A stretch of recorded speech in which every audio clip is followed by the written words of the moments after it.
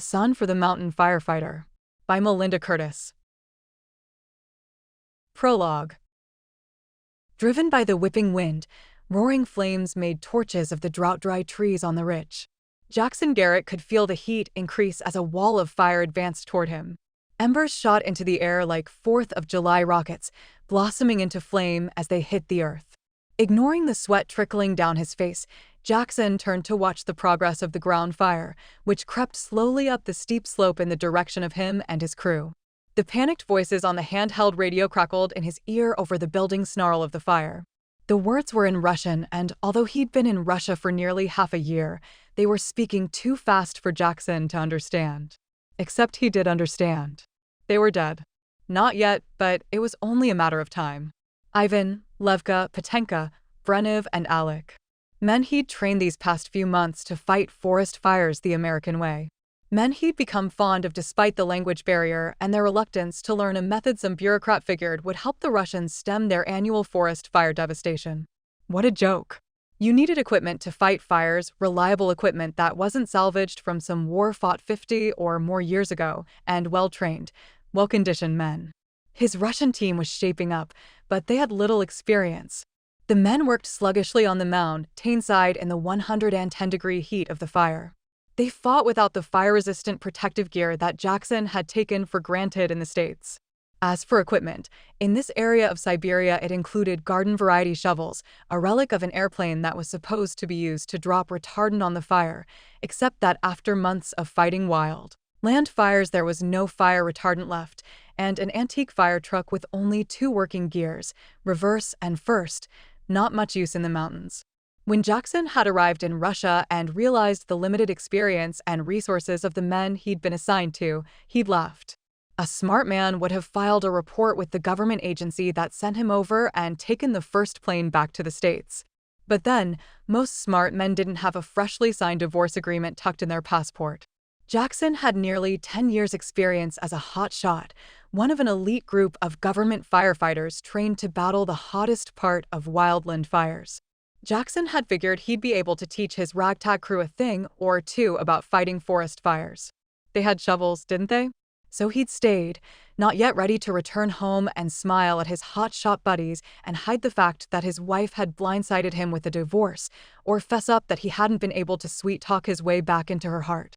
That last night he spent in Silver Bend, Idaho, he'd told his best friend, Logan McCall, that he wouldn't have to sleep on Logan's couch again because his wife, Lexie, had called and wanted to meet him for dinner. When Jackson met Lexie at that Boise restaurant more than 6 months ago, he'd been stupidly sure of himself, even after he'd signed the divorce papers and finessed Lexie into a motel room in Boise, convinced they'd rip the papers to shreds come morning. He was so confident they'd reconcile, he'd been thinking about how he'd bragged to his buddies about Lexie's hot temper and how that made making up that much hotter, while in reality, she was putting her clothes back on and walking out on him for good. This meant nothing, Lexie had pronounced, her eyes brimming with tears, the divorce papers clutched in one hand and the motel room door handle gripped in the other. "I didn't believe those empty promises of yours at dinner. I just had to." Lexie paused, swallowed, blinked rapidly. This meant nothing. Now, Jackson wondered why Lexie had slept with him that night, and why she'd been so upset about it afterwards. He remembered the first time he'd asked her out in high school. He'd given her some smooth line. He couldn't even remember now what it had been. She'd laughed at him, after he'd spent weeks working up the nerve to ask her out, and told him he was full of hot air. She'd gone out with him anyway, after he'd asked her out 3 more times. There was a joke. Soon, he'd be nothing but hot air, his body ensigner, aided and smoldering. Lexie would cry for him when she found out, because she had a heart that was big enough to mourn an idiot like Jackson, even after she'd kicked him out of her life. It'd be harder on his little girl, Heidi. But Heidi had Lexie, and Lex would support their daughter and love her no matter what. Heidi could count on Lexie. According to Lex, Heidi couldn't count on him. The idea that his family would go on without him held no comfort. Jackson swayed on the mountainside, suddenly feeling every ounce of the 40-plus pounds of gear he carried, as he realized how dispensable he was to Lexie and Heidi. He'd become just a voice on the other end of the telephone line, a house payment, medical coverage. He wanted his family back. Not that he was in a position to get them back now, caught between two fires halfway around the world. He didn't even have a way to call them and hear their voices one last time, to tell them how much they meant to him. He'd been in tough spots before, but he'd always made it out. His hotshot crew back home nicknamed him Golden because they could always rely on him to get them out of sticky situations. Now he realized the reason he believed he'd make it was that Lexie had always been waiting for him. She wasn't waiting for him anymore. With his right hand, Jackson reached into his pocket and fingered the small metal Lexie had given him years ago. It was his good luck charm. No, that was wrong. Lexie was his good luck charm. Things just weren't the same without her in his life. Hellfire, Jackson muttered, as the fire above him roared a challenge, fight or die. Time for him to stop moping and realize he needed to battle for the only woman he'd ever loved. He couldn't die now. Somehow, he'd screwed up his life, but he wouldn't go like this. He wouldn't leave Lexie and Heidi without trying to be a good husband and dad one more time. He'd figure out where he went wrong later, after he found a way out of the firestorm closing in on them. Scowling, Jackson watched his team of trainees futilely attempt to complete the fire line he'd abandoned the moment he'd seen the fire peak the ridge. But with no chopper rescue possible, and no planes to drop a load of water to form an escape route, they were as good as crispy. They needed a miracle. Or a man who had to make it back home. Chapter 1. Welcome to Silver Bend, Idaho, population 770. Off by one, Jackson mumbled to himself from the driver's seat of his idling truck. Nobody had subtracted him from the sign when Lexie divorced him 7 months ago and he'd gone to Russia to join a humanitarian aid party. Facing death there had made him realize he had a lot to live for. Strike that. He had a lot to do over. Jackson just hoped that he'd be able to figure out where he went wrong, hoped Lexie would give him a second chance. He recalled Lexie's face when she'd handed him the divorce papers that last night he'd spent in the States. Her shuttered, pale features so different from those of the vibrant, smiling girl he'd fallen in love with in high school. All those years ago, he'd won her heart and she'd followed Jackson everywhere, from one party to the next. 12 years later, she didn't want to do any of the things they used to enjoy together. Toward the end, she wouldn't even go with him to hang out at the Painted Pony, the restaurant his mother owned. Not for the first time, Jackson wondered when Lex had changed. How was he going to win her back when she didn't want anything to do with him? If he turned left here on Lone Pine Road, he'd be at his house in minutes. It was Lexie's now. He hadn't contested any of her requests. Why would he have? He hadn't thought she was serious about splitting up. Since he'd fought his way out of the Russian fire, Jackson had wanted to come home to reclaim his family. As soon as he'd been able, he'd said goodbye to his comrades and hopped on the first plane back. He should just charge up the mountain, fall on his knees, promise her anything and beg her to take him back. Yet, he hesitated. Trouble was, a severe case of groveling might not be enough for Lex. He needed something meaningful to say, something to sway her. He doubted, I had the dickens scared out of me in Siberia and realized I can't live without you, would cut it. And that's what held him back. Jackson reached for the paper-wrapped bundle sitting on the seat beside him and fingered the handmade wool shawl, a gift for Lexie. Brenev, one of his Siberian firefighting trainees, had taken Jackson aside the day before he left for home. They had stood alone on a muggy, empty side street outside of the fire station, the laundry waving from windows high above the street. You bring gift for woman? The burly Russian had asked in his broken English, dark bushy brows drawn low. Jackson, who had said nothing about Lexie to anyone, had given Brenev a cool look and a curt no. One of Jackson's reasons for hanging around his Russian counterparts rather than the other Americans was to avoid personal conversation, particularly about his marital status, about the plain gold wedding band he still wore. Brenev ignored Jackson's off-limits demeanor. Woman know you love, no? No, Jackson shook his head and looked out on the sturdy brick buildings along the street, reminded of the ache in his heart. Here, we have way of showing love, Brenev persisted patiently, as if Jackson were a child. You face death, you show love. His words caught Jackson's attention because that was exactly how he felt. Life was more fragile to him now. Love more precious. He wanted to be with the ones he loved. Yes, Brenev spoke as if reading Jackson's thoughts. He pressed a small packet into Jackson's hands. Keep woman warm, she love you back. Jackson carefully lifted the ends of plain folded paper, revealing a beautiful black shawl with pink roses that was made of the finest wool. Jackson had seen shawls like these in the market, had heard other American firefighters talk about the high prices of the handmade, hand-blocked shawls. "Brenniv, this is too expensive. I can't accept it." But Brenniv was already backing away, his expression solemn. "You save life. Not all of them." He couldn't accept the gift. Didn't Brenniv realize Jackson had almost killed them all by taking them out to fight a forest fire when they were so ill-equipped? Fighting a fire without benefit of weather reports to predict the impact of strong winds or air support to monitor the progress of two converging fires was foolhardy at best. Fighting a fire without an escape route was plain-ass stupid. They called Jackson a hero. He was no hero. While the flames had roared toward them, he'd made his team shore up two sides of a crevice carved naturally into the mountainside, not an easy task given the hard-packed forest soil. Only as the fire leapt closer did he see the look of terror in Alex's eyes. It was the young man's first summer fighting fire. Jackson doubted the rookie had ever seen a fire's rage mere yards away. They'd crammed themselves like sardines into the grave they'd made and covered themselves with Jackson's fire shelter, a one-man tent made of silica, fiberglass, and aluminum foil that reflected heat. Everyone jumped in, except Alec.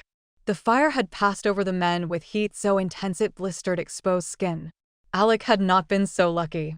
By the time the vivid memories of crackling wood, unbearable heat, and failure receded, and Jackson returned his attention to the humid street in Russia, Brenniv was gone. Now the shawl sat on his truck's passenger seat next to Jackson as if holding a place for Lexie. The rest of the gifts he'd brought back were tucked into his backpack on the floorboard of his truck. Who was he kidding? Gifts and groveling weren't enough to get her back. She wanted the one thing he'd been unable to give her, another child. Jackson pulled onto the highway and headed into Silver Bend. He needed a beer before he decided what to say to Lex. Since it wasn't noon yet, a strong cup of coffee would have to do, and if that cup came with a bit of advice from his mom, so much the better. He could use all the help he could get. As Jackson drove by the gas station, the attendant nodded in greeting while pumping gas into Marguerite's shiny new Cadillac. Marguerite Sterling, his mother's friend, craned her neck far enough in the direction of his passing truck that Jackson feared she'd knock her spine out of alignment again. Jackson waved, somewhat comforted by the familiarity of it all. Smiley Peterson tottered out of his client chair in the barbershop and pressed his bulbous nose to the glass when Jackson parked his truck on Main Street in front of his shop. The old man shuffled to the front door, opening it with a clang of the bell that Jackson had helped him install. "Hey Jackson, that you?" he called. Jackson climbed out of his truck, working the kinks out of his body after sitting for so long. It took him a bit to answer, but Silver Bend was a quiet town where slow wasn't necessarily considered stupid. "Yeah, Smiley. It's me." Jackson slung his backpack over one shoulder. "Seen Lexie?" Smiley asked, not smiling. Jackson couldn't remember when he'd seen Smiley without his trademark toothless grin. Jackson shook his head, pushing off his unease. He gestured to Smiley's candy-striped barbershop pole listing dangerously to one side of the door. "How long has that sign been broken? Some fool will smack into it if they aren't watching where they're going. Blew loose in a summer storm a week or so ago. Got a screwdriver handy? It wouldn't take but a few minutes to fix it." Now Smiley grinned. "Course I do." The old barber leaned against the door frame while Jackson tightened the pole back into place. "Wanna shave that beard?" "Nah." Jackson stroked the thick growth covering his cheeks and jaw. He hadn't shaved since he left home, hadn't had a haircut in months either. Besides, no one let Smiley near their hair anymore. He'd nearly taken off a little kid's ear a couple of years back because his eyesight was atrocious and his hands were too shaky.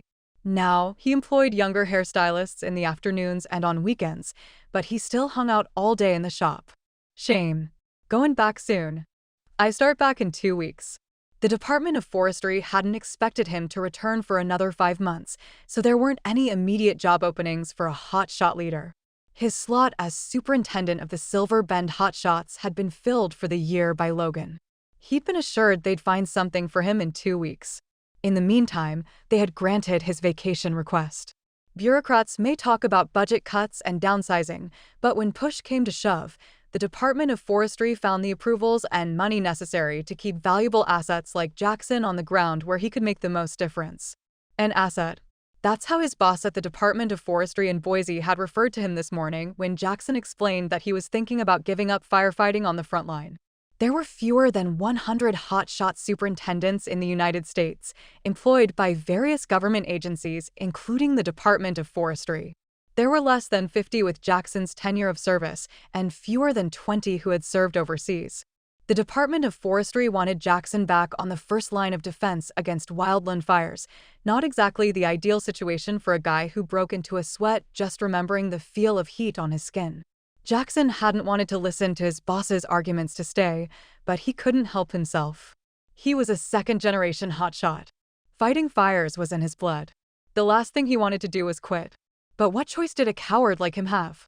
Despite his boss's protests, he'd applied for 2 different desk jobs, one as a fire specialist, to predict the path of destruction a fire might take, and one as a member of the incident command team, an on-site group that managed the various crews and support personnel needed to combat a fire. Both jobs were with the National Interagency Fire Center, which monitored fires in the nation, processed requests for assistance with fires burning on government land, and recommended deployment of resources, which included everything from fire engines to portable showers to firefighters. The DOF and NFC were both located within the Boise airport. Jackson handed the screwdriver back to Smiley and accepted the old man's "welcome home" before continuing on his way. Jackson walked down the empty sidewalk to the Painted Pony, noticing the vast number of cars and trucks parked in the lot beside the life-size plastic horse that was the restaurant's icon. He recognized many of the vehicles as being owned by his hotshots. In this part of Idaho, forestry and firefighting jobs were a big part of the community. A few tourists came for the rafting on the Payette River, but Silver Bend, with its ranger station and hotshot base, was considered by locals to be a fire town.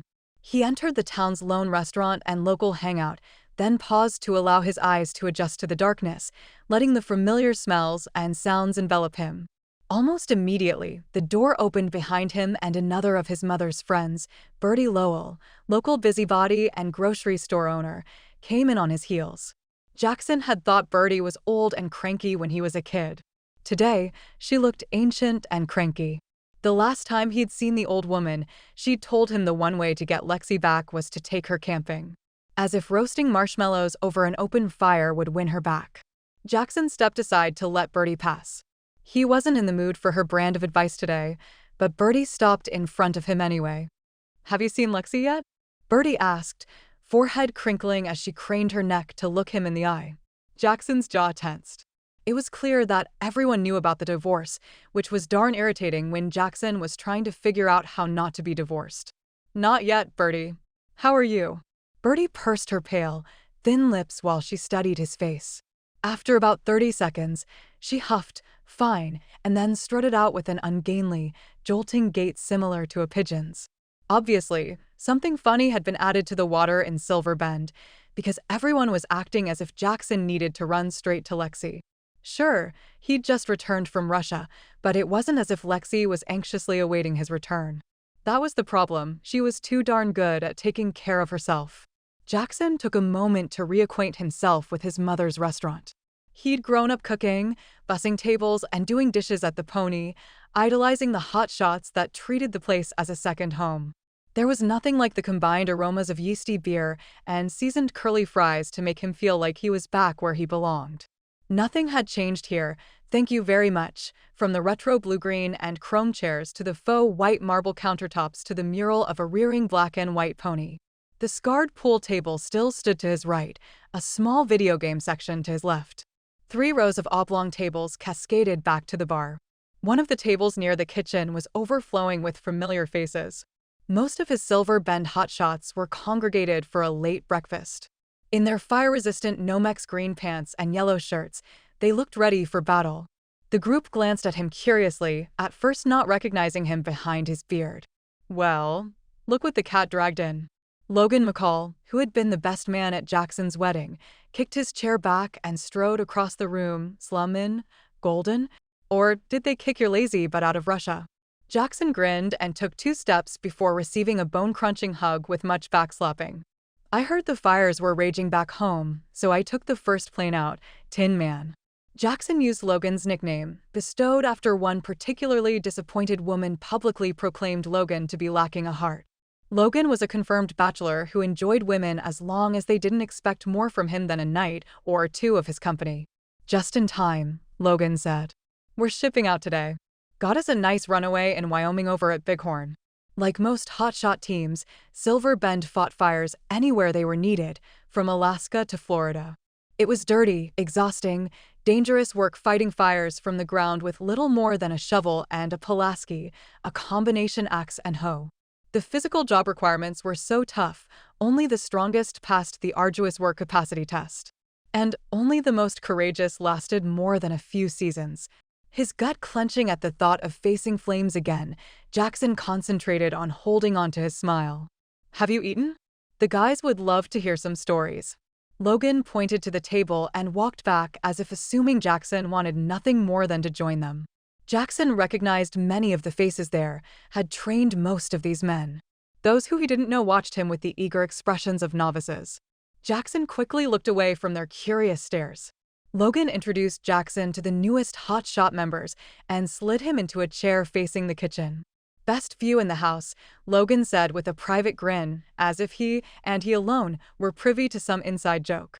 Someone poured Jackson a cup of coffee. "Did you teach the Russians how we fight fires, Golden, sir?"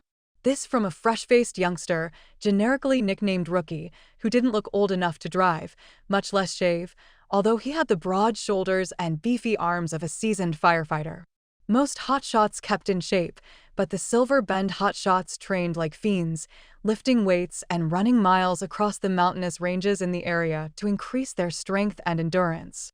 They had a reputation for the ability to build more fire lines than any other crew, and generally considered themselves the best of the best. Up until last year, Jackson had believed leading the Silver Bend hotshots was a job he'd been born for. "I did teach my Russian crew something." Jackson only half smiled, trying to ignore the hero worship in Rookie's eyes as he remembered another eager, young recruit. Unwilling to elaborate, he felt his easy grin slip away as his mind flashed upon that face, filled with terror. "Why did you run, Alec?" The table was oddly silent as everyone waited for Jackson to say more. He took another sip of coffee, unable to talk about what had happened over there. The goofy grin on Logan's face was starting to wear on his nerves. He could hear his mother in the kitchen, banging pans and talking to herself. Now would be a good time to excuse himself, greet his mom, and ask her what she thought he should do about Lexie. "They spoke English, did they?" Chainsaw Hudson asked after a bit. Chainsaw carried his namesake into battle. One of the shorter crew members at only 6 feet tall, Chainsaw was a burly man who was a terror to trees standing in the way of a firebreak. "Some did," Jackson allowed. "I had an interpreter most of the time." "A blonde-haired, blue-eyed beauty?" Chainsaw waggled his brows suggestively. "You wish." Jackson chuckled, thinking of Levka, the pudgy, wrinkled firefighter that had been assigned to the team of U.S. firemen. Chainsaw slapped Jackson on the back as other crew members pulled their chairs closer. "Gentlemen, our boy is definitely back in the dating game. Anyone want to offer him some tips?" Everyone started talking at once. Jackson brought his coffee cup to his lips, letting the table's enthusiasm roll over him unacknowledged. He didn't want his former team to know he was still devastated over his divorce. "I suppose you'll have lots of stories to tell. Knowing you, they'll be good ones." This from Spider, who had a love of scary movies and wore only black when he was off duty. Jackson didn't answer. He didn't plan to tell many stories, especially stories about that last fire. The heat. The smell of fear so pungent you could taste it. He took another sip of his coffee, trying to drown the gnawing monster of doubt that ate away at his gut every time he considered returning to the fire line. The demon had been his constant companion since the devastation of the Russian fire. Nothing seemed to keep the fear at bay, not coffee, not alcohol, not exhaustion. "Seen Lexie yet?" Spider asked, stretching his wiry frame and tipping the chair back on 2 legs. His control, already worn down from exhaustion and longing, at its end, Jackson leaned forward. "Appearances be damned. No, I haven't seen my wife yet." "Why do you ask?" But, Spider sputtered. "You're divorced." Jackson stared real hard at Spider. Spider let his chair fall forward with a solid thunk on the hardwood floor, averting his gaze. "I'm just gonna keep my mouth shut," he mumbled. "Jackson." Mary Garrett gasped before running around the ancient wooden bar of the painted pony. He'd shot up out of his chair upon seeing his mother and was ready when she threw herself into his arms. "I wasn't expecting you until tomorrow." His mother squeezed him tight. "We finished up a little early," Jackson replied gruffly, holding his mom close and trying not to remember that he almost hadn't made it home. He wanted to tell her that he loved her, but he rarely uttered those words, even to Lex, and there was his reputation to consider, with half a team of hot shots watching his every move. Instead, Jackson put some distance between them and reached down into his backpack for the gift he'd brought back for her. Awkwardly, he thrust a book of Russian fairy tales her way. His mother ran her fingers over the brightly colored cover, then flipped through the pages. "What fun this will be to read with Heidi," she said, her eyes bright. With a sigh, she laid the book carefully on the bar. "Let me look at you and make sure those Russians took good care of you." His mother studied him. "You were always such a picky eater, and I worried you wouldn't have anything to eat over there." "Mom." He scuffed his boots against the wood floor as if he were 13, not 30, hearing Logan's chuckle behind him. His mother often treated him as if he were still in middle school. The only saving grace was that she treated every one of the Silver Bend hotshots as if they were in the 7th grade. The painted pony was the last place the hotshots stopped before leaving to fight a wildland fire, and the first place they gathered when they returned. His mom gave him the once-over, then peered at his face. "Have you slept at all?" "Not much." Jackson still had frequent nightmares about the fire's advance and continued to carry the emotional scars from his brush with death. It was tough enough for him to fall asleep when he was alone, even harder when he'd been worried that he might wake up screaming or in a cold sweat on an airplane full of strangers. "It's a good thing I'm working, then. You can go get some sleep and then take me to dinner tonight." "Dinner? I suppose you'll want to go somewhere nice in Boise and spend all my hard-earned money," Jackson teased. His mother's eyes widened. "Oh, I forgot. I can't go to dinner with you tonight. Bunko night. Where are you staying?" "I'll call you later." The question was so unexpected that Jackson stroked his beard as he searched for a tactful reply. "I thought I was staying with you. I don't have a room at the barracks." Unless they had a family, Silver Bend hotshots bunked down together at a large ranger station up the road. "Me? Oh, honey, I'm sorry, but you'll cramp my style." She glanced over her shoulder toward the kitchen as if concerned something might catch on fire. "Your style?" He wasn't welcome in his mother's house because she was exercising between the sheets. His father died 18 years ago, and his mother hadn't dated since. In her late 50s, Mary Garrett sported a lined face and the brown-mottled complexion of one who enjoyed the outdoor life. Neither slender nor overweight, with short hair turned completely gray, his mother was a bundle of energy, but there was nothing Jackson saw in his mother that someone of the opposite sex would find, well, sexy. "I'd cramp your style?" "That's right." Her voice was firm and her chin lifted. What had gotten into his mother? Before he could ask, she changed the subject on him again. "Have you seen Lexie?" Jackson gritted his teeth as he shook his head. "No." "Is she working today?" Lexie worked at the Painted Pony during the breakfast shift as both a cook and a waitress. "Working?" His mother seemed incredulous. Then she reached up to pat his cheek. "No, honey, not really." "Dad?" Heidi appeared at the counter, carrying 2 mountainous platters of pancakes for the hot shots. She stood frozen in place for a moment, blue eyes filling with tears and plates wavering. His mother came to the rescue and took the serving platters from Heidi before she dropped them. Jackson couldn't breathe past the sudden lump in his throat at seeing his baby girl, who looked a good inch taller and more like an adult than ever before. At 11, Heidi was the spitting image of her mother. Thick brown hair, bright blue eyes and dimples. Her long ponytail bounced as she ran into his arms. Unable to contain his excitement, he spun her around, then plumped her back on her feet and planted a kiss on her crown. "I can't believe you're back." Heidi squeezed him again as if reassuring herself that he was real. "It's been, like, forever." Not trusting himself to speak, Jackson just grinned. Heidi was the reason Jackson and Lexie had married before their high school graduation. Lexie had planned on going to college, but the baby had pretty much made that dream impossible. Yet, she'd never once told Jackson she regretted getting married, raising their daughter, and abandoning her dreams. They'd wanted to have more children, but the doctors said that Lexie wasn't able to carry any more babies. That news had broken Lexie's heart, and eventually, Jackson believed, his marriage as well. "I almost didn't recognize you with that beard." Heidi reached up and tugged gently on his whiskers. "Are beards popular over there?" "It's the poor man's nose ring." Logan grinned. "Uncle Logan." Heidi rolled her eyes, then hugged Jackson close. "Wait until I tell Mom you're home." Chapter 2.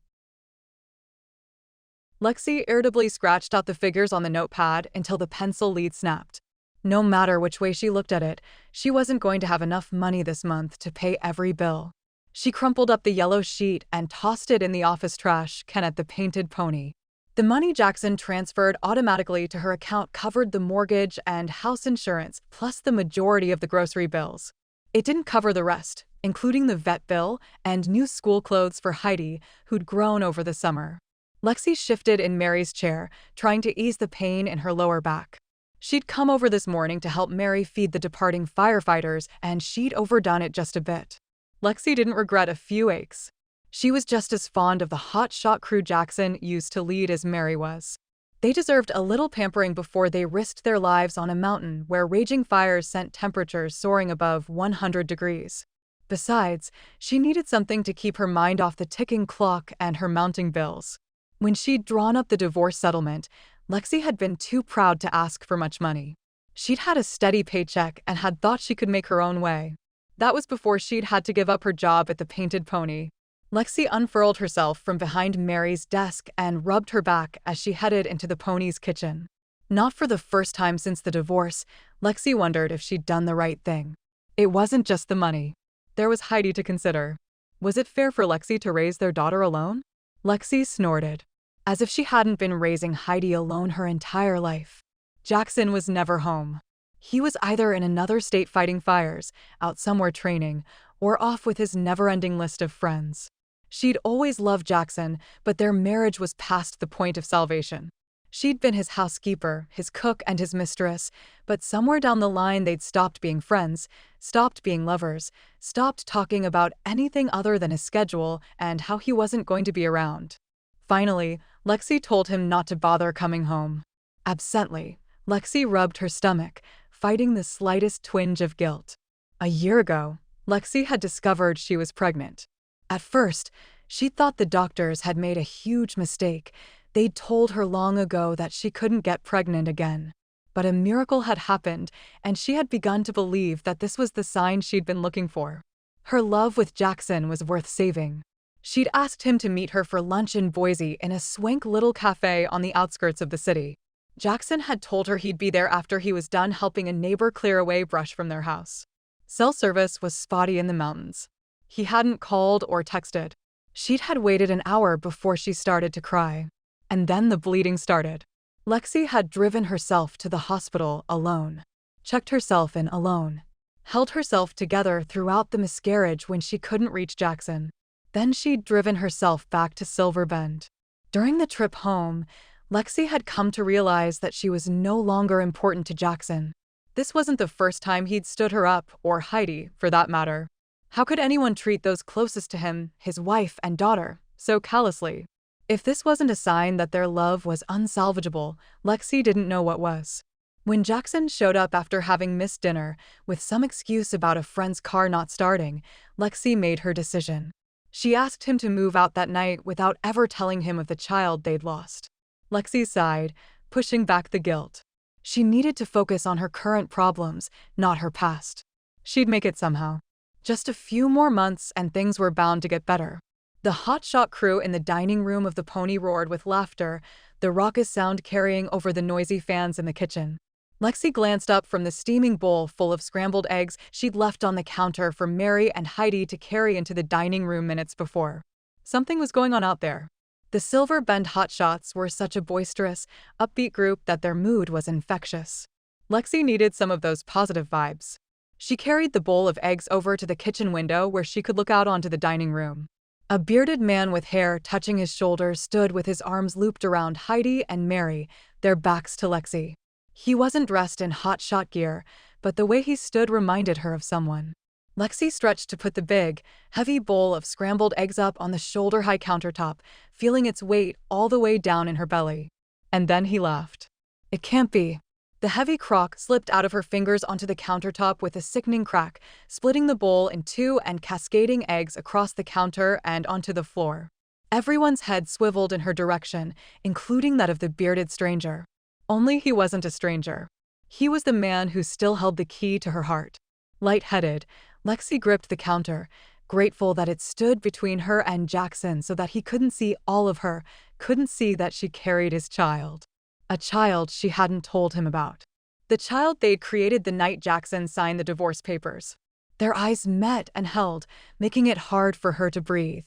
Having been a firefighter's wife for so long, she couldn't resist taking inventory, making sure he was all right. His tall frame was still sturdy. Blue jeans covered his powerful thighs, and his broad shoulders filled a forest green t-shirt. His sable hair fell uncharacteristically below his ears and brushed his t-shirt collar in the back. A thick, dark beard covered his square jaw, making him look less like the young man she'd married and more like a weary man of the world. Jackson was safe. She couldn't think beyond that fact. Firefighters who came home early from assignments weren't always unscathed. Broken bones, singed body parts, eyes so red from bitter smoke they could barely see. But Jackson stood solidly in front of her, unharmed. The desire to touch him overwhelmed her. She wanted to run her fingers through his hair, feel the strength of his chest beneath her palms, reassure herself that he was, indeed, home in one piece. "Are you all right?" Mary darted into the kitchen, gave Lexie the once, over, and then started cleaning up, effectively distracting Lexie from the spell Jackson had put her under. He may look oh so right, but he wasn't able to love them as a father and husband should. And yet, she couldn't resist looking at him again. Jackson's smile was tentative, his green eyes guarded. It was the first time in a long time that she'd seen him unsure of himself. Oh, he had his weak moments, but Lexie also knew that Jackson hid behind his charm. Few knew he didn't have the hidden reserves of confidence he'd prefer everyone believed. He certainly had never been anything but upbeat and positive with Lexie through their entire divorce. "How are you doing, Lex?" His voice coasted over her like warm honey from across the room. Lexie licked suddenly dry lips. She should have told him months ago about this baby. He'd know how she was doing the minute she stepped out from behind the counter. The baby thumped against her ribs, trying to capture Jackson's attention from deep within the womb. Heidi hugged Jackson, her joy in seeing her father apparent in her radiant smile. "He's home, Mom, for good. Just like before. Isn't it great?" Jackson's smile broadened. The hotshots at the table were nudging each other and grinning as if this was the best show in town. She supposed it ranked right up there with the time old Marguerite slurped one too many strawberry daiquiris, shimmied into the lap of a highly embarrassed and uninterested Saru Sokrath, the former superintendent of Silver Ben's hotshot crew, and sang, like a virgin. "Your father is back from Russia, but I'm sure he's off to fight fire somewhere," Lexie said, hastening to correct the impression that Jackson was home to stay. It was the height of the fire season, and there were several forest fires rampant across the western states. Jackson tugged Heidi's ponytail, grin firmly in place. "Nope. I've taken 2 weeks off." "In the middle of the fire season?" Lexie's voice cracked on the last word. Any hope she had of keeping her pregnancy a secret from Jackson faded fast. Would he be angry with her? Would he even care? "Yep. I decided I needed a break, needed to reconnect with my family." His eyes, dark-rimmed as if from lack of sleep, seemed to glow warmly at her, but Lexie was anything but reassured. "Wow, that's..." Lexie's head bobbed as she floundered for something to say, some way to break the news to Jackson gently. She used to be known for her witty comebacks. Now, all she could manage was that's. "Wow, aren't you gonna hug Mom?" Heidi asked, looking innocently up at her father. One of the hotshots chuckled. "Oh dear," Mary said, and disappeared into the back room. Lexie's eyes narrowed even as her chest heaved. She was being set up by her own daughter, in front of an audience, no less. Emotions warred within her, indignation at being caught off guard and outmaneuvered by an 11-year-old, anxiety that Jackson might find out how close she was to needing his help, a feeling of relief that Jackson was home safe, the sour guilt of her secret. The baby slugged her bladder. Jackson walked closer, his footsteps a slow herald of the moment of truth. Everyone was looking at her now, probably hoping she'd fall back into his arms as if he'd never broken her heart and shattered her dreams of family. Each step Jackson took made Lexie want to shrink back into the kitchen, but she still had enough pride to stand and face him. Jackson was as nervous as the first time he'd asked Lexie out. She looked great. At least the part of her he could see above the kitchen passed through. Thick lashes framed wide blue eyes unadorned by makeup. He could gaze into those eyes forever. Her hair, begging to be touched. It fell in soft brown waves about her shoulders. Her cheeks were flushed, and there'd been a few moments there when their eyes first connected that he'd been glad he came because of the way she was looking at him, as if she were happy to see him. Heidi was pushing his luck a little, but heck, if he could get a hug from Lex on day one, that was something, right? He gave Lex his best, hey, trust me, smile, planning to take this as slowly as she wanted, and entered the kitchen. The sight of her full, lush body made him stop in his tracks. You're pregnant. Her face turned bright red. Yes! Lexie had slept with someone else? The room tilted. When did this happen? Jackson's eyes bounced around the room from Heidi, Ark, don't ask Heidi, to his hotshot buddies. He'd never live this down. To his wife, he almost always still thought of her as such. How could this happen? Lexie sighed, running her hands over the blue t-shirt, his hotshot t-shirt, covering her very pregnant belly. Why didn't anyone tell me? I tried to tell you the last time you called, Dad, but I don't think you heard me. Heidi smiled sweetly, as if she hadn't been in on this secret for months. Jackson tried to remember the conversation Heidi referred to. It took a few seconds for something to click. He dropped his head and shook it slowly from side to side. You said Mom was perfect. No, Dad, I said she was pregnant, Heidi corrected, then had the nerve to look back at the hotshot crew and grin. The men, of course, heard their exchange and roared with laughter. Oh, this was one for the record books, all right. Jackson struggled to control his emotions. He wanted to throttle whoever had gotten his wife pregnant, or at the very least, punch a wall. Lexie had slept with another man. The ink wasn't even dry on our divorce. How was he going to win her back now? Heidi, go get yourself something to eat. Lexie's voice brooked no argument and Heidi scooted over to the table with the fireman. She was always more inclined to obey Lexie than to listen to him. You were the only thing. Jackson let his voice trail off, swallowing thickly. She was the reason he'd found a way out of that fire. She and Heidi had been his reason for living. Lexie was his talisman, for heaven's sake. A cold emptiness settled inside of him. I'm sorry you had to learn about it this way, Lexie said, her voice barely above a whisper. I wasn't sure how to tell you. How could you do this to us? Had Lexie left him for this guy? And what about her infertility problem? Maybe it wasn't her problem, after all. Maybe all those doctors were wrong. Maybe all his sperm weren't accounted for. I didn't mean for this to happen, but it doesn't change anything between us. And then the reality of the situation hit him. He pulled Lexie deeper into the kitchen and lowered his voice. You've been walking around like that for months, haven't you? He pointed to her swollen belly. She arched her brows at him as if he'd lost his mind. That's right. And everyone in town knows you're pregnant. Probably. Lexie crossed her arms just underneath her very full breasts, resting her arms over her round stomach. Jackson pinched the bridge of his nose. That's why everyone I saw today asked if I'd seen you. They're salivating out there right now. This time he pointed toward the dining room. Just waiting to hear how I react to you. Probably. He forced himself to lower his voice. Smiley, Birdie, Spider, and who knows how many others. It is a situation that people appear to be curious about. Jackson slapped the wall with his palm. Well, I'm curious too. Really? Jackson tilted his head to the ceiling as if the cracked stucco held the answer to his problems. This other guy was going to move in, sleep in his bed, and kiss his wife good morning, not to mention good night. If he hadn't already. Lexie was lost to him. And Heidi. Jackson rubbed his gritty, sleep-deprived eyes. Who is he, Lex? Who did this to us? Lexie's mouth dropped open, then she narrowed her eyes at him and said, You did, you idiot. Chapter 3. Say again. Jackson squinted at her. Keeping her arms crossed, Lexie tapped her forefinger impatiently on one arm, unable to believe Jackson thought she'd slept with another man. And here she'd assumed he'd been upset that she was pregnant. I'm 7 months along. 3 months ago, she'd been told not to be out of bed for more than a few hours at a time or she'd lose the baby because of an incompetent cervix. She'd spent 3 months being unable to do things with Heidi the way she wanted. Months spent teetering on the edge of failure. Months of. And? Jackson prompted. And she tossed her hands in his direction. It's yours. Her outburst was loud enough to carry to the dining room. Somebody mumbled at the hotshot table and was promptly shushed. The hotshots weren't this quiet and attentive at the movie theater. She and Jackson were putting on quite a show.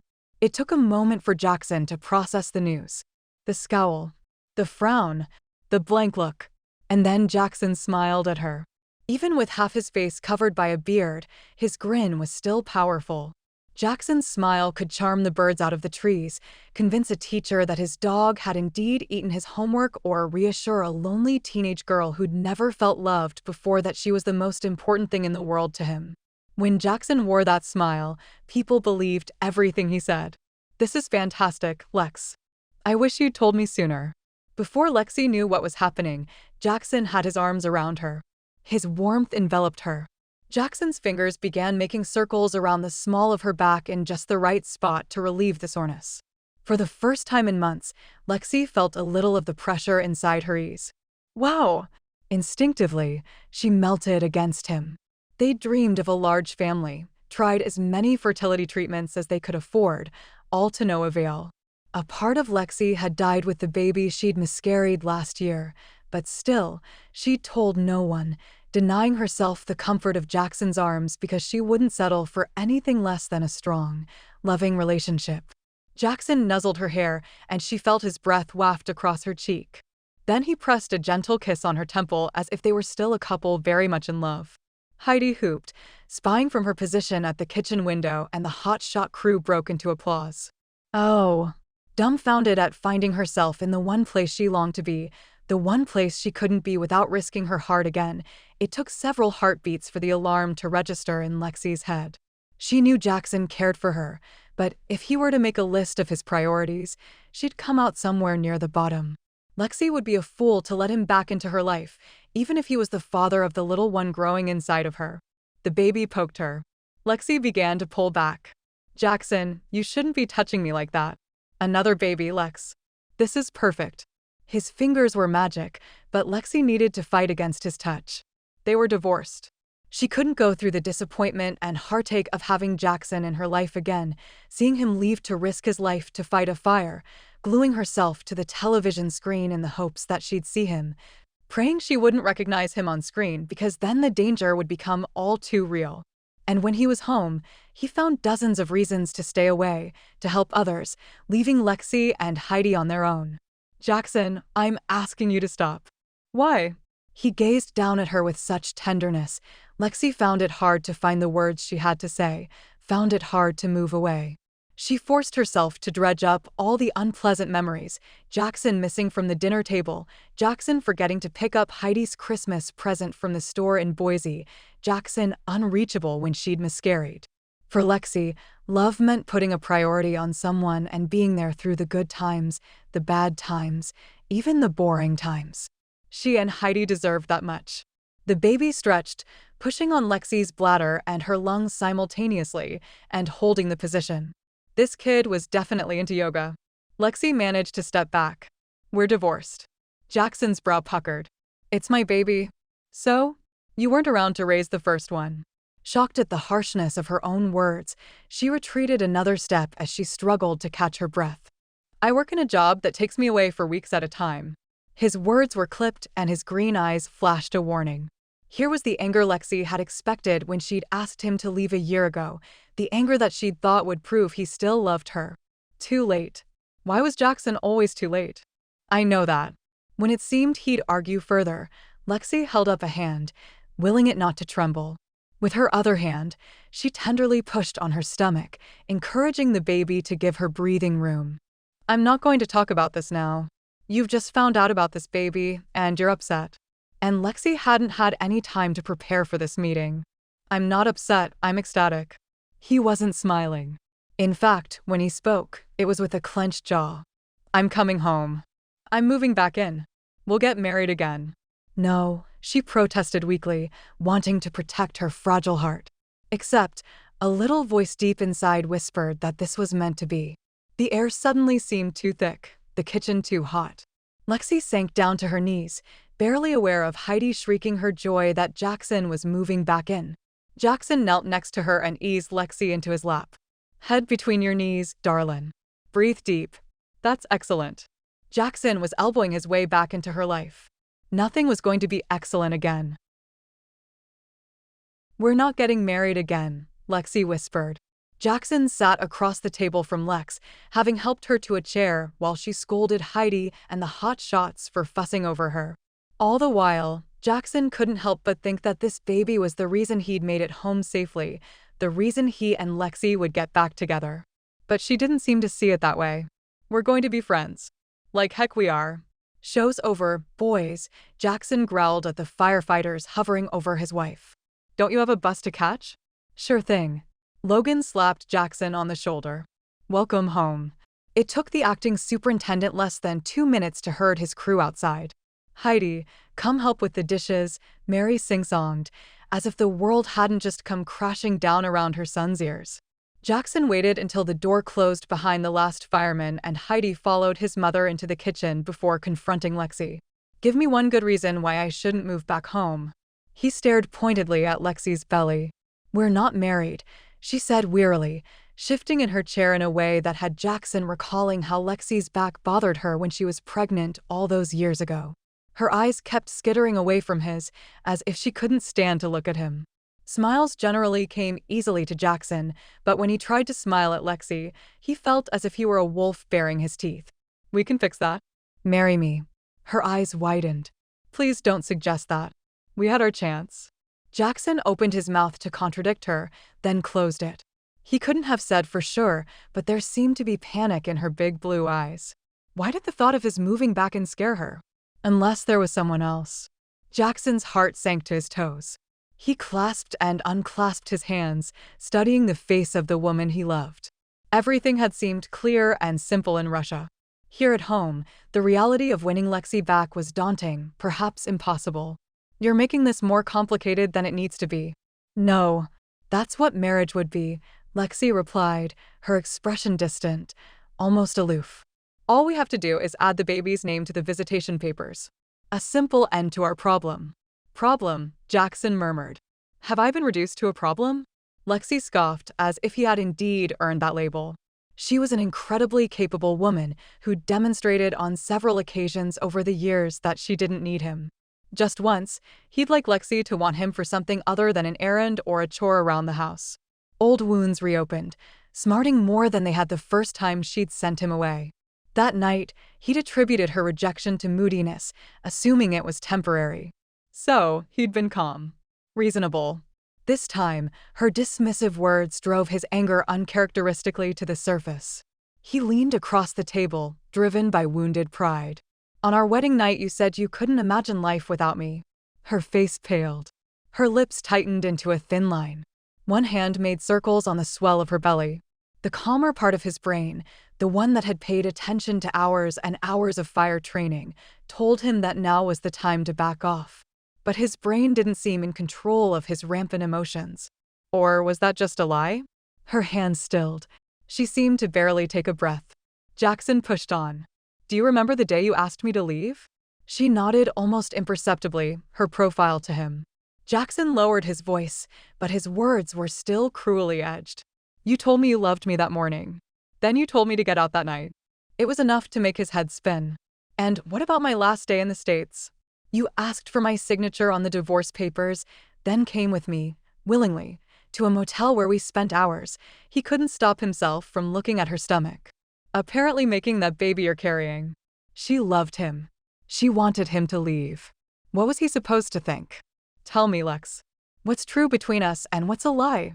Lexie's head dropped. Her eyes closed. After a moment, she blinked and lifted her soft, watery gaze to him. She always cried right before they made up, but still Lexie said nothing, gave him no explanation for her actions, nor did her tears well over and fall. "Honey, I don't want to be a problem to you or our baby." Jackson extended his hand, palm up, across the table toward her. "I'm here for you, Lex, just like I've always been." Lexie's features stiffened. She rose awkwardly from the chair and stared down her slender nose at him. "I'm not taking you back." Chapter 4. Thanks for the vodka, Golden. Logan stroked the Russian bottle of spirits almost reverently before tucking it into his backpack. "The bus is late, as usual." "As usual," Jackson echoed, still reeling from Lexie's condition and her refusal to try again. Needing a place to go, he'd driven to the ranger station in Silver Bend, where 20 hotshots milled about checking their backpacks and shooting the breeze while they waited for transportation to their fire. Logan proceeded to tell Jackson about a fire the Silver Bend hotshots had worked in Oregon. The fire had been a tricky one to control, requiring several crews, smoke jumpers, and air support. Jackson could barely contain his envy or his anxiety. Before his last assignment, Jackson would have loved to fight such a powerful fire. But now, a nervous sweat broke out on his upper lip as the cowardly demon danced a tango across his bowels. Thankfully, his panic was hidden beneath a face full of whiskers. "You're too quiet." "You're never quiet." Logan peered at him. "It's depressing." Jackson blew out a breath. He was the first to admit he was upbeat, but no one was up 100% of the time. After all these years, he would have thought his closest friend wouldn't require him to be on every second. That's what he'd loved about Lexie. From the first time they'd met in high school, she'd seemed to understand that he needed to be quiet sometimes, that his perpetual optimism and outgoing nature wasn't everything he was. She didn't ask him ad nauseum what was wrong if he was quiet or contemplative. She didn't try to joke him back into an up mood. Oh, how he missed her.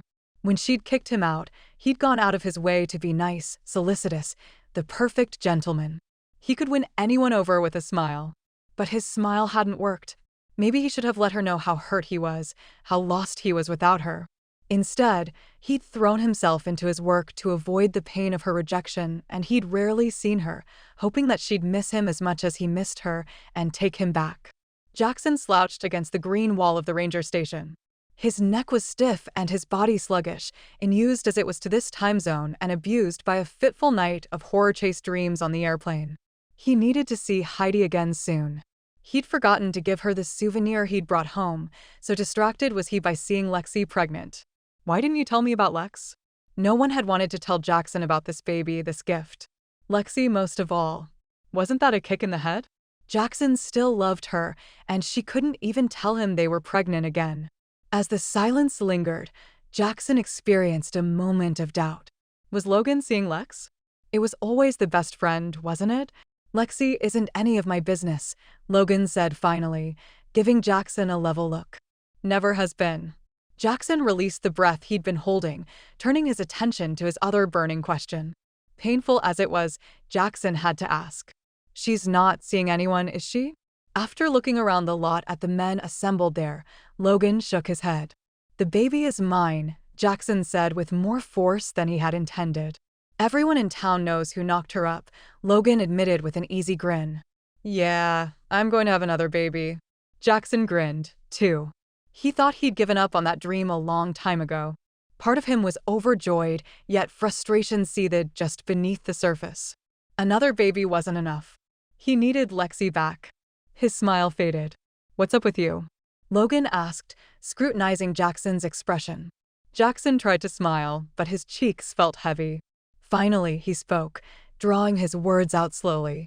"Do you remember that fire a couple of years ago in Hell's Canyon?" "That was one heck of a fire," Logan noted. "That fire kicked our butts and singed our whiskers," Jackson agreed. "Everybody made it out alive," Logan pointed out. "What with the steep slopes, erratic winds, and incident command telling us to pull back and regroup 3 different times, I wasn't sure we'd all make it out safely." "Not that you ever doubted it." Jackson made a non-committal sound. He'd thought at the time that the brass had pulled them back too soon, but now he wasn't so sure. When he thought about it, he was surprised that more firefighters weren't lost to the powerful devastation of fire every year. He didn't used to feel that way. Hotshots lived for the exhilaration of a fire. They didn't fight fires with bulky protective jackets as city firemen did. Fire trucks? Heck, no. Hotshots fought fire in fire-resistant clothing and hand tools. Mano a mano. Battling such a powerful force was addictive. Some guys never wanted to give up the rush. Most hotshots were forced out when they could no longer meet the physical demands of the job, or when they lost their nerve. Jackson swallowed the bitter thought. In his wildest dreams, he'd never imagined he'd be one of the washouts. I thought we were invincible after we got that fire under control.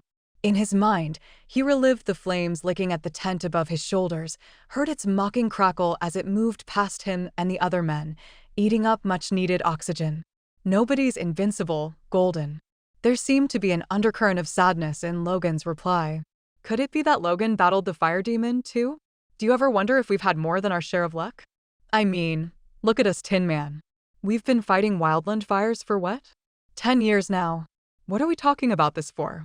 You're the golden one. You've got a never-ending supply of luck. Logan searched Jackson's face for a minute, then looked away and added in a more serious tone. Some civilians never live to see their 31st birthday. Car wrecks, suicides, cancer.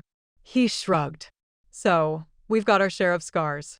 But we're still here, still in one piece. Unless, Logan shot him a side-eyed look. You're thinking about quitting. Jackson's chin lifted, but his eyes felt gritty and his vision blurred, as if he'd been out on the line under heavy smoke too long. I'm thinking about it. I applied for NIFC. He choked on the admission. Why? Logan pushed off the wall. Jackson shrugged. You're the soup now. It's time for me to move on. Hey, I was happy as a clam being your right-hand man. Logan lowered his voice. These guys look up to you.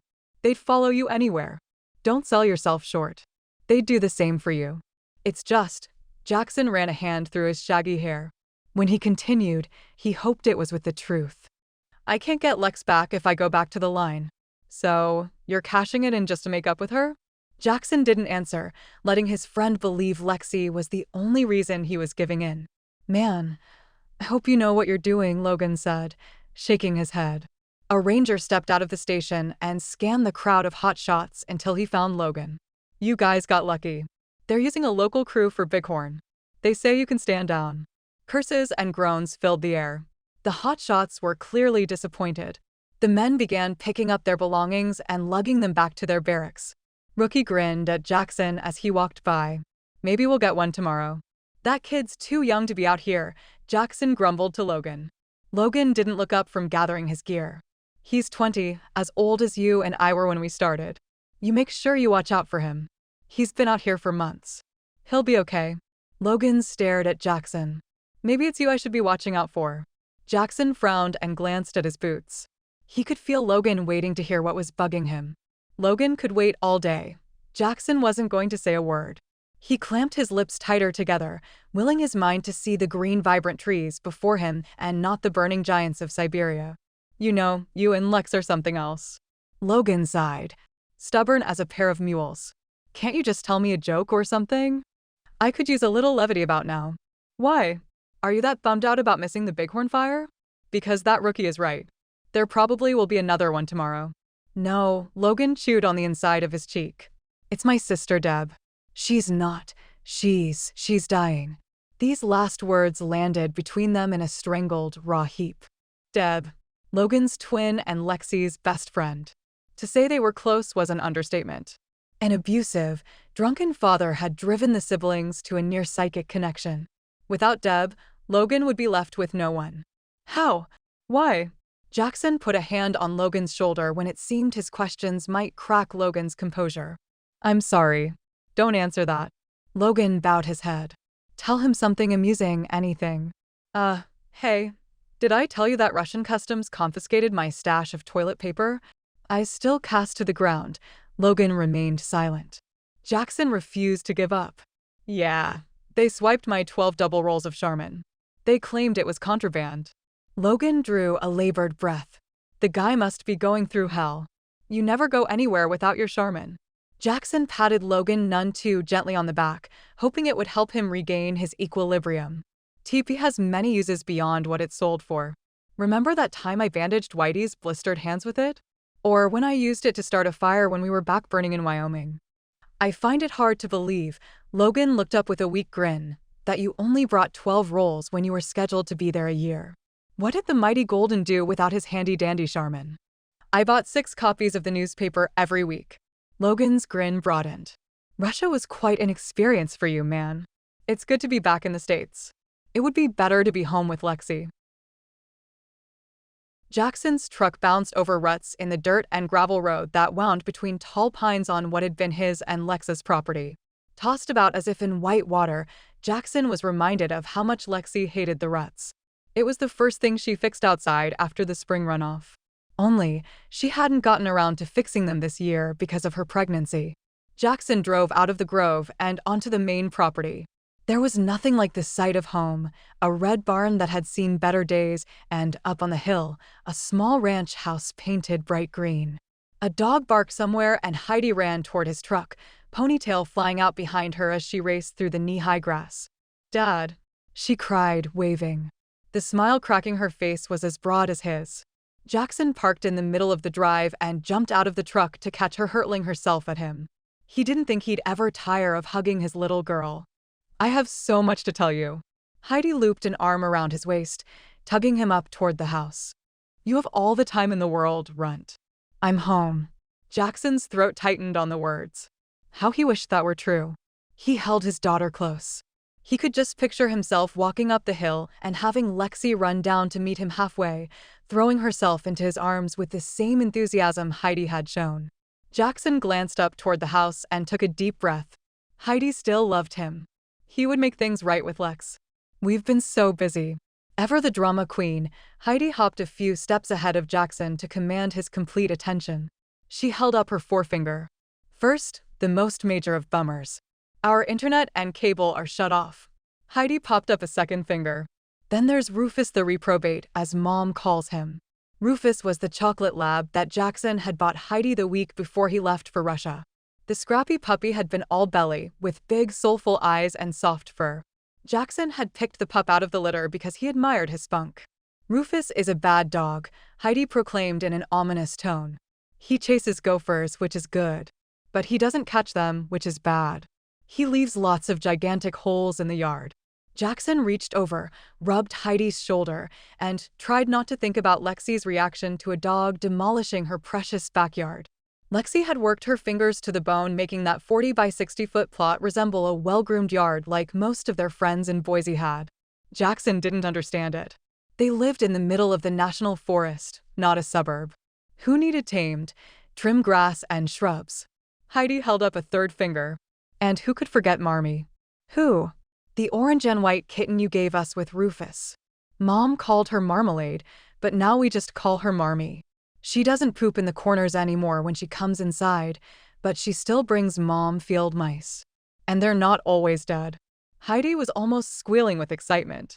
Her dimples deepened. "Mom screams loud enough to be in the movies." Heidi dissolved into giggles, eliciting a smile from Jackson. He could appreciate the humor of it all. But did 2 pets that were nothing but trouble bode well for his case with Lex? "Mom's resting. She has to do that a lot. I wouldn't want to be her for anything. Is something wrong?" Jackson tried to keep his voice steady. "She's just tired." Heidi tugged on Jackson's arm, pulling him up the hill and closer to the house. "So smile and make nice. If she's still in one of her moods, I'll offer to bake her some cookies and you can take out the trash." "She's in one of her moods?" Jackson wasn't so sure that he wanted to be rejected twice in the same day. In fact, he couldn't face Lex without arming himself with the proper defenses. More gifts. That's what he needed. Jackson resisted Heidi's tugging. "Hey, what do you say we do a little shopping while your mom rests?" "Shopping? Clothes shopping?" Heidi clasped her hands to her chest and leaned against Jackson. "Need you ask? Go ask your mom and hustle back out." Maybe if he gave Lexie a little time to get used to him being home, she'd come around to his way of thinking. Getting married again was the logical move. Jackson glanced over at the house, longing to go inside.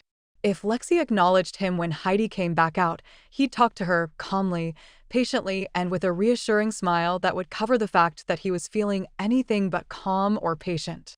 He braced himself with a smile when Heidi pushed open the screen door and came back outside, but the door banged closed behind his little girl as firmly as if Lexie had shut him out herself. What did she say? Mom said it was okay. She asked how you were doing and said to make sure I got my ears pierced. All Jackson heard was that Lex had asked about him. For a moment, hope flared. Then a silent Heidi blinked up at him innocently. Too innocently. Jackson's eyes narrowed. She didn't ask about me, did she? Well, she wanted to, Heidi hedged. Tilting his head back, Jackson stared at the clouds gathering in the blue sky above him. And the ear piercing? That was a definite no. Chapter 5. Yikes, Mom. Look out. The screen door banged open, jerking Lexie awake just in time to see a large, brown streak bounding toward her on the couch. Rufus leaped at Lexie's feet, narrowly missing Marmee, who scampered away down the hallway with the brown pursuer hot on her heels. Rufus, no. Jackson yelled, as he and Heidi followed the lab into the living room. Sorry, Lex. Are you okay? I'm fine. Lexie took a deep breath and rubbed her tummy, which had clenched tight at the prospect of 45 pounds of dog landing in her lap. Her heart was racing. The baby kicked her ribs once. And again.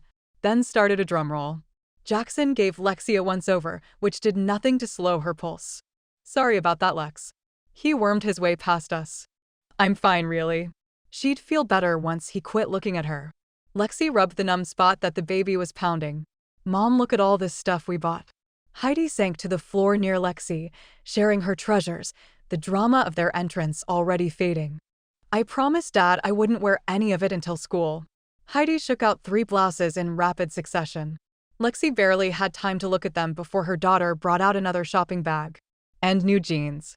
Blue jeans, Lexie said wistfully, almost able to feel the thick denim on her legs. What she wouldn't give to be able to pull on a pair of pants that didn't have an elastic waistband. Did you spend all of your father's money? Almost. We spent what was in my wallet anyway. Jackson shouldered open the door, carrying an oblong box that looked suspiciously like cable equipment. The box effectively distracted Lexie from gazing too long at Jackson's muscular arms.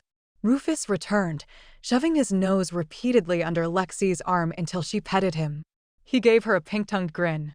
Who's that box for? Lexie asked, keeping her eyes on the box as Jackson set it on the floor. Her pulse had finally decided to return to something close to normal, and the baby was peaceful once more. Heidi folded her loot. Dad turned the cable and internet back on. Oh, and we picked up pizza. I left it in the truck. She darted back outside. You need to return that cable and internet stuff. Lexie worked the next words around her mouth before admitting, I can't afford it. Jackson continued unpacking the box. I'll cover the bill. He began pulling out cords from behind the television as if he had every right to be rearranging her wires. Heidi returned with the pizza and placed the box on the coffee table. I'll get you some milk, Mom, and napkins. Then can we watch something? Lexie sighed, giving in. I suppose. Eventually, she was going to have to learn to be in the same room as Jackson without letting herself long for his touch. For Heidi's sake. But eventually seemed a long time away. And you'll be leaving after the movie, Lexie added, when their daughter had disappeared into the kitchen. I can sleep on the couch, Jackson said from behind the television, his denim-clad buns in clear view, just as toned and tight as ever. No, you can't. It was a mere 20 feet from the couch to her bedroom. They used to joke about that. 20 paces was not nearly enough distance between Lexie and temptation. If it weren't for Heidi, she'd send him on his way right now. Have you been feeling? Jackson turned his head and smiled at her. She told herself it was the same smile he'd always had, but something about him seemed tired and drained. I've been better. The bleeding had been scary the first few times it happened several months ago, but she'd become used to it. And the nausea had returned a few weeks ago, which was unpleasant. Yet, all of this hardship was bearable when she compared it to shutting Jackson out of her life. That's how she measured this pregnancy, against the void in her heart. Asking her husband to leave and sticking to her decision had been the hardest thing she'd ever had to do. Everything else, even this difficult pregnancy, was easy by comparison. Are you getting all the rest you need? He asked.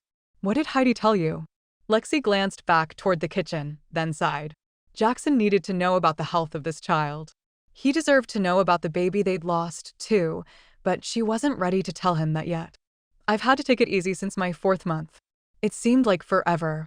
But then, it seemed like forever since she'd sat with Jackson and talked. I'm sorry about the things I said earlier. He stood up straight and turned to face her, green eyes bright. You caught me off guard. He really knew how to work her. She could feel her resolve softening. I suppose anybody would be upset to come home and find this. She pointed at her belly, waiting for them. His eyes bore into hers. Are you sorry? About the baby, I mean. Lexie shook her head. Me neither. It's a gift, Lex. Speechless, Lexie cradled her belly with both hands. Jackson ran his fingers through his long hair before admitting, no matter how much I loved you, I couldn't give you another baby. I knew that was hard on you.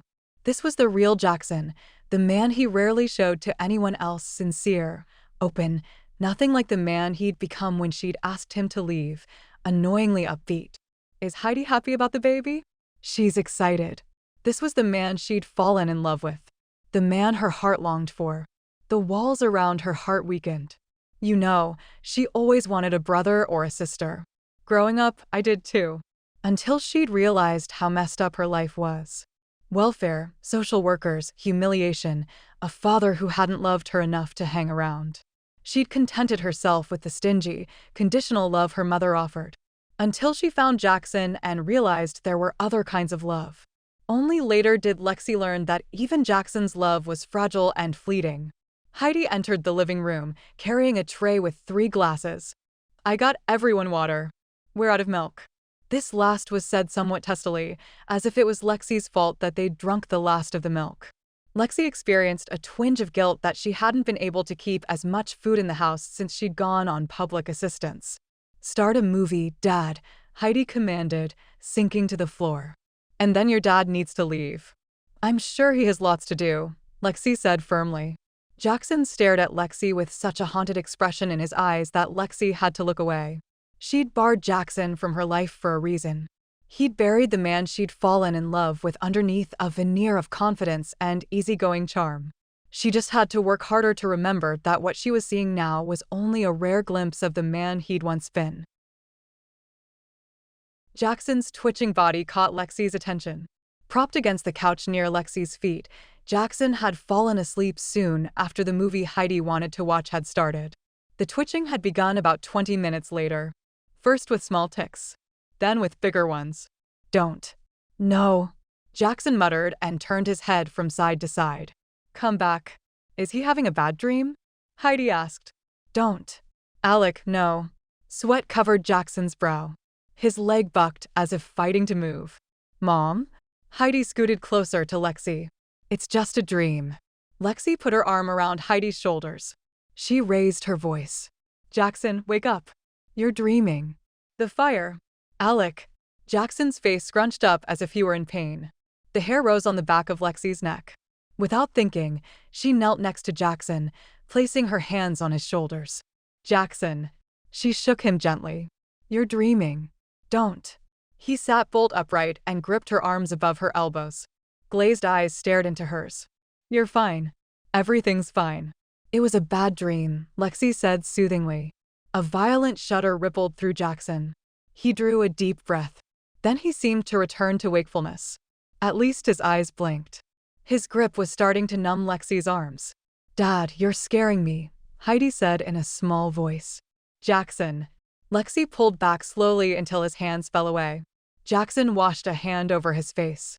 As quickly as he had snapped to awareness, he was gone. Racing out the door. Before she realized what she was doing, Lexie had pushed herself up off the floor and was following him. Jackson was opening the door to his truck when she reached the porch. Wait.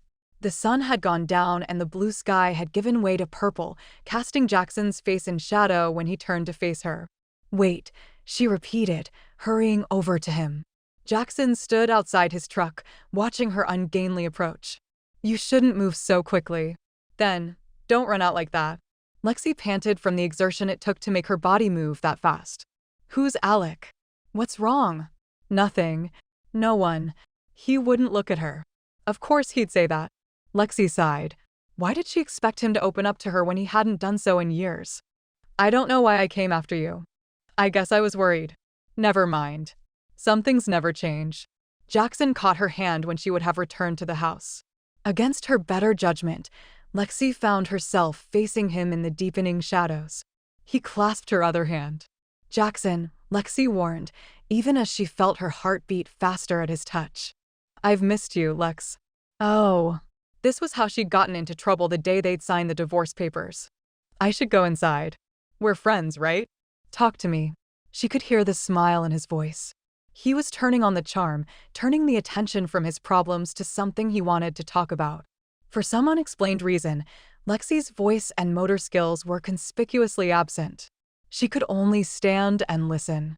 Two hearts destined to be together, Jackson lowered his voice, quoting a phrase that had been part of their wedding vows.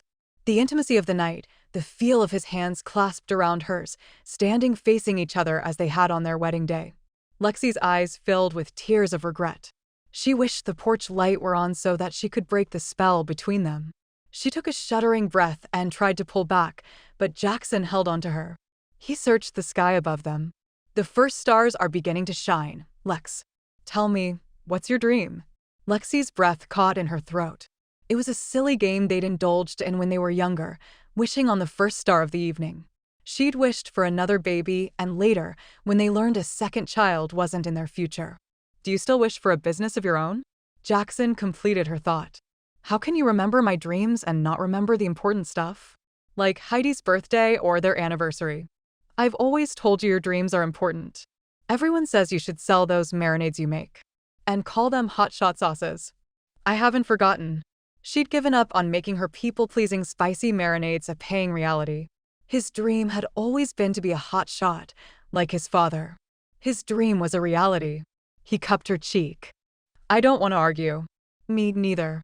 It felt too good standing here in the darkness with her hands in his. Lexie knew that tomorrow the sun would come up and he'd still be the man who wouldn't open up to her. She'd give herself 60 seconds more of the fantasy that Jackson was perfect for her, and then she'd gather her strength and return to the house. As if sensing he'd pushed some limit, Jackson said, "You'll remind me tomorrow why we can't be together, won't you?" His words were tangled with bitterness. "Darn it, Lex. Don't." She placed her fingers over his lips. His warm breath wafted across her skin. She'd done her duty. She'd soothed whatever had unsettled him inside so that he had a better chance of getting some rest. "I'm going inside now." Lexie felt his lips tighten as if in a frown. She pulled her fingers back and rested her hand on her belly. He released her. "Before you go, can you tell me about Deb?" Lexie had to close her eyes against the tears. Deb was Lexie's best friend and had been since high school. "You heard she's dying. Leaving behind two beautiful, 9-year-old twin girls." Lexie stroked the baby in her tummy. "Logan wouldn't tell me much. She's got an inoperable brain tumor. By the time they diagnosed her, it was too late for chemo." Lexie swallowed against the dryness in her throat and tried to lighten her tone. "You should see her. She's so strong and brave about it. It makes you feel guilty when you feel like crying in front of her." He leaned back against the truck. "And the girls? They're scared, but I don't think they believe she's really going to die. They still believe their mom is invincible. Logan's the one who treats her like glass. I don't talk with him much about Deb." He mulled that over for a bit. "Thanks for telling me." "You're welcome." Lexie turned back to the house. She'd survived that encounter well. They hadn't hugged or kissed. She hadn't ended up in a motel room with him. They seemed to be almost on friendly terms. Lexie thought she could handle their relationship turning into friendship. "Lex?" She paused, looking over her shoulder. "Will you marry me?" Chapter 6. "She's not taking me back, Mom." Jackson leaned against the door frame of his mother's office in the Painted Pony, arms crossed tightly over his chest. The hot shot in him felt as if he should act like he didn't care, be strong, be a man, while the rest of him felt bruised, spent, and in need of a rest. Lexie and Heidi had just witnessed a display of his weakness. He had Lexie's hands in the darkness, trying to draw her back emotionally into the past where their love had been strong, only to have her put a friendly distance between them. Reclaiming their love seemed hopeless. "Dad, you're scaring me." What kind of a father scared his kid? It was a mistake coming back here. His mother glanced at him over the top of her reading glasses. Bills, invoices, and receipts were scattered across her desk. An old calculator was perched at her elbow.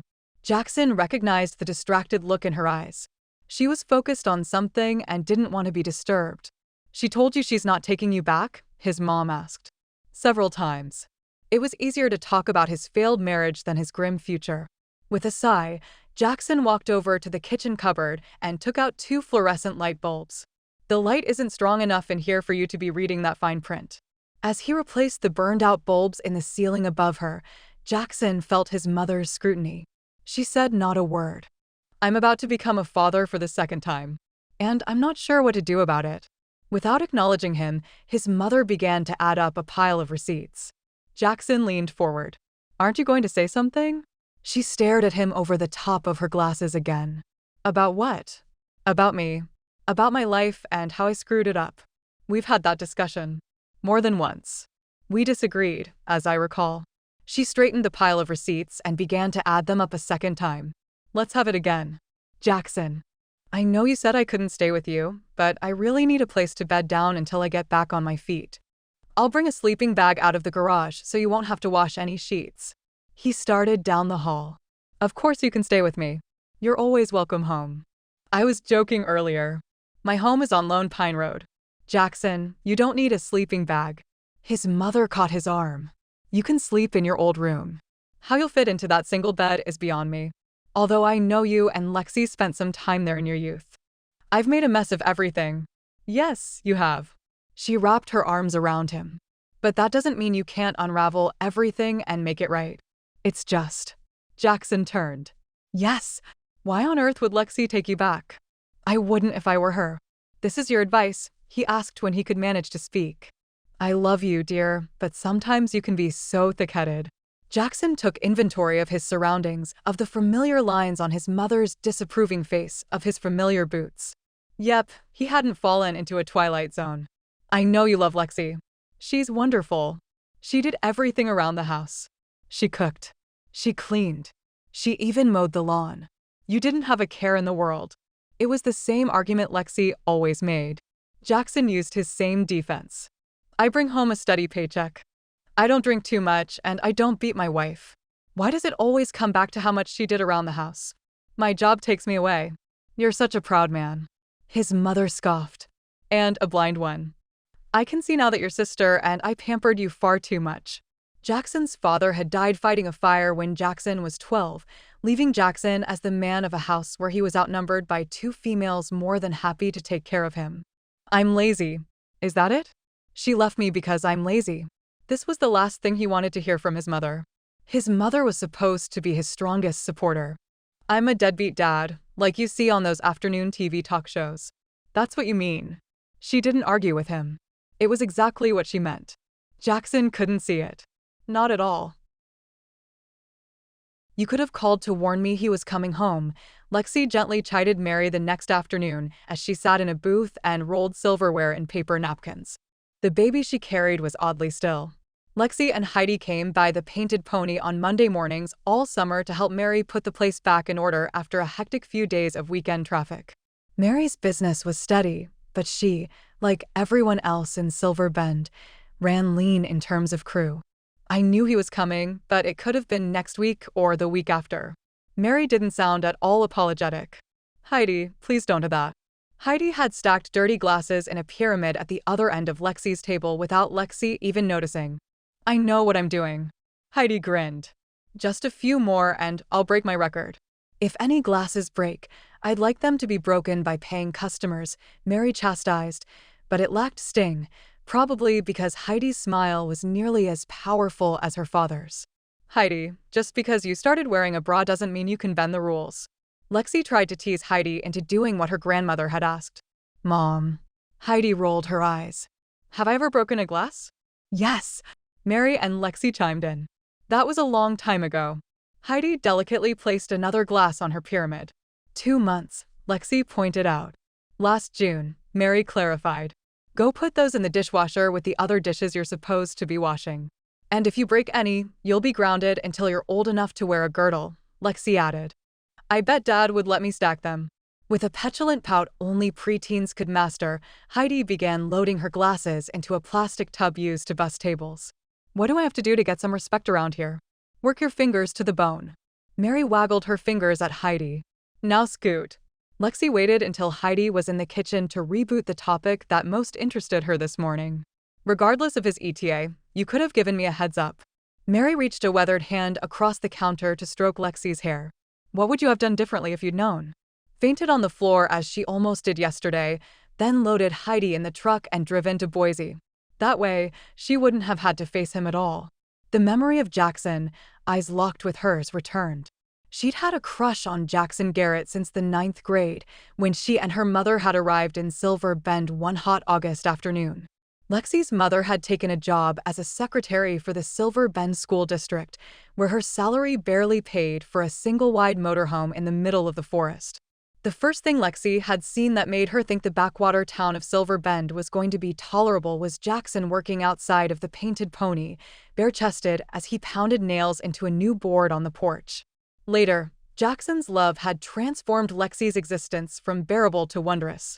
Sometimes just the sight of Jackson could make her melt, just like yesterday when he'd held her in his arms again. He'd encouraged Lexie not to settle for less than what she dreamed or what she deserved. When she was younger, no one had ever believed in her. No one except him. Funny thing was, all she'd ever wanted was his love, and when she felt she'd lost it, she refused to settle for less. His standards, his expectations were the reason she'd asked for a divorce. You can't postpone the inevitable. Mary's gaze was too knowing. You had to face him sometime. Embarrassed, Lexie ducked her head. At least with fair warning, I would have had time to figure out what to say. Mary chuckled softly. As if you haven't had 7 months already? Lexie blushed and wrapped another set of silverware, wishing she hadn't started the conversation. I can't interfere, Lexie. He's my son, and you've become as important to me as he is. Don't make me choose sides. I wouldn't make you do that, Lexie said, but she might wish it, just a little. She felt so alone. Her own mother was convinced Lexie was repeating her mistakes. How could Lexie argue with that? She'd gotten pregnant in high school, married instead of going to college, and now had no job skills and no husband to help with ever-mounting bills. She was reliving her mother's life. If starry dreams did come true, a fairy godmother would have swooped down years ago, waved her magic wand, and gifted Lexie with a college diploma and all the knowledge she needed to run a small business selling her hot-shot sauces. Can someone help me with the griddle? It's got a layer of grease so thick a kid could drown in it, Heidi called from the kitchen. Mom, I'm definitely going to college. Somewhere like Harvard. Because I'm not spending the rest of my life with greasy dishpan hands. Thank you, fairy godmother, Lexie said under her breath. At least her daughter could dream big, even if Lexie no longer had the heart to. Chapter 7. The baby kicked her. Hard. Lexie blinked sleepy eyes and yawned. Mary and Heidi were in the back of the restaurant. Their muffled voices and occasional laughter drifted out to her. It was good to hear Heidi laugh. Her daughter wasn't the carefree, smiling girl she'd been before Lexie had asked Jackson to leave last year. There was now more moping and outbursts of tears without warning. She preferred to believe this change in Heidi came from hormones rather than the divorce. Sitting in a booth, Lexie arched her spine to ease the constant ache in her lower back, hoping it would quell the queasiness in her stomach as well. It didn't. She needed a distraction to keep her mind off of her body. It was a slow afternoon in the pony. She shifted on the vinyl booth seat and propped her feet up on the seat across from her. Lexie yawned again. She'd been unable to sleep for more than an hour at a time last night. The baby had been practicing nocturnal acrobatics, which meant Lexie had had little relief from thoughts of Jackson.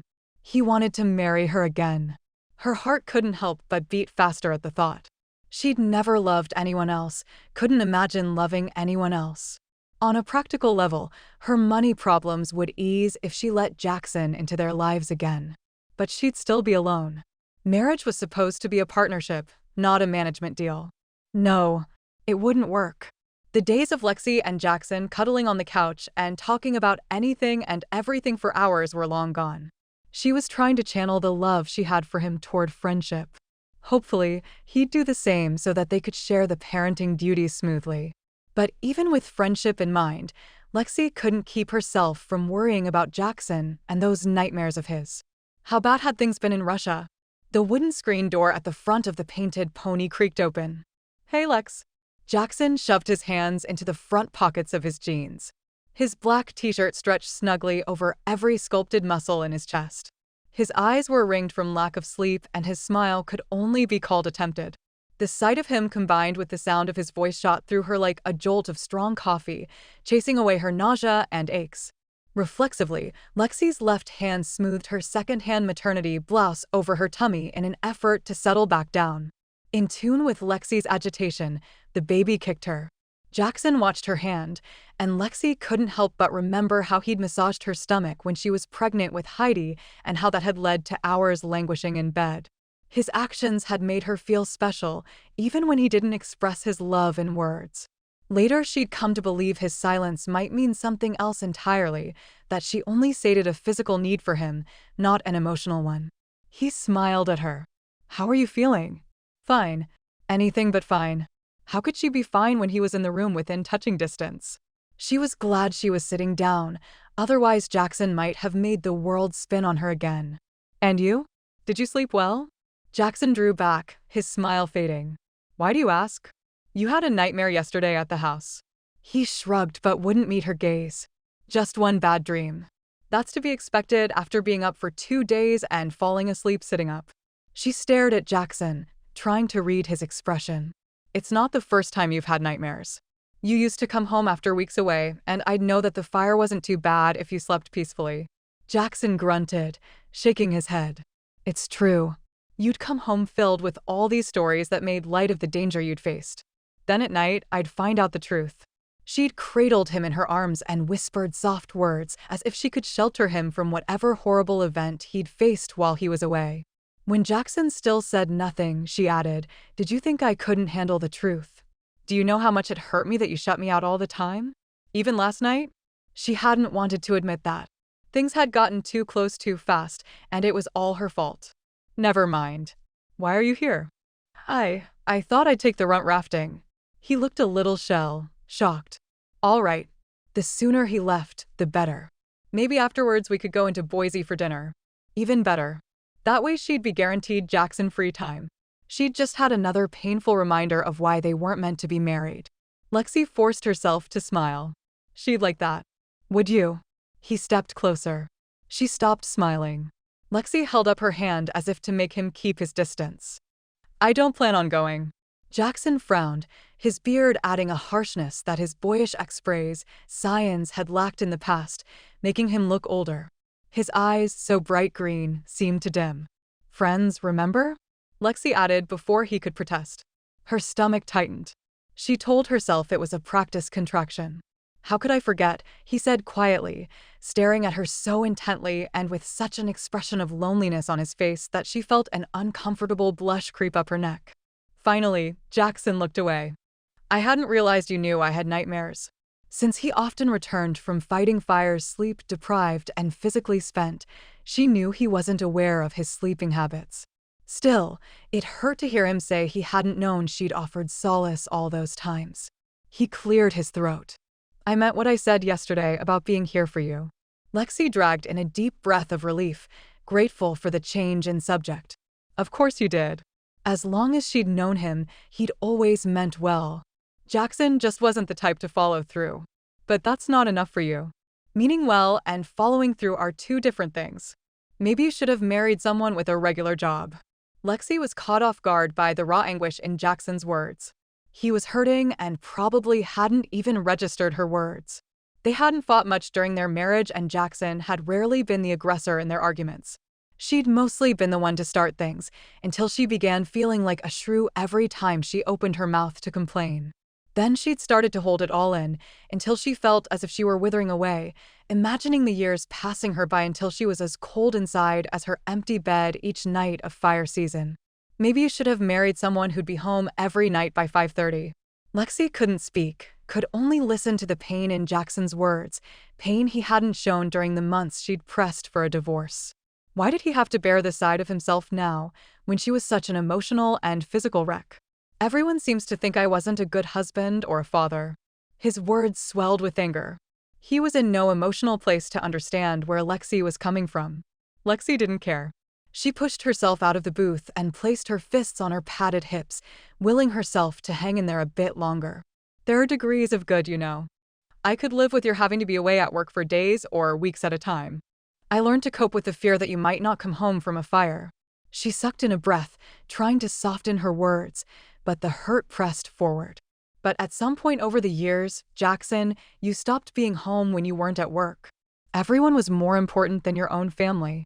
Someone would come by or call and you'd be gone. I can't remember you being home for a family meal those last few months we were together. I was lonely. I missed you. The only time I saw you was when you slipped into bed at night. Darn it. She hadn't meant to reference their sexy time. She held up her hands, as much to ward him off as to keep her from moving that conversational thread forward. But bedroom love isn't enough to build a lifetime on. Jackson looked hurt, but Lexie hardened her heart. Maybe she'd sugar-coated things during their divorce because in one not-so-teeny corner of her mind she'd wanted him to fight for her. But he hadn't, and now it was too late. "I'll get Heidi," she said. Before she could escape, the pony's telephone rang. She answered it. Just like old times. She handed the telephone to Jackson, knowing she'd been right to let him go. "It's for you." Lexie walked away from him. Mom was right. He'd had no idea he'd let his wife and daughter down so completely. He'd thought, "I've been a fool." "Hello?" Jackson put the phone to his ear. "Jackson Garrett here. We've got several fires started by lightning above Garden Valley." It was Cyrus Socrates, known as Socrates among the hotshots. He'd trained Jackson and just about every other wildland firefighter working in southern Idaho over the past 20 years and was one of the area's incident commanders. "You know how dry that area gets this time of year. I'm assigning you to a position and I need you to start ASAP. But I'm on leave." He needed time off to mend his broken marriage, not to mention he didn't have his firefighting sea legs. "I know. I'm sorry to do this, but we're short-handed." The Silver Bend hotshots? Sweat broke out on his upper lip. "No. All those spots are filled. I want you on my staff." "Incident staff?" Jackson winced. It was one of the jobs he'd applied for at NFC, far away from the danger and excitement of the fire itself. He'd applied just to ease his fears, not expecting to be given the position. He should be relieved. But he hadn't believed it would happen. It was a blow to his ego, like going from the star quarterback position to coaching the place kicker. "Me?" "Yes, you," Cyrus grumbled impatiently. "One of my team just went out on maternity leave and another broke both ankles water skiing." Jackson mumbled something about as intelligent as, "Oh, give it a chance, son. It's only temporary. And since you expressed an interest, you'll be able to gauge if you really want to pursue admin full-time." A career change. Incident Command decided how to attack a fire. Some IC staff were almost psychic in their ability to allocate men and equipment to fires, while others were sadly lacking. Jackson had spent more than one day cooling his heels at the base of a fire predicted by some specialist at a desk to be a growing threat, only to have it burn out on its own. Cyrus was one of the few commanders that had garnered the respect of firefighters. Jackson wouldn't be given so much as an inch of leeway to make a mistake. Cyrus had taken an incident commander position at NFC a few years ago when he couldn't cut the physical demands of active-duty hotshots anymore. "When you can't outrun and outlast the rookies, it's time to retire," he'd said at the time, a rueful smile on his face, but pride in his voice. He'd gone out on his own terms. Unlike Jackson. "When do you need me?" "Yesterday. There are thunderstorms brewing again this afternoon. The analysts at NFC predict this one has all the right conditions on its side: wind, dry brush, and steep slopes." He barreled on. "All the crews know you from chow to laundry to firefighters, which is going to be a big help to me. Grab your gear and get to the command center in Garden Valley in 1 hour." In the kitchen, his family laughed. "I had some personal things to take care of first." "There's plenty of time for that in the off-season," Cyrus said. "This transition from the fire lines isn't the end of the world, Garrett. Besides, it'll give you something to do on a real fire for a change." As if the beasts he'd battled in Russia hadn't been real fires. Jackson stared at Lexie and Heidi, knowing that he'd have to leave for Garden Valley right now if he was going to accept this assignment. Any delay in sending assistance could mean loss of life or someone's home. That was a more immediate concern than getting his family back this minute. He couldn't ignore the importance of his work. He knew it. Yet, his heart didn't want to go along. "I'll be there as soon as I can." Jackson placed the receiver carefully in its cradle. Dad. Heidi ran down the hallway and wrapped her arms around Jackson's waist. Are we rafting today? Jackson fingered Heidi's unruly brown ponytail, then looked up to see Lexie standing at the doorway to the kitchen staring at them. He tried to smile. Sorry, Runt. I've got to go to Garden Valley for work. I knew it. Heidi stepped back, her voice rising to a nearly hysterical pitch. I knew you'd bail, just like you always do. There's always something more important than me. She glared at him. Guilt over disappointing his little girl tightened Jackson's chest. But the guilt couldn't outweigh the fact that the sooner he arrived in Garden Valley, the better the chance of getting the fires under control so he could get his leave back. This sucks, Heidi groused, running out the door. The screen door banged mercilessly behind her. We'll take that trip later in the week, Jackson yelled the promise at the closed door, feeling his family and the life he'd known slip further and further from his grasp. What happened to that vacation of yours? Lexie asked, walking forward with a soft sway of curves emphasized by a clinging pink maternity blouse. Jackson didn't think he'd ever seen a pregnant woman so beautiful. Her blue eyes may have been filled with disappointment, but everything else about the way she looked spelled home for him. Lightning started fires above Garden Valley, and since every forest in the west is sparking, Cyrus needs the extra bodies. He'd heard as much from Logan yesterday. He walked to the end of the bar and leaned against it, reluctant to take off. I'm sorry. Her gaze was indecipherable, occasionally flickering to his hand. It finally registered that she was checking out his wedding ring, the symbol of their vows to each other. We're still last on your list, Lexie said, somehow managing to step past Jackson at the bar without so much as a wayward curve touching him. She bent over slowly, reaching down into the bottom cupboard for her purse, exposing inches of creamy leg that had been covered by her simple black shorts. Without thinking, Jackson moved into the middle of the space behind the bar. When Lexie straightened, he was blocking her path. She raised her dark eyebrows at him. In the past, a move like that would have been an open envy, tat-ion for her to fall into his arms and steal a kiss or two without an audience. I want to make an effort, Lex. He desperately wanted the reassurance of Lexie's embrace. I want to give a legitimate shot at trying again.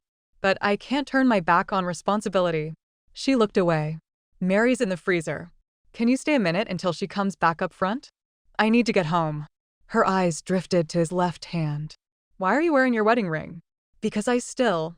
Jackson lowered his voice, trying not to choke on the words he so rarely said to anyone. I still care, Lex.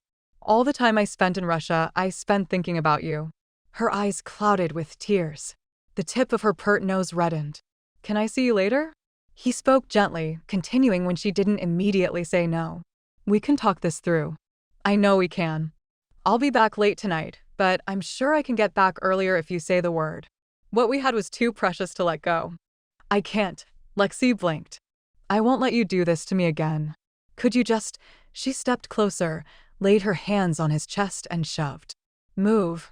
Although there wasn't enough power behind her effort to push him back, Jackson stepped aside and let her pass. Lexie scurried past him as fast as her legs could carry her, which, given her condition, wasn't all that fast. What about Mom? He asked. Lexie paused, then turned to face him. She looked defeated. I don't work here anymore. What the? Where are you working? Jackson strode to the door, but Lexie was gone.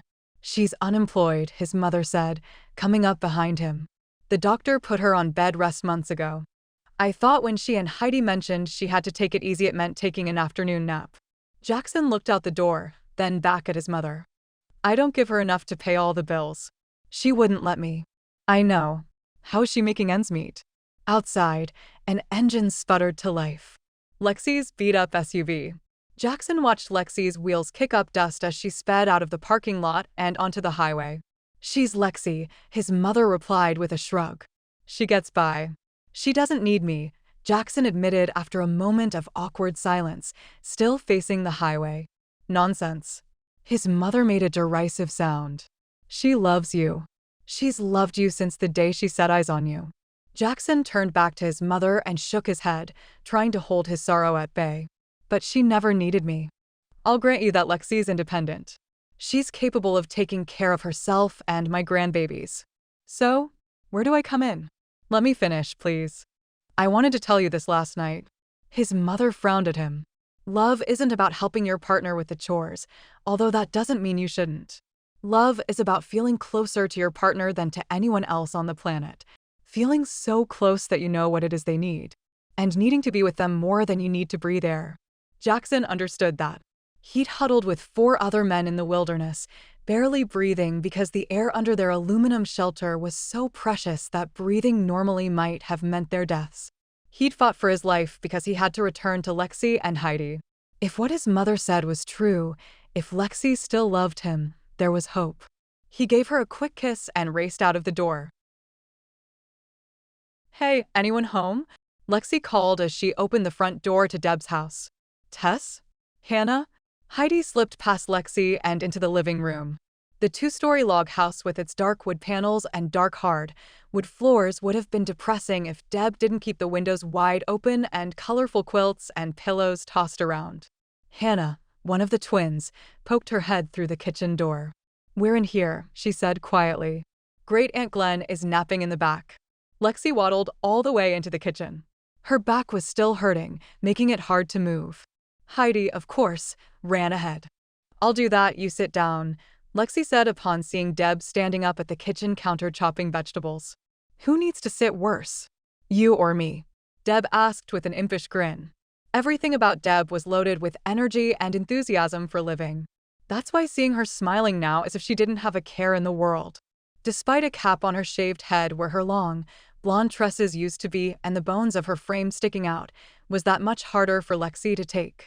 "You sit, Mom," urged Tess, the worrier of Deb's girls. "Heidi, let my mom sit in that chair." Deb cocked a brow at them all. "I'll tell you when I need to sit." She returned her energy to the cutting board, hacking away at the broccoli with renewed vigor. "I brought French bread and fresh peaches." Lexie moved to the counter with her contribution to dinner. She tried to share dinner with Deb a few times a week, helping her around the house and with the girls. Sometimes Lexie couldn't afford to bring much, so she just helped prepare dinner and then left. "This vegetable casserole is going to be a big hit." Deb exchanged a wry smile with Lexie. All 3 girls tended to turn up their noses at Vegeta Bless. The 2 women often tried new recipes to entice them to eat the healthy stuff. Lots of cheese and sour cream. Loaded with calories. "We can both use the extra energy." Lexie patted her tummy. She glanced back at the girls sitting quietly at the table and staring at Deb as if death had already knocked on their mother's door. "Heidi, why don't you practice braiding the girls' hair?" "I'm not a doll," Tess said, crossing her arms over her thin chest. "I didn't say you were." "I'm trying to teach Heidi how to keep her hair neat, and it would help a lot if she could practice on someone besides herself." Lexie walked over and stroked Heidi's messy ponytail, not daring to look at the twins' wild blonde manis. "Deb, you have some hair scrunchie somewhere, don't you?" "In the downstairs bathroom." "What do you say, girls?" "Sounds like it's either your hair or Barbie's." "Sounds like fun." Heidi winked at Lexie. Hannah shrugged. "Okay, only if I get to braid Heidi's hair," Tess said mulishly. Once the girls left, Deb asked, "How much did you pay Heidi to agree to the hair thing?" "I had to promise her $5. Was I that obvious?" "No, just to me." Deb sank into a kitchen chair with a sigh. She always seemed to keep up a bold front for her girls, but her illness was wearing her down. Without a word, Lexie moved to the counter and began preparing the ingredients for the casserole. "I hear Jackson's back in town." "Yeah. And he found you at the Painted Pony." "Yeah."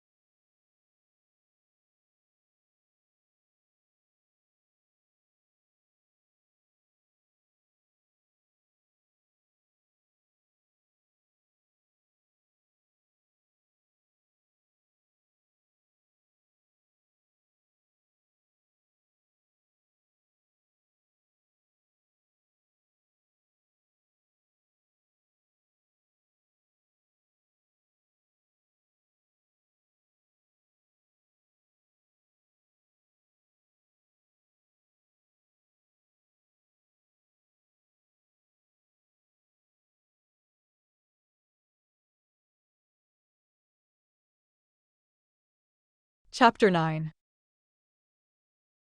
I think Rufus heard someone outside, Mom. Maybe it's Dad. Heidi ran out the front door before Lexie could stop her. It's only been a couple of days, Heidi, Lexie called after her, willing that reprobate of a dog to stop barking outside. She didn't want Heidi to get her hopes up. Fire camps lasted at least until the fire was under control.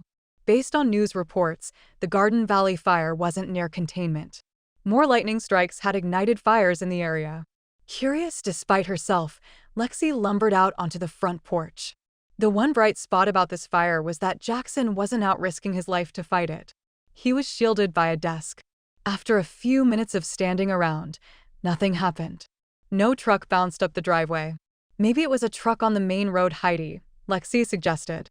Lexie felt sorry for her daughter, pinning such high hopes on a man who was devoted to his job above all else.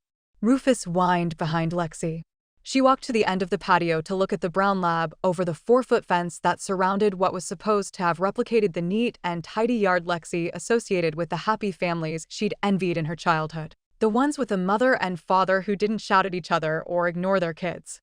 Instead, her once green lawn and thick, well-manicured shrubs looked as if a gigantic gopher had invaded them.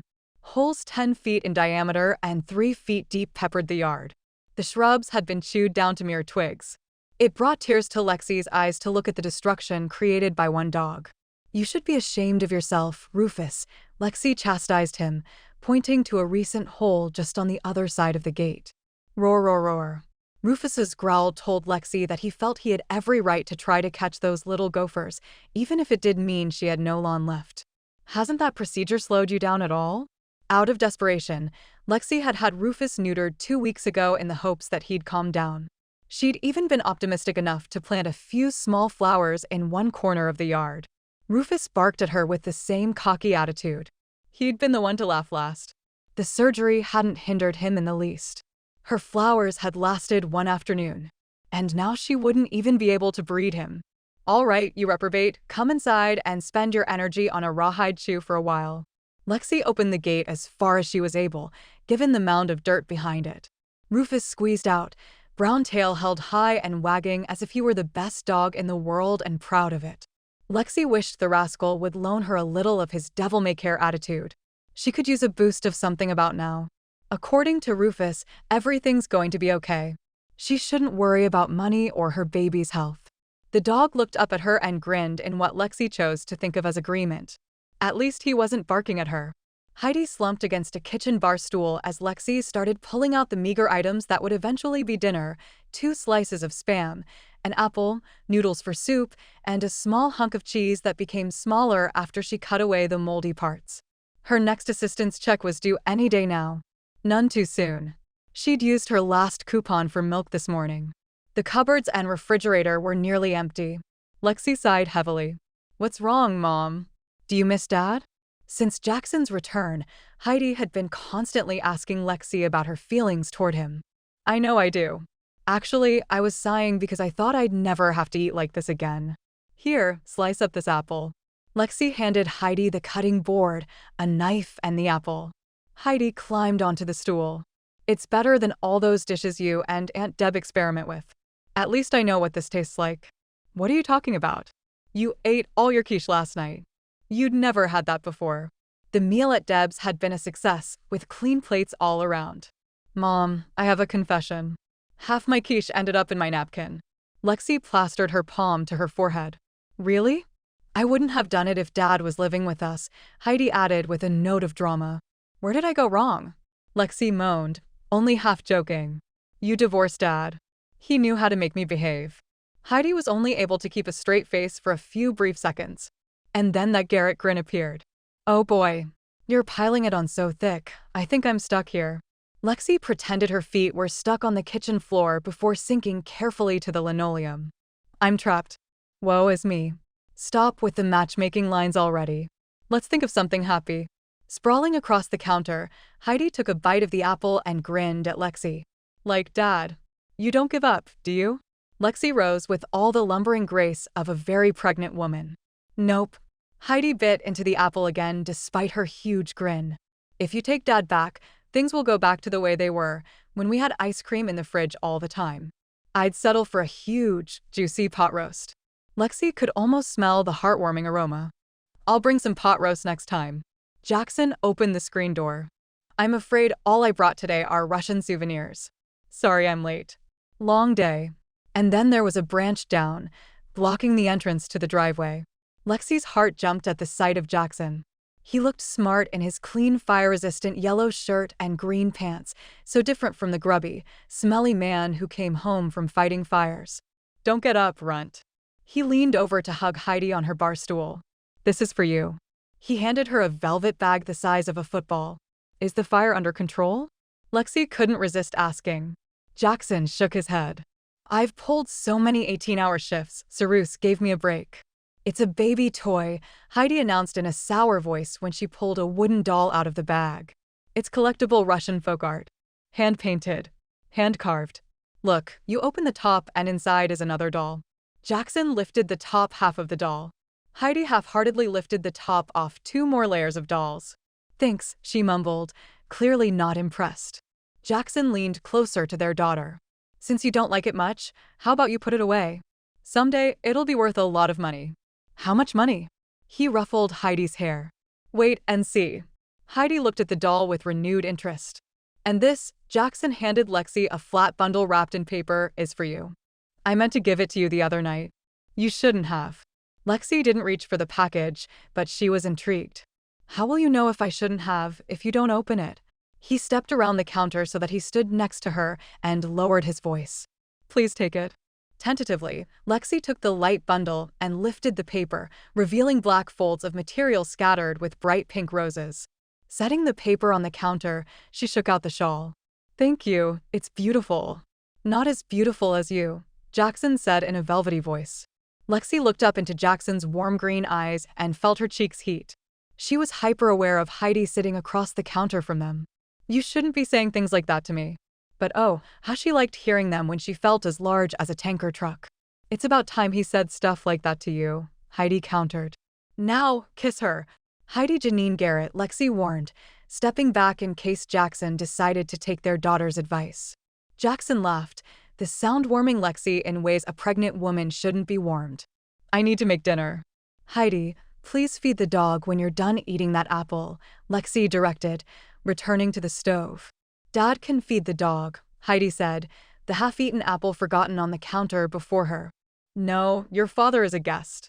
He doesn't need to do your chores, Lexie countered, turning to look at Heidi and only Heidi. She wasn't going to risk meeting Jackson's eyes. But Lexie wasn't up for an argument with Jackson watching. We agreed that you would help me around the house. Need I remind you that the vacuuming still needs to be done? Dad is not a guest. Anger tinged Heidi's young voice. And you wouldn't be so helpless if you weren't having another baby. Heidi, that's no way to talk to your mother, Jackson admonished. That's the problem with her, and you. Heidi jabbed her finger at Jackson. Neither one of you talks to the other. You won't even try to get back together. And who suffers? Me. Heidi, Lexie began. You're ruining my life. Heidi flew out of the room, ran down the hall and slammed the door behind her. Lexie sank into a kitchen chair. Her heart was pounding and the baby was elbowing her ribs. Jackson sat down across from her. Welcome home, she said miserably. It's not like I haven't seen Heidi upset before. Jackson got the distinct feeling that Lexie was uncomfortable with him witnessing his daughter's explosion. Lexie challenged him with raised eyebrows. Okay, I haven't seen her quite like this, he allowed. And this is what happens when she has a training bra. Just wait until she's wearing makeup. I shudder just thinking about it. Jackson eased into a smile. There'll be a second one around to distract her then. Lexie pulled her hair away from her face and captured the dark brown, silky mass with a hair clip that had been lying on the table. I'm sure the two of them will somehow manage to gang up on me. The orange and white cat rubbed against the corner of the hallway, twitching her tail. Rufus's ears perked up. Jackson sensed impending disaster. Has she been like this a lot? He snapped his fingers, trying to distract one of the animals. No. Yes. Off and on. Lexie stood and went around the counter into the main kitchen, as if that would end the conversation. As soon as she moved, Rufus barreled toward the cat, which scampered away. They scrambled around to the back of the house, and then the cat's soft hiss of warning stopped everything. Lexie sighed but didn't scold the dog. Jackson suppressed the thought that Lexie's life was out of control. Lexie never let things get out of hand. What's the problem with Heidi other than a few wayward preteen hormones? It's our fault. Lexie sounded defeated. Rufus trotted back to the kitchen, his tongue hanging out. The dog turned golden eyes from one human to the other as if looking for praise. Finally, Lexie turned to face Jackson. When you left. You asked me to go, he corrected. Heidi's grades started to slip. Lexie huffed. That was a year ago. Before she kicked him out. Crossing her arms, Lexie seemed to dare him to dispute anything she said. He stood. So it's gotten worse? And don't tell me I was in Russia when it went down. She had to have gotten a report card before Easter. She did. She promised to do better. Obviously, that didn't happen. No, it didn't. Lexie stood, rigid and alone, as usual, but her blue eyes seemed huge and vulnerable. She barely passed the 5th grade, and whenever I bring up school, ask her to help me when she doesn't feel like it or something doesn't go her way, or she gets defensive and blames it on me or the divorce. It's so explosive. Weariness descended on Jackson. He rubbed his eyes. That way, he didn't have to register how completely Lexie had blocked him out of her life. So who do you really blame? Me or you? Lexie turned back to the counter. Just me, she said in a small voice. It's not all your fault. Although at the moment, Jackson couldn't think of who else would be to blame, since he'd been the one kicked out of the house. Lexie sucked in a shuddering breath. She was trying not to cry. In 3 long strides, he was close enough to wrap his arms around her, to pull her back to his chest, to breathe in the flowery scent of her hair and the sweet smell that was Lexie's alone. Hey now, don't take all the blame, he whispered, nestling his cheek next to hers. Heidi's just going through a phase. Lexie's breathing was ragged. She sniffed. Do you think so? Yes. He'd witnessed his older sister's similar growing pains. Heidi was experiencing the same thing.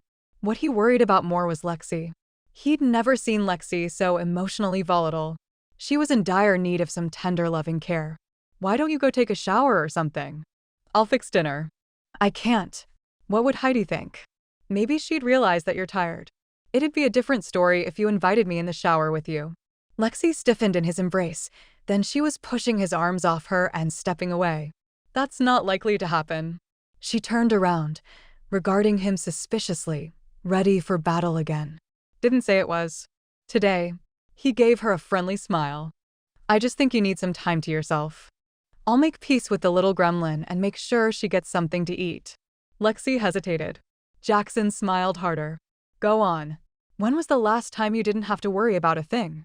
If she'd just let him, he'd ease some of her worries. Her gaze fell to Rufus. Even if I take a bath, I won't stop worrying. But at least you'll feel rejuvenated. How about it? Lexie gave a brief nod and accepted his offer of assistance. It wasn't much, but it was a start. Spam and soup again? Heidi whined when she sat down at the table a while later. Her hair hung in wild, long tresses about her shoulders, and her face was tear-streaked. She gave one last complaint, a dramatic sigh. Then she began to eat. Lexie had yet to emerge from the bathroom. Jackson wondered if Lexie and Heidi had been living on canned meat and noodle soup since she'd been forced on bed rest, or if this was a recent development. Lexie was a great cook, but he'd eaten better food than this at base camps. Do you want to talk about it? Jackson asked Heidi. She shook her head, keeping it bent over her plate. Jackson couldn't let the conversation, lame as it was, end there. How's dance class? I had to quit. Mom said it was too expensive. Heidi's voice was filled with recrimination, as if it were Jackson's fault that she'd had to drop out. Given Lexie's financial shortfall, Jackson had no problem laying the blame at his own door. Let me see what I can do. Why? Do you care all of a sudden or something? Heidi's sullen words were totally out of character with the sweet daughter he remembered. Speechless, Jackson sat back in his chair. Heidi's cheeks were red and her blue eyes watery, but her chin had a determined set to it. You never came to a recital. Or a soccer game. Do you even know what instrument I play in band? Heidi picked up her dishes and carried them to the counter. Then she turned and walked away, flinging over her shoulder, Mom was right to divorce you. You're not my dad. You never were. Her muffled footsteps on the hallway carpet were the only sound until she closed her door. Something bitter grabbed hold of Jackson's heart. It wasn't enough that he'd lost himself in the Siberian fire. He'd returned home to find he wasn't the man he thought he'd been. Not for Lexie, certainly. But to discover that his self-image as a father was wrong, too, well, that was another thing entirely. He hadn't thought his spirits could sink any lower. When he finished eating, Jackson fed the dog and put him out in the back, taking his first good look at the damage to Lexie's yard. He'd never understood why she wanted a manicured lawn out here in the middle of nowhere, but it was disheartening to see what had once looked so neat and inviting so torn apart. While he was leaning on the fence, the motorhome he'd talked Lexie into buying caught his eye. It was parked at the far end of the property. Jackson had bought it with the idea that Lexie and Heidi could drive out to base camp so that they could be together at night in the summer when he was fighting fires. But the engine didn't run well and Jackson had never gotten around to fixing it. If Lexie's nagging of previous years was any indication, Jackson would have thought that would be the first thing to go, along with the race car frame he'd dragged home and numerous other good ideas he'd never followed through on. His attention was drawn down the hill to the barn where the grass was knee-high. Lexie was almost fanatic when it came to the appearance of this place, or at least, she had been. The potholes in the drive, the overgrown grass, the demolished yard, and the eyesore of a motorhome all were an indication that Lexie couldn't keep up the place alone, not when she was on bed rest and certainly not after the baby was born. Add the emotional state of Heidi, her academic woes, Lex's employment status, and Jackson could come to only one conclusion. Lex needed him. It didn't matter that she claimed she didn't, because she did. No matter what she said or did, no matter how hard she tried to push him out of her life, Jackson wasn't going away. He'd find a way to fit into her life again, to prove his love to Lexie so she'd take him back. Chapter 10. The house was quiet. Lexie had dozed off in bed after her bath, not even waking for dinner. She'd spotted more this past week than she had in a long time, so she knew she needed the rest. Now the clock next to her bed read 10:30. The baby growing inside of her slept as Lexie lay in the dark. She would have been completely relaxed if not for one thing. Jackson. She had no idea if he'd left or not. Her head wanted him to leave the house, leave her heart, leave her with peace of mind. Liar. Her heart ached for him every night after Heidi was asleep and no longer vying for her attention. She hoped that he was finally sleeping peacefully, undisturbed by nightmares. The floorboards groaned on the other side of the house. That could mean only one thing. Jackson was still here. Well, too darn bad. She was in bed and she was going to stay there. Lexie pushed herself to a sitting position. She dragged the pillows to the other side of the bed and lowered herself onto her left side, resting her tummy on one pillow and pulling the other pillow between her knees. The baby poked her bladder once. Then again. Harder.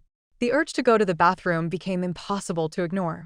While she was pushing herself upright, her stomach rumbled. Not that the food in the kitchen held any enticement, but she had an obligation to stay healthy, which meant she had to eat, and face Jackson. A few minutes later, Lexie waddled down the hall in her sleep shirt, her chenille robe hanging open. The kitchen was at the other side of the small house and light glowed at the end of the hallway, beckoning her closer. Jackson sat at the kitchen table. Charts, maps, folders, worksheets, and pens cluttered the oak surface. He was asleep, his head pillowed on his arms resting on his work. Lexie almost placed a hand on his dark crown to wake him and send him to bed, before she remembered she'd given up that right. She froze, her hand inches from Jackson's sable hair. She pulled her hand back, but couldn't stop herself from studying his face in repose. The beard was so adult. Which was silly. He was an adult. Lexie frowned. Still, there was something different about him. Maybe it was that Lexie had never seen Jackson fill out paperwork before. He'd always been just another firefighter while they'd lived together, a man of action, a man gone from her life 6 to 9 months of the year. The paperwork must be part of the job he was doing now. Another change that indicated Jackson was becoming responsible. Yeah, right. Lexie backed away, rolling her eyes. She'd long ago given up on Jackson ever becoming responsible. Sure enough, dirty dishes were strewn across the counter. Given the choice, Jackson probably would have left hours ago to hang out with his friends at the Pony. He wasn't much for sitting and relaxing at home. She tiptoed across the kitchen and opened the refrigerator. Jackson had left her a small bowl of noodle soup. The baby stretched, crowding her lungs and making it hard to breathe. "Are you okay?" Lexie hadn't realized she'd made a noise until Jackson spoke. "Just taking the baby out for her nightly stretch." Lexie removed her dinner and popped it into the microwave. "You know it's a girl?" "No. I just assume." As she'd assumed the baby she'd lost last year was a girl. Jackson yawned behind her. "Why don't you go on home? I can cover things from here on in." Jackson snorted. "I don't have a place to go. If I go back to Mom's, I'll wake her because I don't have a key. And the thought of spending another night sleeping in the passenger seat of my truck sucks. In fact, I was hoping to stay here." "You can't." Lexie did turn then, pulling her robe as far around her as she could, which wasn't far enough to cover her protruding stomach. Jackson's smile was tentative, his eyes shadowed with sadness. "I was thinking about staying in the motorhome." "No way." Lexie sucked in much-needed air and started to say more, but Jackson stopped her. "Hear me out. I need a place to stay. I can't get any sleep out at base camp."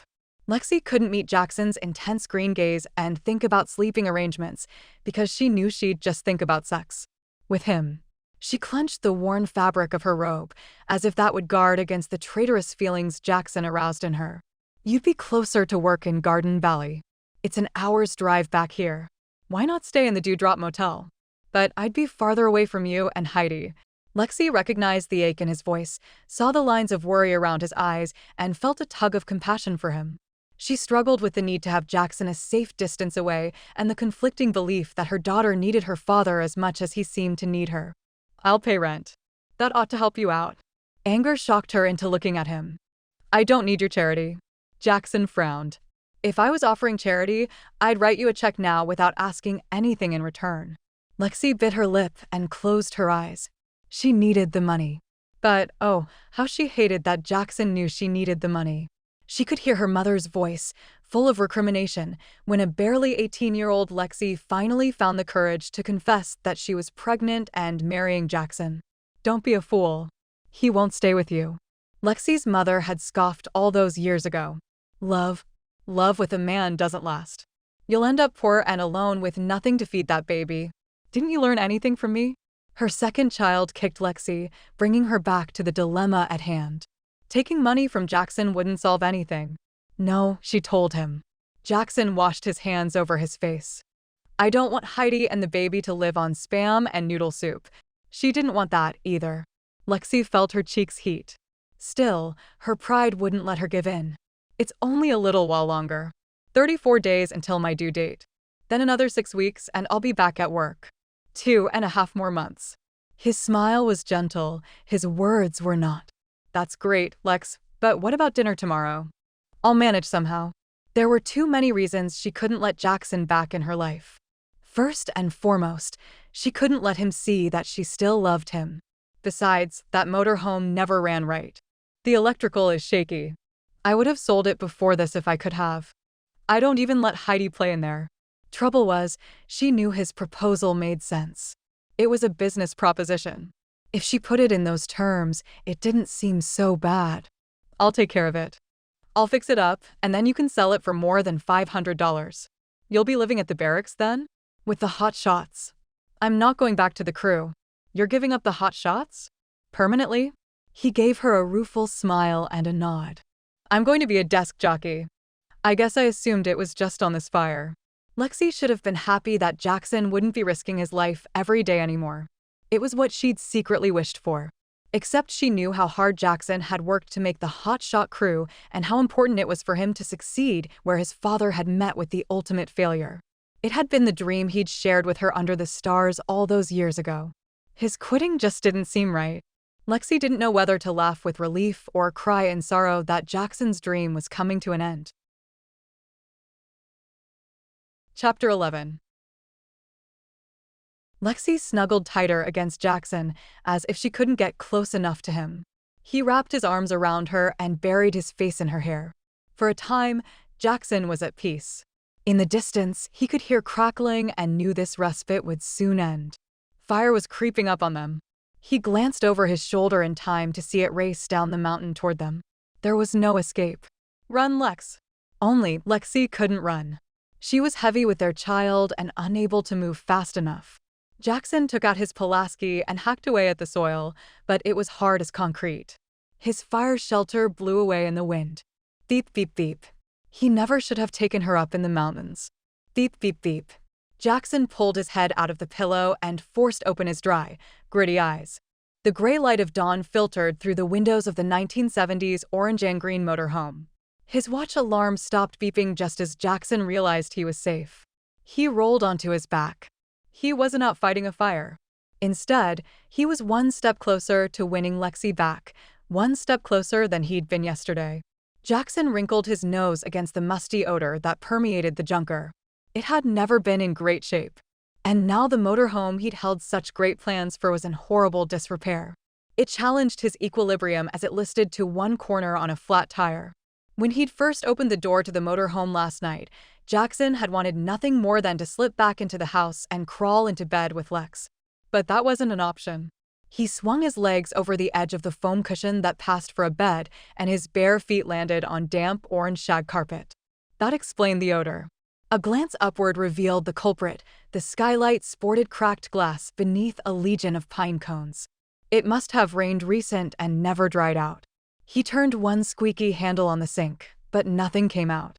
With a sigh, Jackson gathered his clothes and shaving kit. Nothing worked in the motorhome, not the plumbing, not the electrical. He'd have to shower in the house. He wasn't about to show up for work smelling of stale fear. Jackson turned the motorhome door handle, expecting it to open. It spun loosely without catching. He suppressed the urge to kick the door open. Wouldn't Lex appreciate the eyesore of a motorhome with its door hanging off its hinges? He glanced around, assessing his options and trying not to breathe in the mustiness too deeply.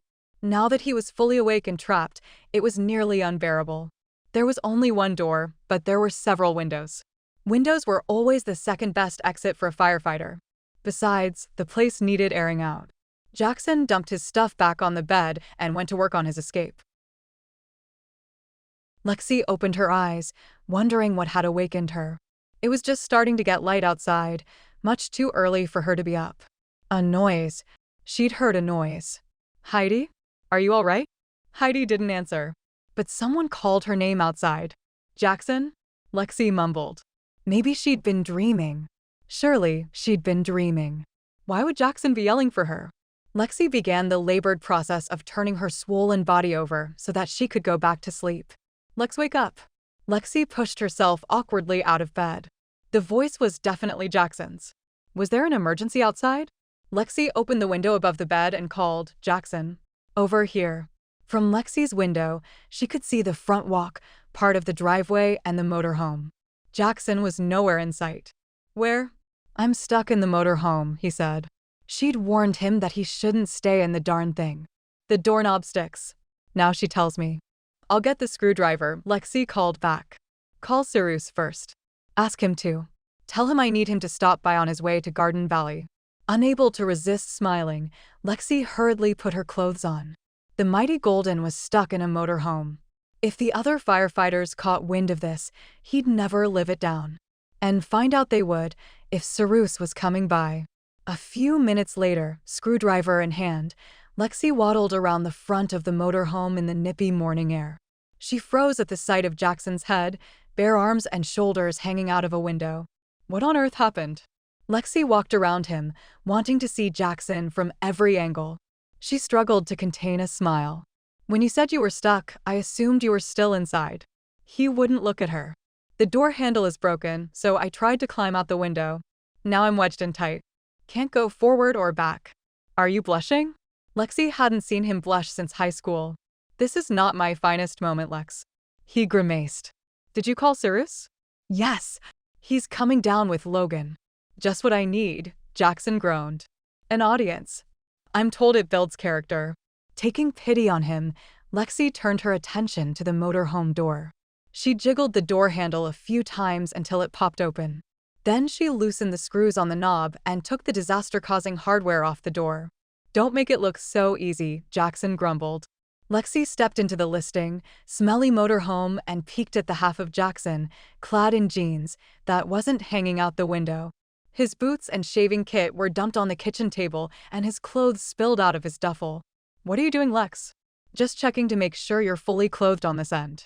She also took a moment to examine the window frame up close, mindful not to touch him, although her hand itched to stroke his legs. "You know, I might be able to pop out this frame and get you out of there. Don't you dare." "What's wrong? Don't you trust me?" With one hand supporting her belly, she climbed carefully down the steps so she could see his face, to see if he was taking his frustration out on her. "I'd trust you with my life," he said softly, no trace of irritation evident in his expression. "I just don't want you or the baby to get hurt." Oh!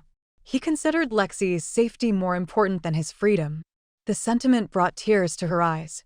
She was a mess of hormonal waterworks lately. To hide her reaction, Lexie sat on the bottom step of the motorhome and fiddled with the doorknob. If he asked her to marry him now, she'd burst into tears for sure. "Thank you," he said simply. They didn't speak for a bit. "If I was the one stuck up there, I'd be spitting mad," she said. "Anger never did me any good. I was always a big kid that someone wanted to test himself against. Anger more likely put me into trouble. That's why you smile your way through everything." "I suppose." Jackson sighed. "After my dad died, my mom wanted to make sure Teresa and I didn't get depressed. She'd worry and fuss if I wasn't smiling. I guess I just learned to smile, no matter what." And he'd smiled all the way through the separation and divorce she'd forced on him last year, making Lexie believe he didn't care about their marriage. Had she been wrong? The baby slugged her bladder. Had she? The moment Jackson had been dreading arrived. A silver truck pulled up the driveway. Logan and Cyrus climbed out, both dressed in wildland firefighting green pants and yellow shirts, and sporting huge grins. Like Jackson, the two men had taken a much-needed break from the noise and activity in base camp to sleep at home last night. Logan hung back by his truck, rummaging around in the center console. "What happened to you, son?" Cyrus walked over for a closer look, examining Jackson as if he were a horse up for auction. "Is this some new kinky sex move, Jackson?" Logan teased. "Just get me out of here, would you? The window frame is permanently etched in my rib cage." Jackson had been propping himself up on his arms for what must have been nearly an hour. "In a minute. We've got to document this golden moment." Logan's grin broadened as he lifted a cell phone and snapped a picture. "Logan, I swear, I'm going to kill you when I get out of here." "To heck with smiling. I think you can pry the frame out and give him an extra inch all around," Lexie said as she stood. "Maybe we could try that old magician's trick and saw you in half," Logan offered. Cyrus slipped his fingers into the corner of the window and tugged on the frame. "You might be right, Lexie. Hurry up with the pictures, Logan. I've got a meeting to run in 90 minutes. The older man went into the motorhome, presumably to get a good look at the situation from that end. "Thanks for the sensitivity, Cyrus," Jackson noted grimly while Logan snapped pictures. He was glad that he hadn't tried to climb out the window in his boxers. And one of the happy couple. Logan maneuvered Lexie closer to Jackson and took a few more shots. Lexie laughed, the sound cheering him. He grinned down at her, rewarded for his pain when she grinned back.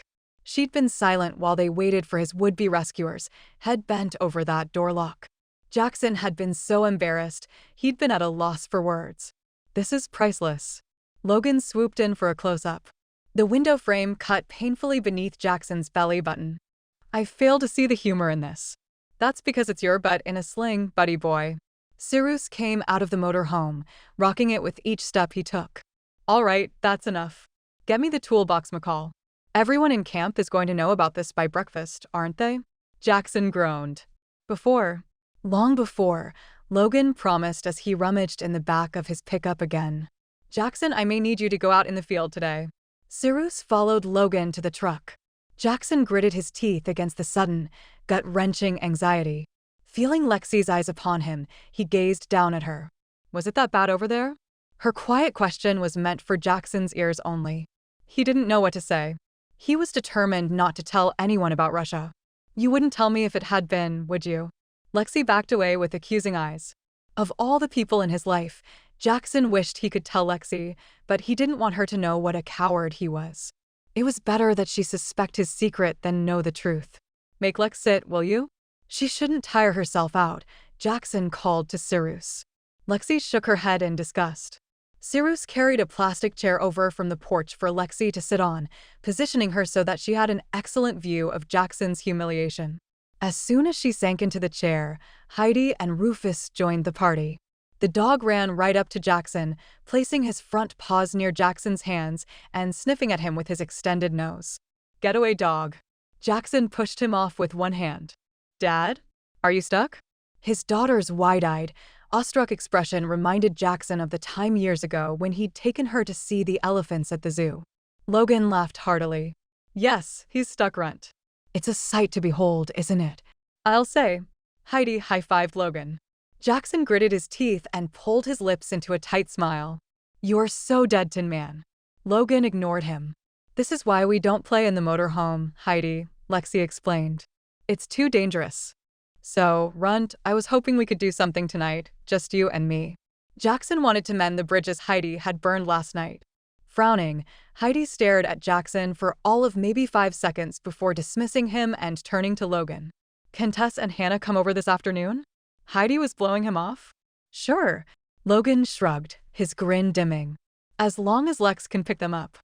"I'll call Deb later," Lexie said. "I don't think Lex should be driving," Jackson protested. "I'm fine."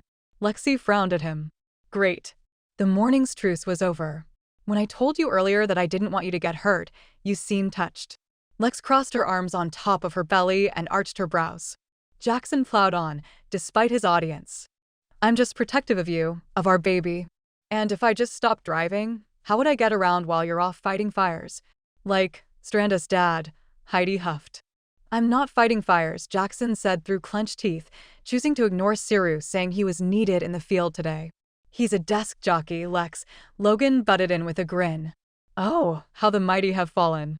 "I'm well aware of what he does." Lexie's tone was firm. "Logan, when will you learn that every person on a fire is important?" Cyrus asked. "I know that, Socrates. It's just that some of us are more important than others." Logan's response was sarcastic, but the sentiment would have been echoed by every hot shot from Anchorage to Wyoming. "I just want you to be careful." Jackson tried once more to make peace with Lex. "I'm always careful," Lexie replied, her expression stony. Heidi leaned against the motorhome. "For crying out loud, can't somebody free my dad so he can kiss my mom?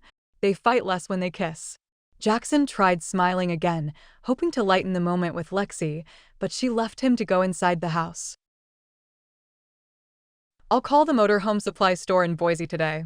I made a list of things it needs," Jackson promised Lexie, looking fresh after being freed from his window prison and taking a shower. "That thing has potential. I'm not giving up on it." "I'm not giving up on a lot of things." Lexie did a double take. "It's a lost cause, like all that other junk you've got out there. The broken treadmill that you said you'd fix. The empty brandy barrel you said you'd cut in half for planters. That old frame you bought when you and Logan were going to build a race car." She was still reeling from Jackson's revelation that he hid his emotions behind his smile. How dare he tell her that he'd held himself contained behind that expression instead of talking to her? "I'll look at the other stuff soon." Jackson picked an apple out of a bowl on the kitchen counter. "I'll stop by the store today on the way home and pick up some groceries." Grabbing a sponge on the kitchen sink, Lexie began to scrub the already clean counters. No need. She'd pick up a little food later if her government check showed up in the mailbox. "Here." As if reading her mind, Jackson stepped beside her and thrust a check her way. "For rent." "Money." Lexie had to force herself to take the check slowly, as if she were an adult in full control of her destiny, not swaying on the brink of ruin. $500. That's too much." Lexie's cheeks flamed with embarrassment. It was enough to cover their debts this month and set them on the right track for next month. Reluctantly, she extended the check back to him. "That's less than I'd pay to rent a room at the Dewdrop for a week." He leaned against the counter and shoved his hands in his pockets. His eyes held hers without a trace of recrimination. "Think of it as being for Heidi and the new baby." Lexie blinked back the tears, trying hard to hold on to her pride. "I couldn't sell that motorhome for $500, she whispered, hand thrust toward him. "You will when I get through with it." "Take it, Lex," Jackson encouraged gently, his expression grave. Lexie couldn't look away from Jackson. There was something different about him.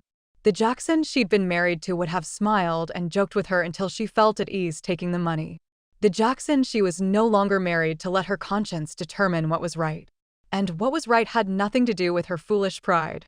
She blew out a defeated breath. Thanks. Lexie tucked the check into her purse, avoiding looking at Jackson.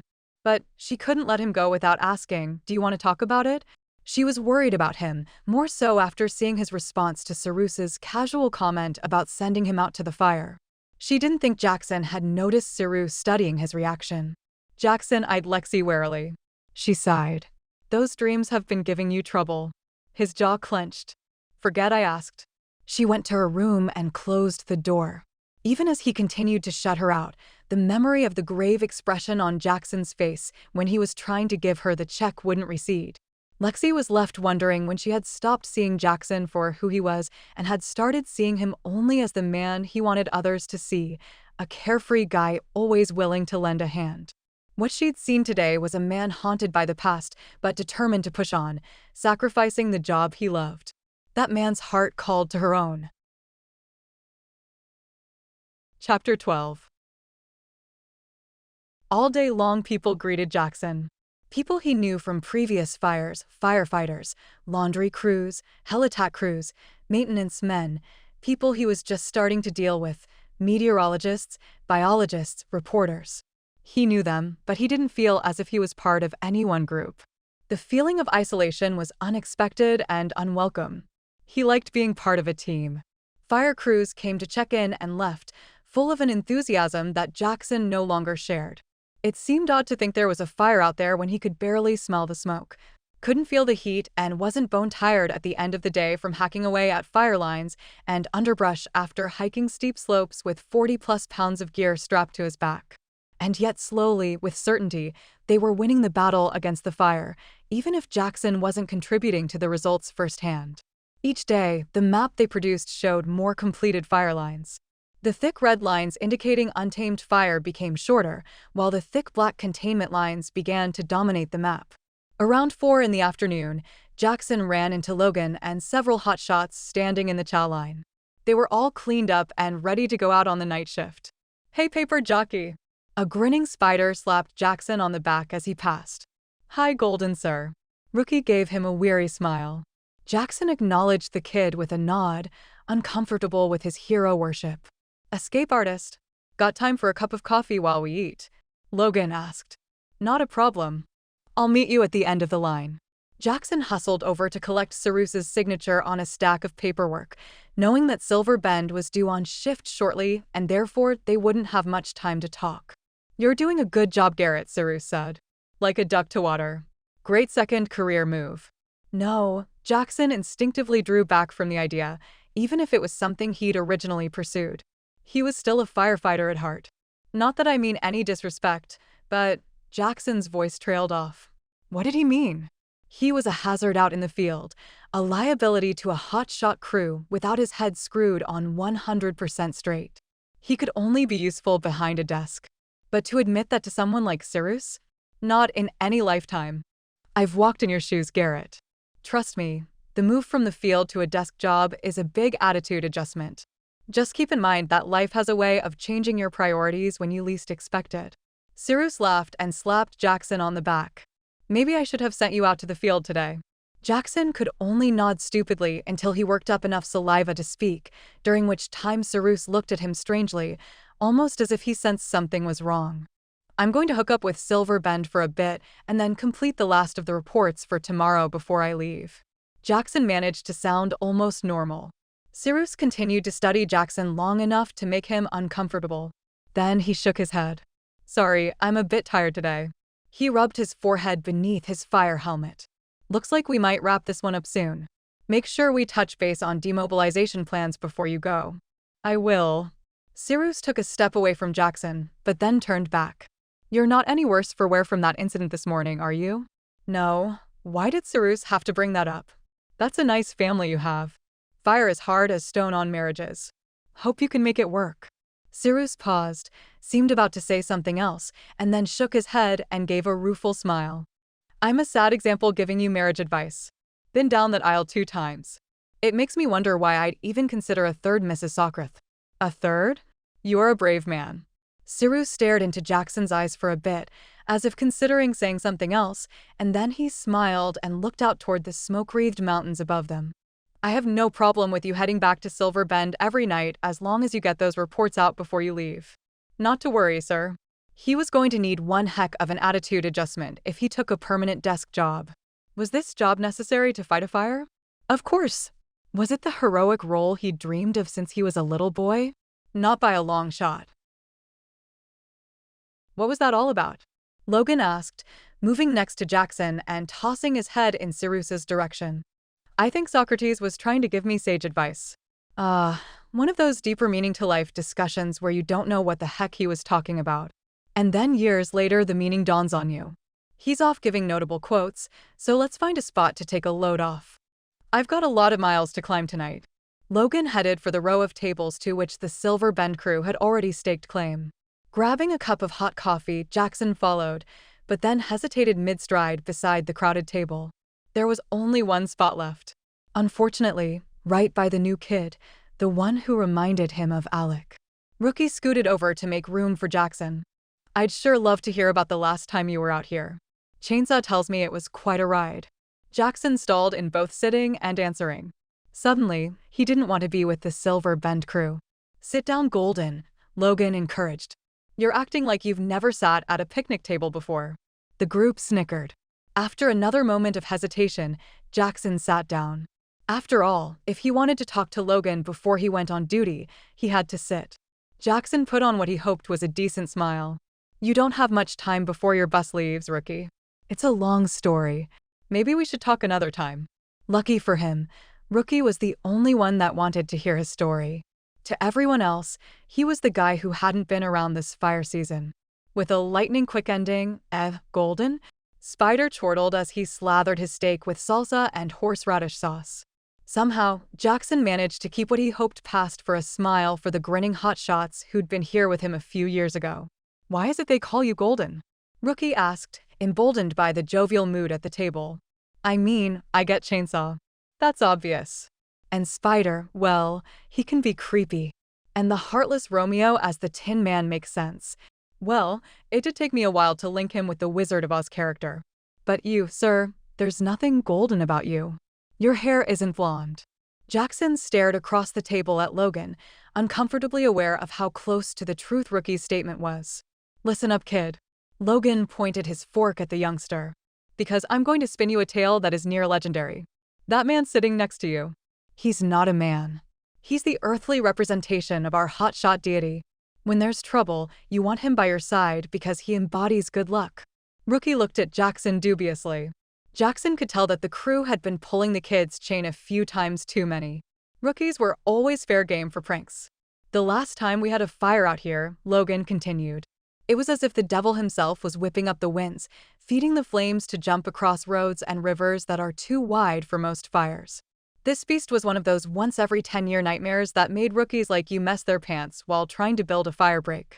A couple of the crew that had been there murmured, Amen. Rookie's eyes had grown wide and he'd lost interest in his dinner. The coffee in Jackson's stomach turned. He didn't want to hear this. His jaw was clenched so tight it had started to ache. He didn't want Logan and the rest to make him out to be some kind of hero, but Logan kept on talking. We're up on a slope, trying to discourage this dragon from crossing a ridge and racing down to devour Garden Valley by doing a little backburning.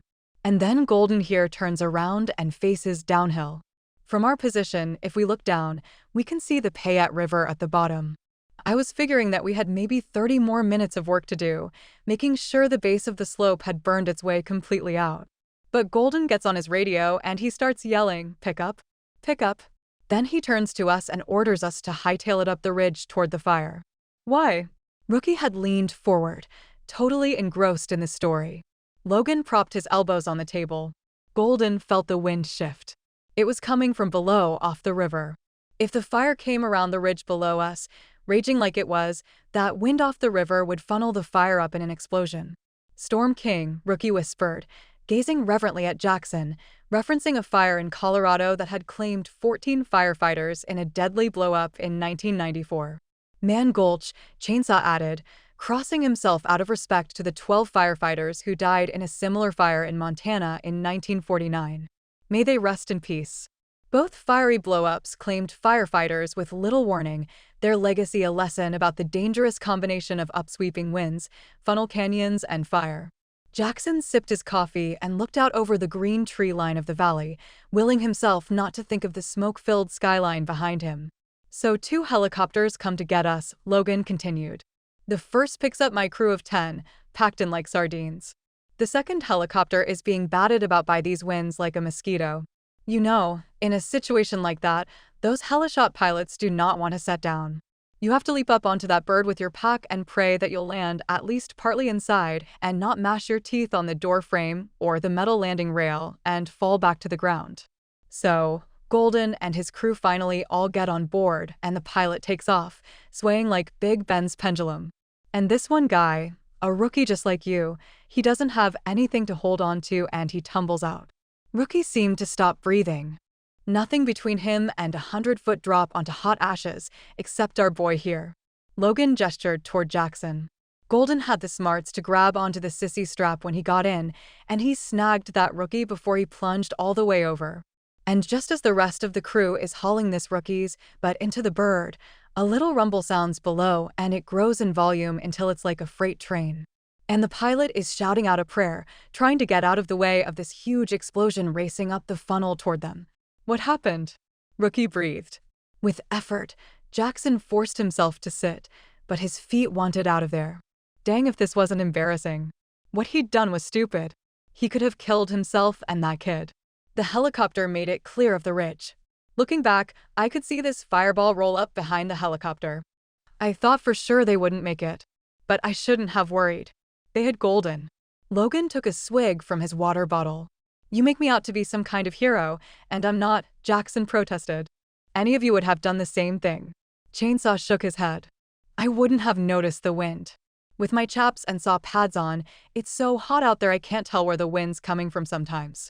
Men who operated the saws had to wear more protective gear than anyone else. Ignoring them all, Rookie asked Logan, and the rookie? Logan shrugged. He quit after that. Couldn't stomach the challenge, added Spider. Heard he's selling shoes in Boise. Rookie blanched. Don't let it bother you, kid. Your crew isn't fighting in any spot near as dangerous.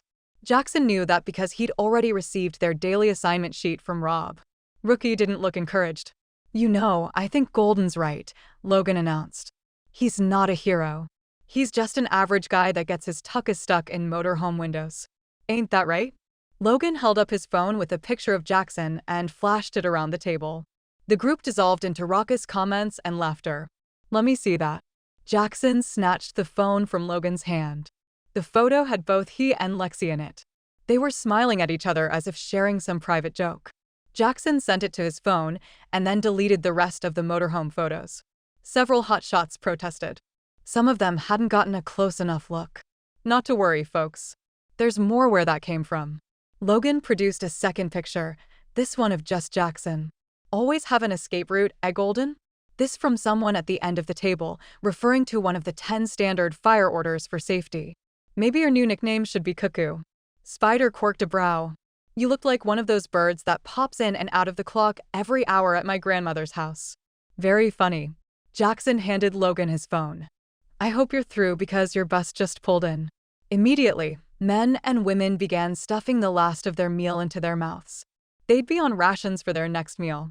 Hot, fresh food was a luxury. When Logan made to follow the unit, Jackson pulled him aside. Is there anything I can do for Deb? Logan's expression immediately fell. He shook his head. I don't even know what I can do for her. Her husband, Wes, took off when he heard the news. I swear, if I ever get my hands on that skunk, he'll pay for running out on her and those kids. How about if I stop by Deb's on my way home tonight? Jackson offered. That would ease my mind. Logan hefted his pack. See you sometime tomorrow, Cuckoo. Jackson knew better than to react to the nickname, or else he'd be stuck with it forever. Chapter 13. Barely awake, but in urgent need to pee, Lexie stumbled out of her bedroom and toward the one bathroom in the house. Drat if she hadn't almost wet herself. If she was lucky, she'd be able to relieve herself and catch another hour of sleep without fully opening her eyes. Only, she wasn't lucky. The bathroom door was closed and the shower was running. Locked. Lexie jiggled the handle. Heidi, she mumbled to herself as the baby bounced on her full bladder. Heidi and this baby were both early risers, like their father. Crossing her legs tightly, Lexie reached up to the molding framing the bathroom door and retrieved the bent nail that would unlock the door. She returned the makeshift key to its hiding place and waddled quickly into the steamy bathroom, eyes still half closed from sleep. "What's the first rule of the morning, Heidi?" Lexie asked as she hitched up her nightie so she could sit on the toilet. For a moment, there was nothing but the hiss of the shower. "Don't lock the door," Jackson's deep voice carried over the shower spray. "I'm sorry, Lex. I forgot." Lexie sat bolt upright just as she was starting to pee. "Don't come out." Her mind registered the large, masculine silhouette behind the opaque glass. She hadn't heard Jackson come back last night. He hadn't made it to dinner as he had promised, nor had he called. She'd tortured herself all day long thinking she'd made a mistake and given up on their marriage too soon, only to watch Heidi's heart break when Jackson didn't show up and realize the divorce was the best choice for all of them. Lexie suppressed a groan. Drat if part of her didn't want to see Jackson more clearly. She'd always been fascinated by his body. Lexie scrunched her eyes shut. Where was her pride? "What's wrong?" he asked. "Is there something you've got that I haven't seen before?" He'd seen her like this before, all right. Bloated, splotchy, stretched, and just plain fat. Why couldn't their first interaction after the divorce have been with her at her fighting weight? "Lex, will you marry me?" No, she opened her eyes and looked at Jackson's clothes hanging on the back of the bathroom door. "I'm almost through." Lexie finished her business and flushed. Jackson howled as the toilet diverted cold water from the shower pipe. Just when Lexie was enjoying a little payback, something worse happened. He shut the water off. "I'm sorry," Lexie said, feeling anything but sorry. If only he'd stay in the shower or she could move her feet. Why had he asked her to marry him? How many more times was he going to torture her this way? What was she going to do when he stopped asking? For a moment, neither one of them said anything. "Lex?" "Yes," she said, looking at her blurred reflection in the foggy mirror. "Did you do that on purpose?" Jackson asked. "Yes." "I thought so." He paused. "Do you want to tell me why?" No, her feet finally acknowledged her brain's command to skedaddle. Lexie bumped into Heidi in the hallway in her haste to escape.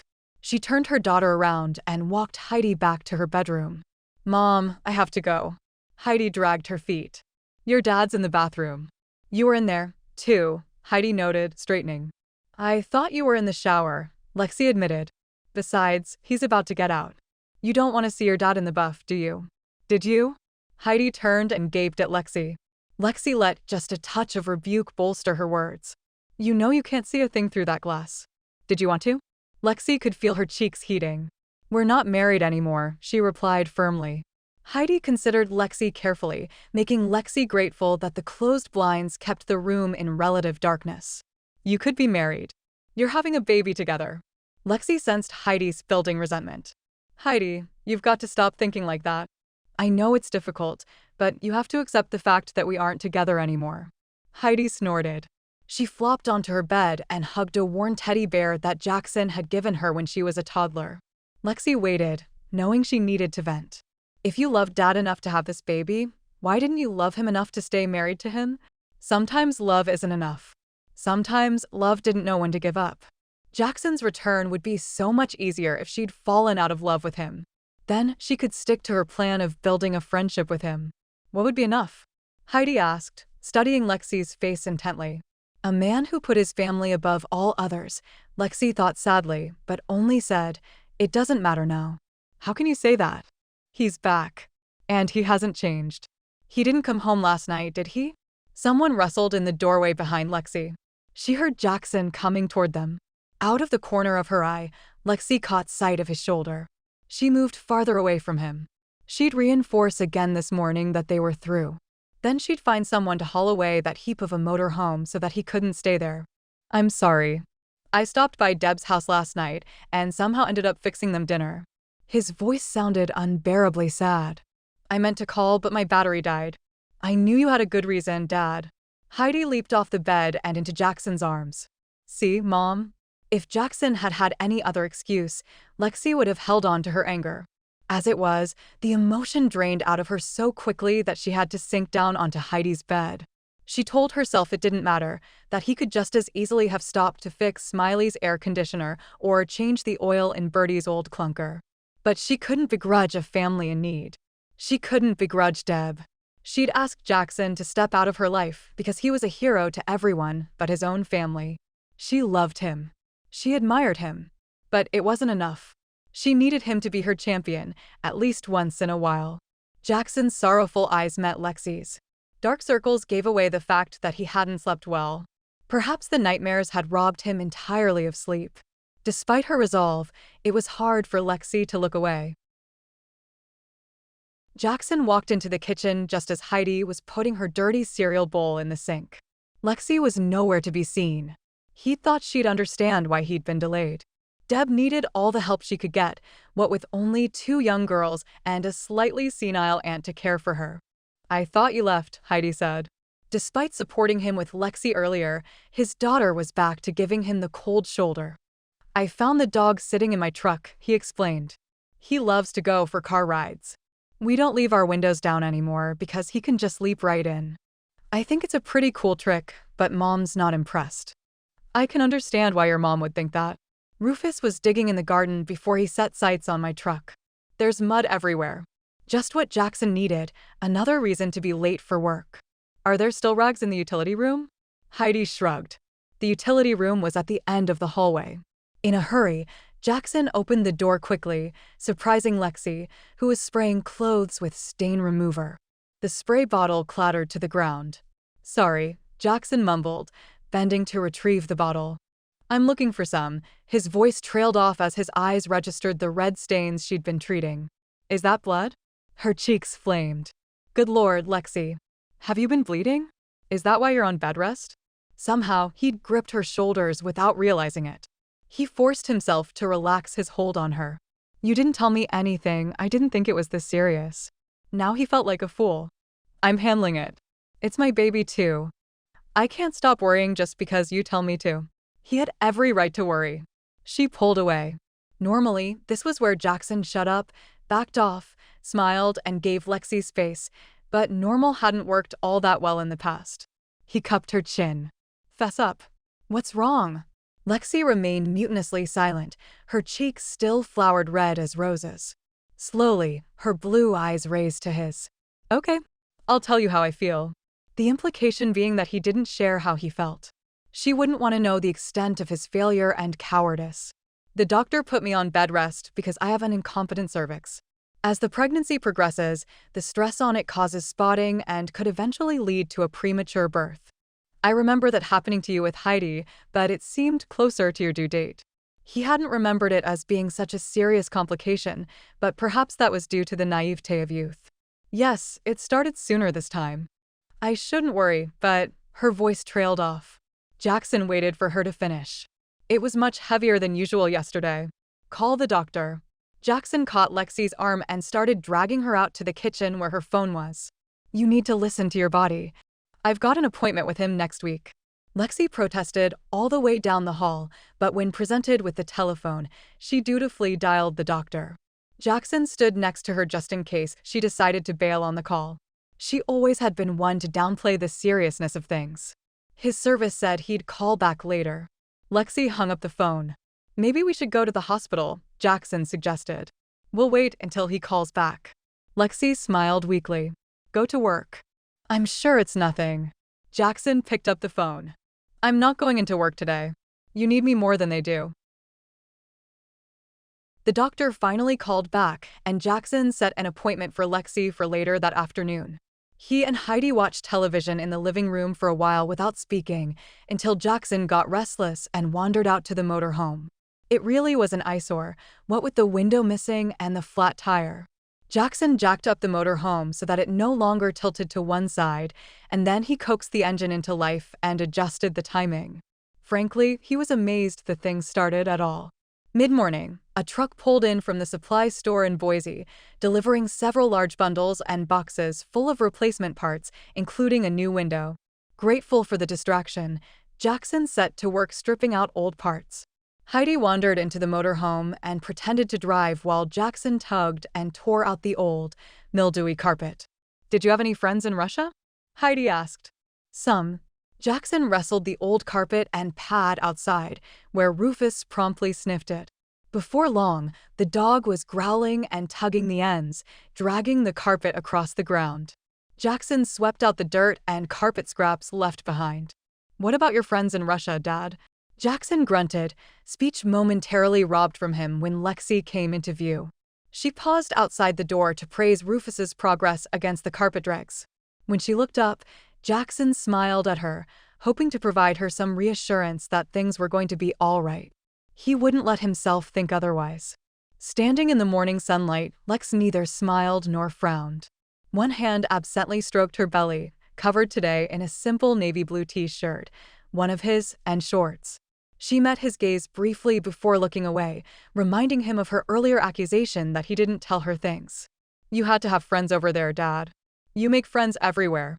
Heidi tried a third time. "Tell me about them." Jackson couldn't ignore Heidi's questions anymore. She was making an effort, while he was trying not to wallow in the past.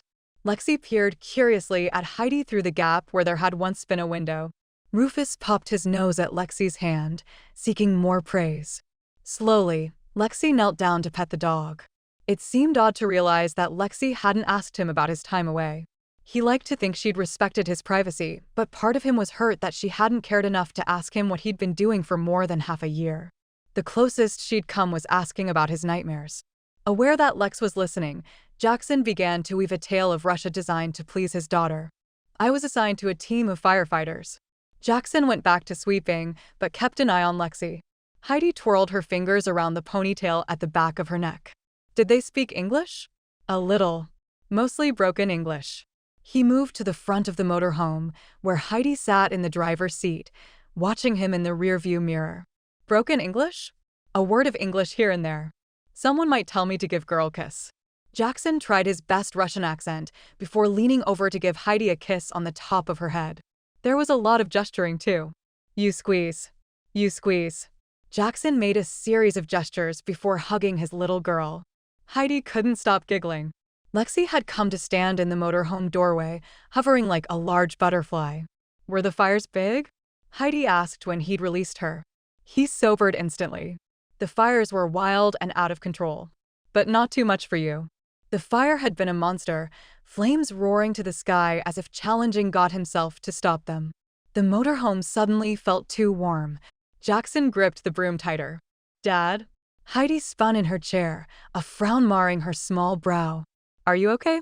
Still seeing the fire on the fringes of his vision, Jackson turned away and found himself facing Lexie, only he couldn't bring his gaze above her knees.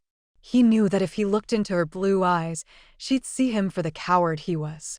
Her pity would kill what was left of the man inside him. "I'd better finish this up before it gets too late." He walked to the back of the motorhome and swept with more force than necessary. He couldn't look at either of them now. After a moment's silence, Lexie said brightly, "Come on, Heidi. Time for lunch." Heidi made as if to follow, but then turned at the bottom step, the mere act drawing Jackson's gaze to hers. "You're stronger than the fire, aren't you? I mean, you always come back." He almost hadn't come back this last time. He hadn't been strong. He'd been a fool. Russian fire had taught him how little and insignificant he was. Heidi tugged on the hem of her pink tank top and bit her lip.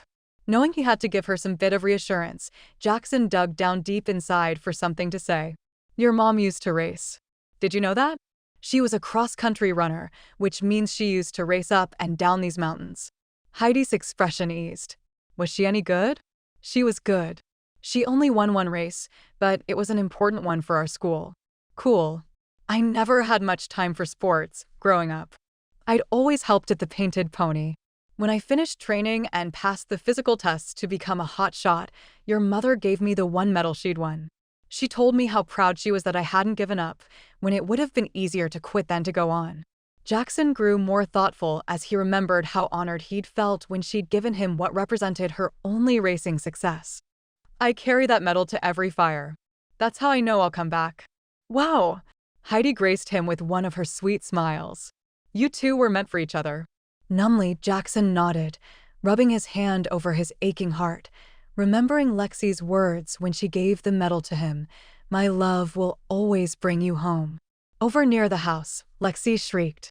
The orange and white cat scampered away into the bushes carrying something gray in her mouth. Marmee caught another mouse. Grinning, Heidi hit the ground running, calling for Rufus with a high-pitched, "Here, boy."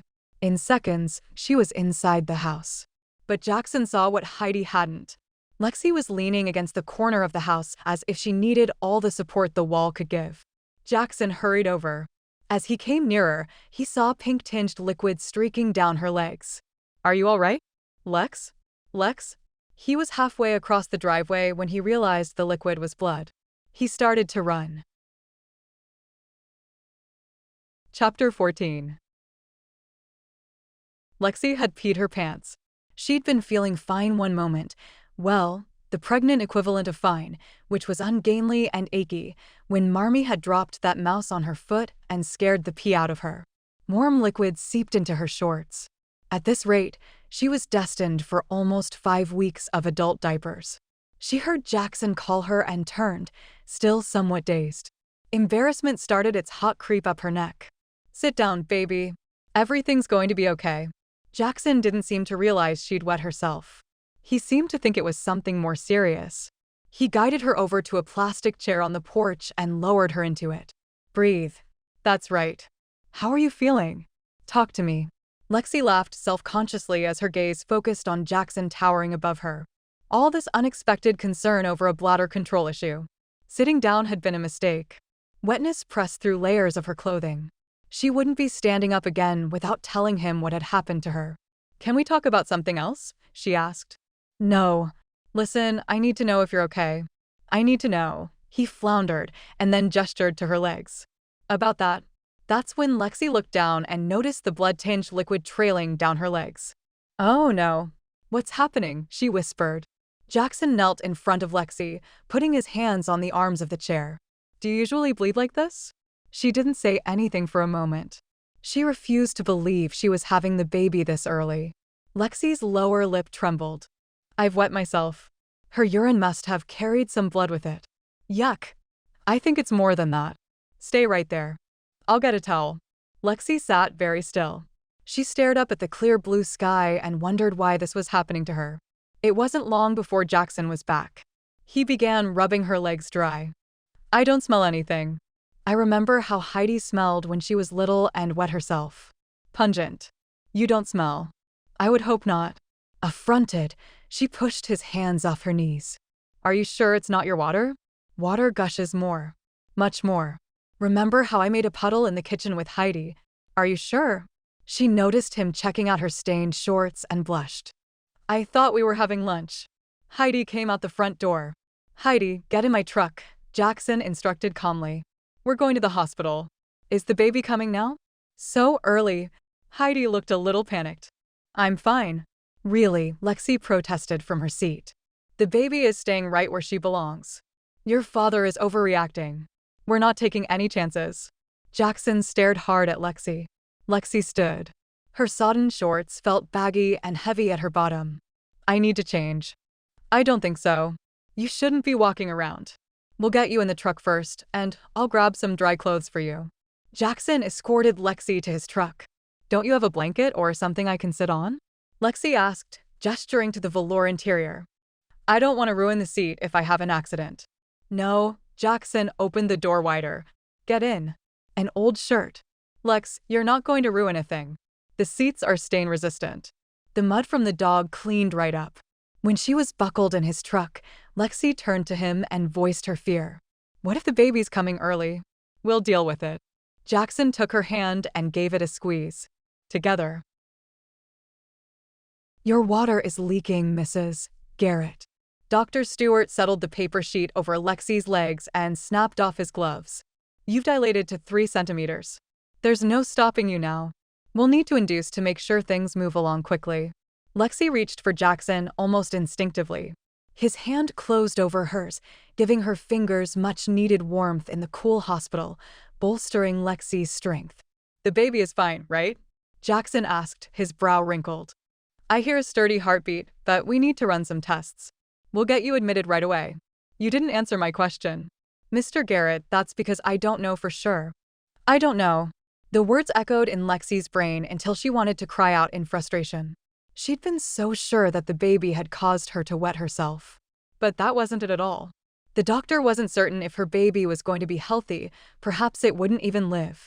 Struggling to be rational, Lexie rejected those negative thoughts even as her emotional side clutched the possibility of loss and started to grieve. How naive she'd been to have assumed this pregnancy would be as smooth as her first, that she'd be able to hold a healthy baby in her arms after 9 months of waiting, given all the problems she'd had conceiving. The baby within her womb may never live beyond its first few minutes or hours of life. Tears welled in her eyes and Lexie gripped Jackson's hand tighter, moaning softly as despair threatened to overwhelm her. She was glad that Mary had arrived and taken Heidi to the waiting room. "Don't," Jackson said, gently holding Lexie's chin in his free hand and turning her face toward him. He smiled reassuringly, no trace of the emotional upheaval she was experiencing showing on his face. "Our baby is going to be fine." Lexie stared into the depths of Jackson's bright green eyes, wondering how he could be so sure of himself, so resolute. He wasn't a doctor. Yet he looked at her unflinchingly and made her a promise: this baby would be fine. And, despite her panic, she believed him. She knew now why men followed him to fight against wildfires. He made them believe in themselves, gave them courage. She attempted a smile that was much too wobbly, asking something of him that would most likely break her heart later. "Don't leave me." Never. Despite everything she'd done to him, her kicking him out, demanding a divorce, he still loved her. Lexie glanced once at his wedding ring before making up her mind. She loved him enough to try again. The next time he asked her to marry him, she was going to say yes. Nurses and specialists came and went through Lexie's room. A nurse administered N4 and strapped monitors to Lexie's belly to report the baby's heartbeat and contractions to the nurse's station. Jackson, used to being a man of action, sat by and did nothing aside from keep a smile on his face that seemed to give Lexie hope. She held on to his hand, occasionally squeezing his fingers when a comment from a specialist worried her, but otherwise, she didn't speak. They were allowed visitors. His mother brought Heidi in, along with Cyrus. When Jackson gave Cyrus a look that questioned his presence, Cyrus shrugged and said, "I go where I'm needed. Besides, I thought it was time to give Rob a taste of what it's like to be incident commander, and NFC didn't object." "You insisted on driving me," Mary quipped, almost as if she were trying to distance Cyrus for some reason. Cyrus didn't say anything, and the room was saved from an awkward silence by the appearance of the sonogram technician. He discreetly repositioned Lexie's blankets and gown, then ran his instrument across her belly before announcing, "It's a boy." Lexie and Jackson exchanged looks and laughed together for the first time in months. Her smile chased away the doubt in Jackson's heart. Everything was going to be okay with them. The mood in the room lightened considerably. Mary hugged Heidi, while Cyrus leaned up against a wall and beamed. "I guess we won't be naming him Henriette after all," Lexie said gamely. "Phew." Jackson grinned. He swept Heidi up in a hug. "How do you feel about having a little brother?" "Sweet. I'll teach him how to raft and throw the ball for Rufus." His mother had tears in her eyes. Cyrus moved closer and put a hand on her shoulder. After a moment, his mom reached up and gave his hand a squeeze. "Life does have a way of moving you." His mother struggled not to cry. "When you least expect it," Cyrus said softly, as if for her ears only. Jackson exchanged a glance with his mentor. Socrates' interest in his mother seemed more than platonic. Was Jackson reading more than was there, or had Cyrus's comments from the other day at base camp just put ideas in his head? Cyrus gave Jackson the briefest of nods, as if confirming that he was, indeed, becoming part of Jackson's family. "Since Henriette is out, what would you like to call him?" Lexie said, her voice wispy. "Are you stuck on names beginning with H?" Jackson pulled Heidi closer to Lexie's bed, wrapped an arm around his daughter's narrow shoulders, and reached for Lexie's hand. For the moment at least, it seemed he had his family back. "I know it's sappy, but I like the idea of having kids with the same initials." Tears glistened in Lex's eyes. Lexie rubbed the small section of her stomach not covered by electrodes and belts, stroking the baby lovingly. He could tell she was worried. He was worried too. His mother sniffed. In a minute, Jackson suspected the whole place was going to need a box of tissues. How about Haywood? His mom offered, sitting forward. Sarusa's hand fell away from her shoulder. Jackson shook his head. Hayseed plowboy. Harley, Heidi suggested. A tattooed, leather-vested man with a big belly? Lexie laughed and Jackson relaxed, enjoying the moment. Mary's brow furrowed. Howard, the accountant that embezzled all that money from Bertie? No. Jackson rolled his eyes. Remember that guy Teresa dated? The bald guy. Jackson racked his brain for the name of the boy his sister used to date. Hunter, wasn't it? Lexie shook her head with a weary smile. That reminds me of men killing Bambi. Good thing Teresa moved to Montana, Jackson said. No one teases my sister about her dates, past or present, without a fight. I'll call her when I get home. She'll be worried. Mary wiped her nose with a tissue. Maybe we should go back to Henriette, Heidi said, giving everyone a good laugh. Then Saru spoke up, surprising everyone. What about Henry? Jackson exchanged a glance with Lexie and nodded. Henry's not bad. It wasn't. And the fact that Cyrus had proposed the name seemed to make Jackson's mentor even more a part of the Garrett family. Lexie smiled. I feel better now that we've given him a name. Jackson knew what she meant. Henry. In that moment, their baby had become more of a person. And soon, Jackson would be able to hold him. But the light moment didn't last. Things were happening too fast. The nurse applied an internal stimulant to Lexie to induce labor, then raised the hospital bed so that her feet remained higher than her head for an hour. By nightfall, Lexie had received 2 labor-inducing treatments with no action and was complaining of a headache. Maybe you should have eaten more, Jackson said, after Cyrus had taken Heidi and his mother home. Lexie barely made a dent in her tray of hospital food. Maybe you should have brought me a pizza. Her words were flat and lacking energy. I could call for one now. Jackson would, too. He stroked her brow, pleased that she was letting him touch her and taking every opportunity to do so. Don't. The doctor would freak out. Jackson gazed at Lexie. Would it help if I gave your tummy a massage? It had been 12 years since their last prenatal course, but he still remembered how. She blinked up at him for a moment, and he could see her debating. Then she pushed herself up and inched forward on the mattress. Pausing only to take off his boots, Jackson climbed as gently as possible onto the bed behind her, making a V with his legs and easing her back against his chest.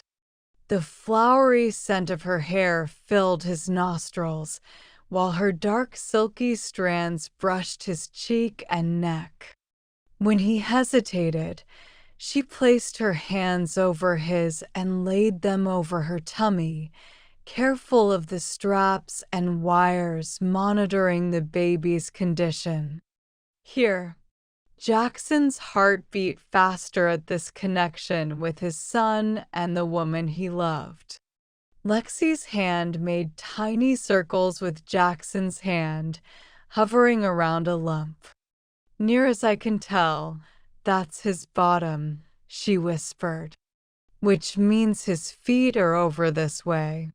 Jackson let his hand slide across her tummy to the other side. She turned, her blue eyes raised to his, dark with invitation, and he knew they were going to kiss. Slowly, savoring the moment of anticipation, he leaned over, sliding one hand around to the small of her back while the other supported her head. He pulled her closer until the curves of her body melded against him. Their lips made gentle contact. Home. No one knew Jackson the way Lexie did. She held on to him just the right way.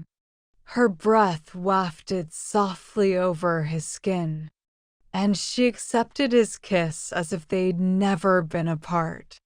He settled her back against him with a contented sigh and continued to massage her belly. Do you remember the day you first spoke to me in Mrs. Faust's class? Lexie asked. Attila the Hun's class? Jackson searched his memory, coming up blank. I must be getting old, I don't remember. Sorry. Logan was messing around with Bobby Braden before class, and he bumped into me. Everything went flying, my books, my binder. Even you. I remember now. You caught me. She took his arms and wrapped them tighter around her. You were my hero then. Jackson paused. He'd been about to ask her to marry him again. But he wasn't anybody's hero. Chapter 15. When Dr. Stewart came to check on her at 2 in the morning, Lexie announced, "We've decided to call the baby Henry." Dr. Stewart looked less than pleased that they'd named the baby. Lexie was reminded of a stray cat she'd fed for a time when she was a kid. Her mother had cautioned her not to name it, but Lexie had done so anyway. It'll just hurt that much more when he runs away or gets hit by a car if you give it a name. Lexie's mother, ever practical, had warned her. Lexie hadn't wanted to listen. Back then, Lexie had been an optimist and searching for any love she could get. She'd named the cat Ruffles and she'd played with him every day. Until a few weeks later when she'd found the cat's lifeless body in the gutter of the busy street they lived on. Now Dr. Stewart seemed to be doing much the same as her mother, sending shafts of doubt to the foundation of Lexie's hard-won optimism. You have a delicate constitution when it comes to babies, Mrs. Garrett, as we learned from that miscarriage last year. We always take every precaution in a situation like this, but… To Lexie's dismay, the doctor droned on. Jackson's expression had turned to stone. He nodded curtly to the doctor when he'd finished his "don't worry, but don't get your hopes up" speech, but didn't say a word. "I'll check on you again in a few hours." Dr. Stewart disappeared out into the hallway, leaving Lexie alone with Jackson. "What's he talking about, Lex?" There wasn't even a trace of a smile on Jackson's face. Lexie chose to ignore Jackson's question, looking instead at the muted television. What could she say? She'd been pregnant twice in the past year and hadn't told him either time. "It doesn't matter now," Lexie said wearily, when she couldn't stand the silence any longer. "It's in the past. Was it mine?" Lexie nearly cried out because his doubt cut her heart. "How can you ask that?" Jackson didn't say a word, didn't make light of the situation or tell her it didn't matter. The silence between them became unbearable as it never had been before, because Jackson had never stared at her with so much raw pain in his face. She should have told him. "When?" he asked in a cold voice. Lexie shivered. In all their time together, he'd never been this disappointed in her. But she'd been the one whose expectations weren't fulfilled. He'd been nowhere to be found when she needed him most, when she was scared, bleeding and alone last summer in this same hospital. The memory gave her strength. "Do you remember the day I asked you to move out?" Lexie held her head up and met his steely gaze squarely. "I asked you to meet me for lunch. We'd grown so distant. I just found out about the pregnancy and I was ecstatic about the baby. I thought it was a sign that we were meant to be together. I thought you'd be happy." Her fingers gripped the blanket. "I wore your favorite dress. And I sat at Giuseppe's for an hour while I waited for you. I drank so much water that I had to use the bathroom. Only, when I went to the bathroom, there was blood." Lexie closed her eyes. So much blood.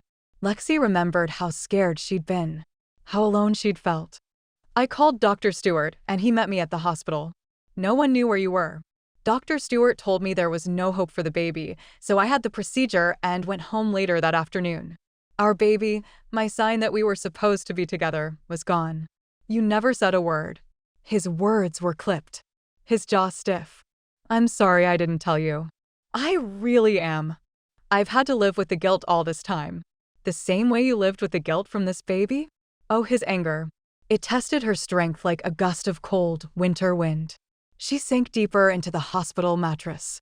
"Maybe it wasn't the keep me up at night type of guilt, because I thought I was doing the right thing for both of us.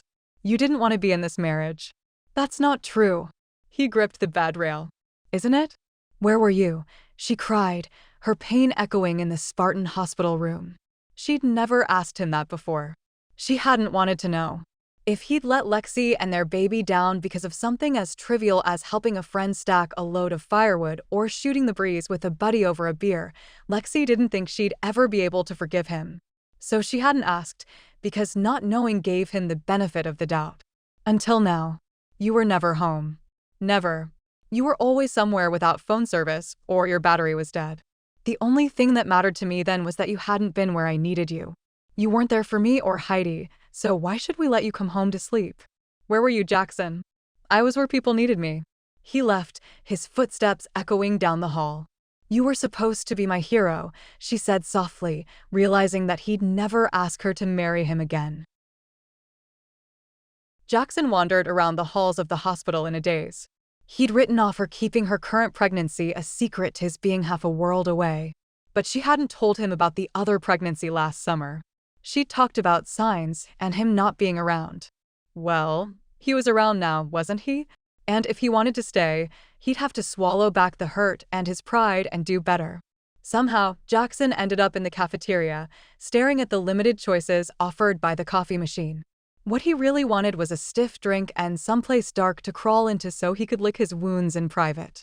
How could he even pretend she still loved him when Lexie had deceived him twice in 1 year? He was deluding himself. Thick black coffee poured out of the machine before Jackson even realized he'd inserted money. He took the steaming hot cup over to a table by a window, turned a chair so that his back was facing the rest of the deserted, sterile room, and then stared at his empty reflection. Why would Lexie keep a pregnancy and miscarriage from him? She'd gone through something devastating, physically and mentally. And she'd done it alone. He'd had no idea that she was grieving or upset over more than his standing her up. And she'd been prepared to do it again while he was in Russia. Jackson propped his feet on a chair and tilted his head to the ceiling, searching for clarity in a world that had suddenly become too murky to navigate. With the fingers of his right hand, he spun his wedding ring slowly around his left finger. Bit by bit, fragments of conversation came back to him. Lexie considered him an absentee father and husband. Maybe there was something to that accusation. Jackson certainly couldn't refute it. Lexie was so competent, so good at doing things on her own, that Jackson often jumped at the chance to help a neighbor in need.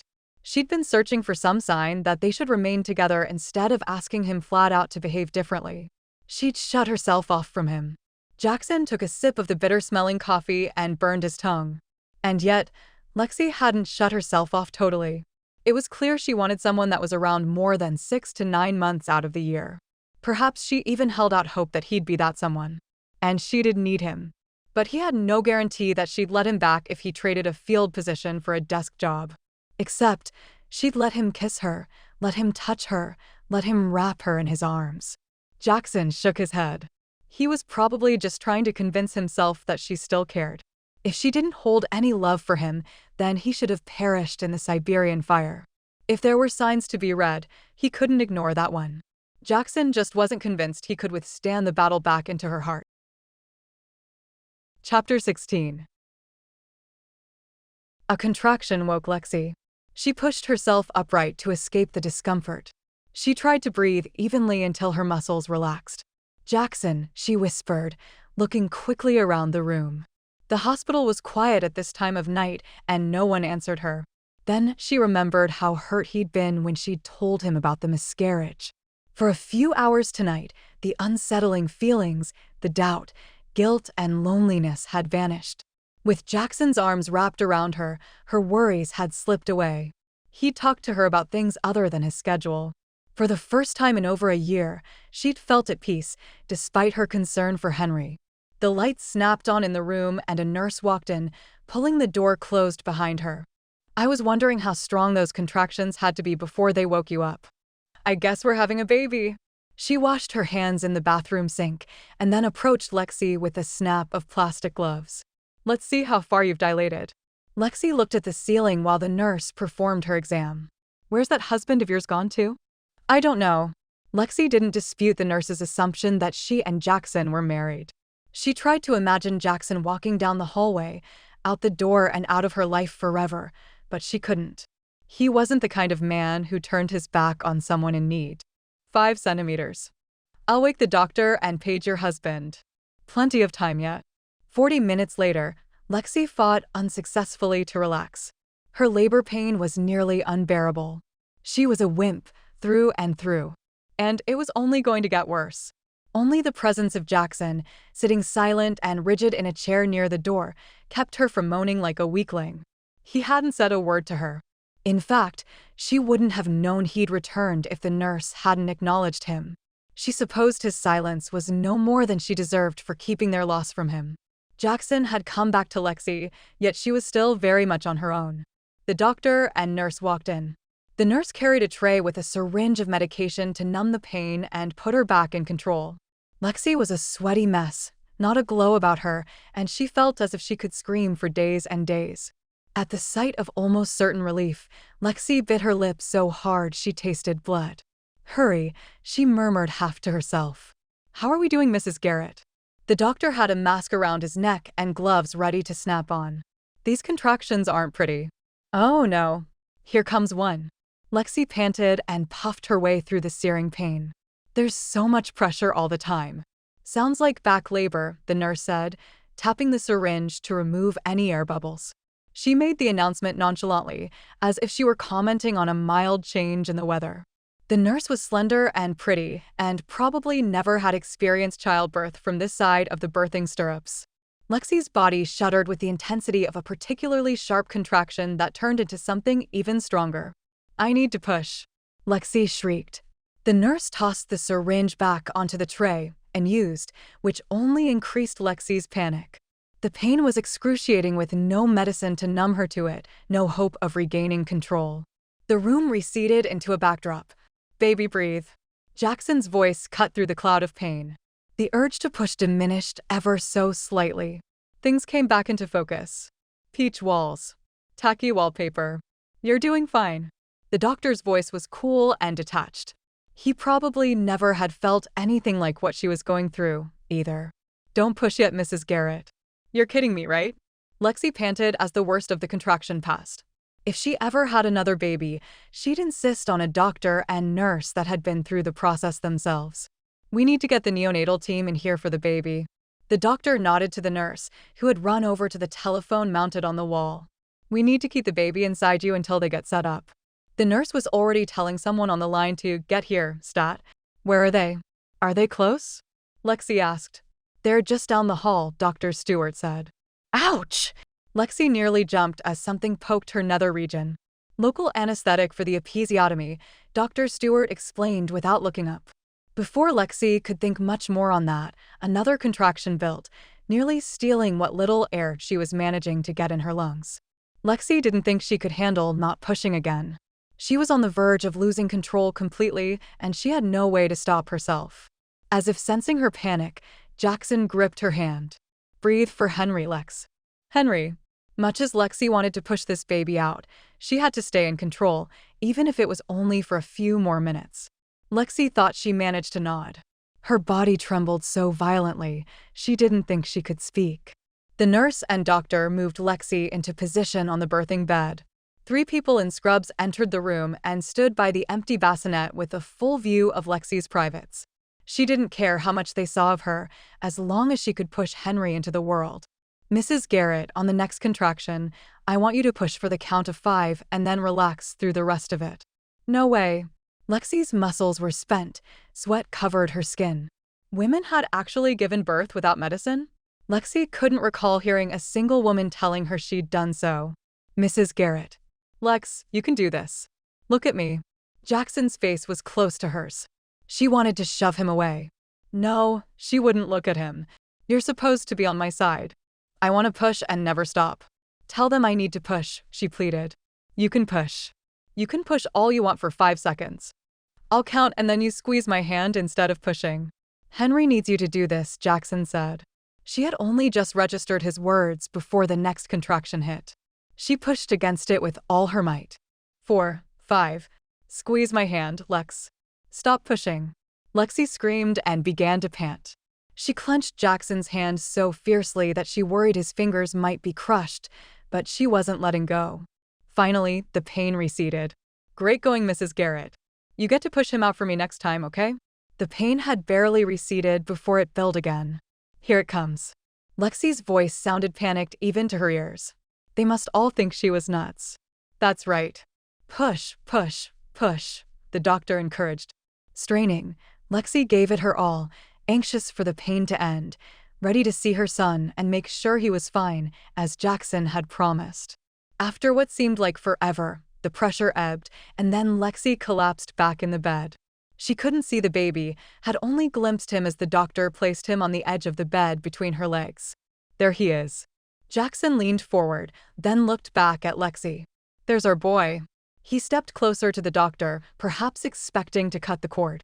He'd cut the cord for Heidi. I'll be cutting the cord, Mr. Garrett. Nurse, Dr. Stewart efficiently clamped both ends of the cord, severing the connection between Lexie and Henry. We need some time, Mr. Garrett. The nurse guided Jackson back toward the head of the bed. Jackson's brows pulled together with worry. The people around the bassinet were crowding forward. One man reached for Henry. Lexie didn't even know his name, or if he was a doctor, or just some random stranger who'd been lurking in the hall. This was so terribly different from her first pregnancy, where things had generally been relaxed and she knew everyone in the room by name. Lexie lifted her head so that she could get a look at Henry. She had to tilt her head to see him past the sea of bodies around the table they had laid him on. He's so small and blue. Tears sprang from her eyes. Jackson, he's not breathing. What's wrong with Henry? Jackson stared helplessly as he watched every parent's worst nightmare play out in front of him.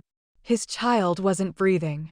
He watched the thin, grayish-blue baby that hadn't held a challenge to the heavens when he slid out of Lexie's womb. He watched the technicians or specialists or whoever they were slip tubes down his child's throat and poke needles in his tender skin. He wasn't used to watching. He was used to responding, reacting, taking charge. What are you doing to him? Jackson demanded. The birth of his child, an event that was so beautiful the first time he'd experienced it, had been marred. First by Lexie's betrayal, then by the unthinkable. What if Henry died? Jackson tried to choke back his doubts. He'd only just found out about the child he'd lost last year. He hadn't even had time to grieve. Maybe a man like him, a man who'd taken unthinkable risks and paid for them with the life of another, didn't deserve any more miracles. Suddenly, Jackson's throat was too dry to swallow. Mr. Garrett, we need you to back away and give the team room. It took a moment for Jackson to realize what the maternity nurse was saying. He hadn't been aware that he was standing at the shoulder of one technician. Sorry, he mumbled. He looked at Lexie. The doctor stood between her legs delivering the afterbirth, while Lexie cried quietly. Why didn't you tell us he was sick? Jackson looked around the room, willing someone to answer. Jackson didn't look at Lexie again. He wanted to be strong and positive and a man. He didn't want to cry. What are they doing to him? Jackson asked again. The question was directed at anyone and no one. He paced the floor, filled with helpless energy. Your son is having trouble breathing on his own. Please let them do their work, Mr. Garrett. Dr. Stewart said this without looking up from Lexie. Lexie. Jackson snuck a glance at her face. She made a groaning sound when their eyes met. You don't think he'll make it, she said. I didn't say a word. How did she read him like that? Jackson spun away and paced to the door. He could leave. He could just walk out into the hallway and wait until it was over, leaving two people in the room that needed him. Jackson turned back around. Reluctantly, his gaze returned to Lexie. His chin lifted. He'll make it. You don't believe that, she accused. Why would you say that? He looked at the odd pattern of her hospital gown sleeve so that he wouldn't have to look her in the eye. Because I can see it in your eyes. You never smile with your eyes when you're just being polite. Her hair was plastered to her forehead, her face as pale as the sheet. There is no difference in my smile. A smile is a smile is a smile. She wiped away a tear almost angrily. Don't give me that. You have a smile for every occasion. Cut the crap, Lex. You're reading more into things than are there. Only, that wasn't true. He didn't want her to be able to read him, not now, when he was so near emotional collapse. He'd finally realized she couldn't possibly love him, and now his son might not last through his first hour of life. Mr. and Mrs. Garrett. Dr. Stewart snapped. Now isn't the time to argue. I want to help my son, Jackson said hoarsely, his fists clenched at his sides. I need to help my son. Unless you're a specialist with premature babies, there's nothing you can do right now. Dr. Stewart's eyes held Jackson in place. Sit down, Mr. Garrett, or I'll have you removed from the room. Jackson sank into a chair and cradled his head in his hands, unable to shake the feeling that all was lost. Chapter 17. Your baby is stabilized and in our neonatal intensive care unit, the nurse said as she came back into the room. Would you like to see him? Yes. Lexie and Jackson spoke at the same time. They'd been sitting in silence for nearly an hour. Occasionally, Jackson would pace the hallway, but he always returned to her. For now, Lexie pushed herself into a sitting position, ignoring the white-hot numbness between her legs. The doctor thought she might have mild nerve damage from the quick onset of labor. If this was mild, Lexie felt sorry for women with more severe nerve damage. Jackson took her arm as her bare feet hit the floor, which was good because her legs shuddered and buckled. Do you need a wheelchair? The nurse asked. No, Lexie preferred to rely on Jackson as long as he let her. I'm sorry, she said to Jackson, looking at the toes she hadn't seen in months. This should have been a joyful time. Right now she should be reveling in details like how much her baby weighed or how long he was. Instead, she was experiencing dread because her baby's life was in danger. You're exhausted. Lean on me. Jackson's words were comforting even if his tone was cool. They walked down an endless, empty hallway. Lexie wheeled her forced stand awkwardly along beside her. At this time of night in the hospital, there weren't many people up and about. Lexie gripped Jackson's arm so tightly that she thought he might complain, but he kept silent, and once more, Lexie felt the chasm widening between them. When they got to the NICU, a different nurse took them to a side room. Please scrub up every time you come in to visit. All the way up to your elbows. Lexie washed up, being careful of the 4-tube in her hand, and tried not to cry. The nurses spoke softly behind her. Lexie only caught one word, emotional. She certainly deserved the label. She'd been out of control during the delivery, and later unable to resist taking Jackson to task for thinking Henry would die. She had depended upon Jackson to keep believing in Henry, and when he hadn't, she'd been overcome with fear for their child. They were escorted into a large room with 8 small, tall beds and high-tech equipment lining the walls. It seemed chillier in here, all these tiny babies with tubes and wires and noisy machines attached to them. Is this where babies come to die? Unaware of Lexie's agitation, the 2 nurses led them to an open bed with a diminutive baby in it. One nurse took out a Polaroid camera. Smile, she said, and snapped their picture without waiting for them to respond. Now the nurses will know who. She leaned over to read a card taped to the plastic bed Henry's parents are. Then she left the room. The other nurse checked Lexie's ID bracelet to Henry's, making sure they matched. Her baby's breath came in shallow gasps, as if he had to fight for each little amount of air.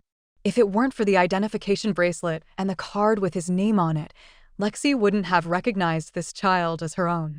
The tubes and tape attached to him covered any features she might have recognized.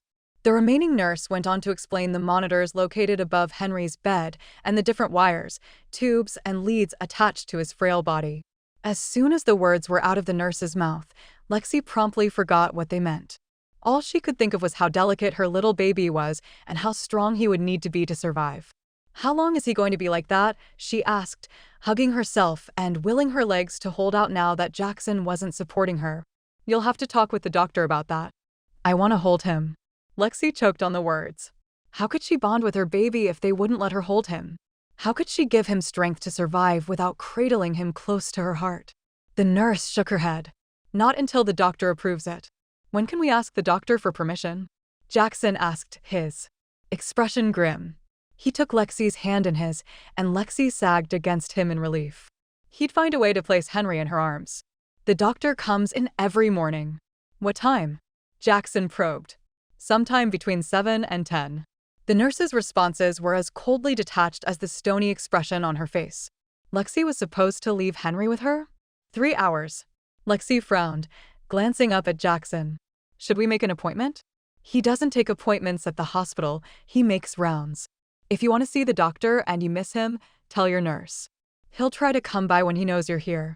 Lexie blinked back tears as a nearly overwhelming feeling of hopelessness engulfed her. The nurse continued with her list of instructions. You can be in NICU anytime round the clock, except from 6 to 7 when the nurses are preparing reports for shift change. Lexie looked down upon Henry, so small and helpless, almost lifeless. She put 2 fingers on Henry's little foot. Unlike Heidi's plump newborn feet, Henry's feet were thin and bony. She stroked the top of his foot with her fingers, as close as she could come to comforting her baby, to reassure Henry that she loved him and to give him the will to survive. The nurse looked up from scribbling something on Henry's chart. "Don't do that." Lexie froze. "Did I do something wrong?" "Preemies have very sensitive skin, Mrs. Garrett. You can touch him, but don't stroke him." "It's not as if I've never had a baby before. Babies love to be touched. In fact, I've stroked this one almost constantly throughout my pregnancy." The nurse raised her eyebrows and shook her head again. "Why do you even let parents on this side of the glass?" Lexie protested. Anger rose beyond her pain, heartache, and exhaustion. Jackson released Lexie's hand and wrapped his arm around her shoulders, giving a warning squeeze, cutting off her further protests. "What else do we need to know?" The nurse eyed Lexie as if gauging the mettle of a misbehaving child, before returning her attention to Jackson and his smile, which seemed to be working, since the nurse's expression relaxed a little. "Well, you'll need a breast pump. The one from the hospital is about 10 times more efficient than any over-the-counter model. If you decide to rent it, you'll need to buy the tubes and cups to go along with it. I'd recommend pumping both sides at once. Although Henry is feeding through in 4 right now, the next step is your breast milk, Mrs. Garrett, and we'll need a lot of it." "We'll take care of that right away," said Jackson. His reassurance irritated Lexie. Whose breasts were they anyway? "Freeze the milk in plastic bags that fit in baby bottles. You'll need a twist tie to close them at the top. Bring a supply of milk with you every few days in a cooler, and we'll store it here." Lexie frowned. "You make it sound as if he's going to be here a long time." The nurse gave Lexie one of those looks that made you feel as if you were a moron and not getting the message. "We give everyone the same instructions here, Mrs. Garrett." Lexie doubted it. She cast her gaze around the room at the other babies. She pointed at a chubby baby in a bed near Henry's. "How long has that baby been here?" "Mrs. Garrett, I'm sure you understand about confidentiality. I can't discuss any of the cases here other than your own." "You've been very helpful," Jackson said, again putting his arm around Lexie. She wanted nothing more than to lean into him and take some comfort in his strength, but that wasn't what he was offering. He'd put his arm around her to manage her temper. The nurse continued. "When you come in, talk a lot to your baby. He's been hearing your voice for a long time now, and even if he doesn't react visibly, it's very comforting. Please. I want to hold him." Lexie fought tears once more. She was so frightened and just wanted the reassurance of her baby in her arms. If he died without her ever holding him, she wouldn't forgive herself. "I'm sorry, but you won't be able to do that until he's more stabilized." "How soon?" she blurted. "He needs me." "I can't answer that. Each baby's progress is different. That's something you can ask the doctor about." Jackson began urging Lexie toward the door. "You need some rest, Lex. We'll come back later." "Oh, Mr. and Mrs. Garrett, one more thing. There's a service down the hall. Some parents find it helpful to talk to someone about their feelings while their babies are in NICU." "You mean a therapist?" Lexie asked, shocked. "A counselor. Someone assigned to people who couldn't handle the crisis in their lives." Lexie remembered all the detached social workers assigned to her after her father left. Their probing questions. Their penetrating stares. "Get me out of here." Lexie's wobbly legs shook even more as the adrenaline of anger coursed through her veins. When they were back in the hallway, she turned to Jackson, unable to contain herself any longer. "She thinks I'm a nutcase. She probably thinks you're a nutcase, too." Jackson seemed to freeze, although why was a mystery. It wasn't as if he had anything to hide. He was handling this better than she was. Maybe it's like she said, just the standard instructions they give. Lexie shook her head vehemently. No. The delivery room nurse was talking about us when we came in. She thought we were emotional." He put his hands on her shoulders. "We almost lost our baby back there, Lex. We still could. If only Lexie could turn back the clock." She wanted to lean on Jackson more than anything, but the tragedy of last summer and Henry's horrible situation had divided them. Jackson didn't seem ready to bridge that divide. Lexie selfishly drew strength from the warmth of his hands. "I swear to you, Henry's going to make it. Lex, you can't keep him alive by sheer will." She yanked her shoulders free and stepped back. "Don't let me even hear you talk like that. Not ever again." She pointed back toward NICU. "Henry is going to live. We're going to take him home. I'll get his crib and bassinet out of the garage. You'll see. He's going to grow up to hike and raft and play baseball. You just wait and see." Lexie turned on her heel and walked down the hall, dragging the pole with her 4-tube with her. Tears were streaming so thickly out of her eyes that it took her a few minutes to realize that she was walking alone. Jackson watched Lexie walk away.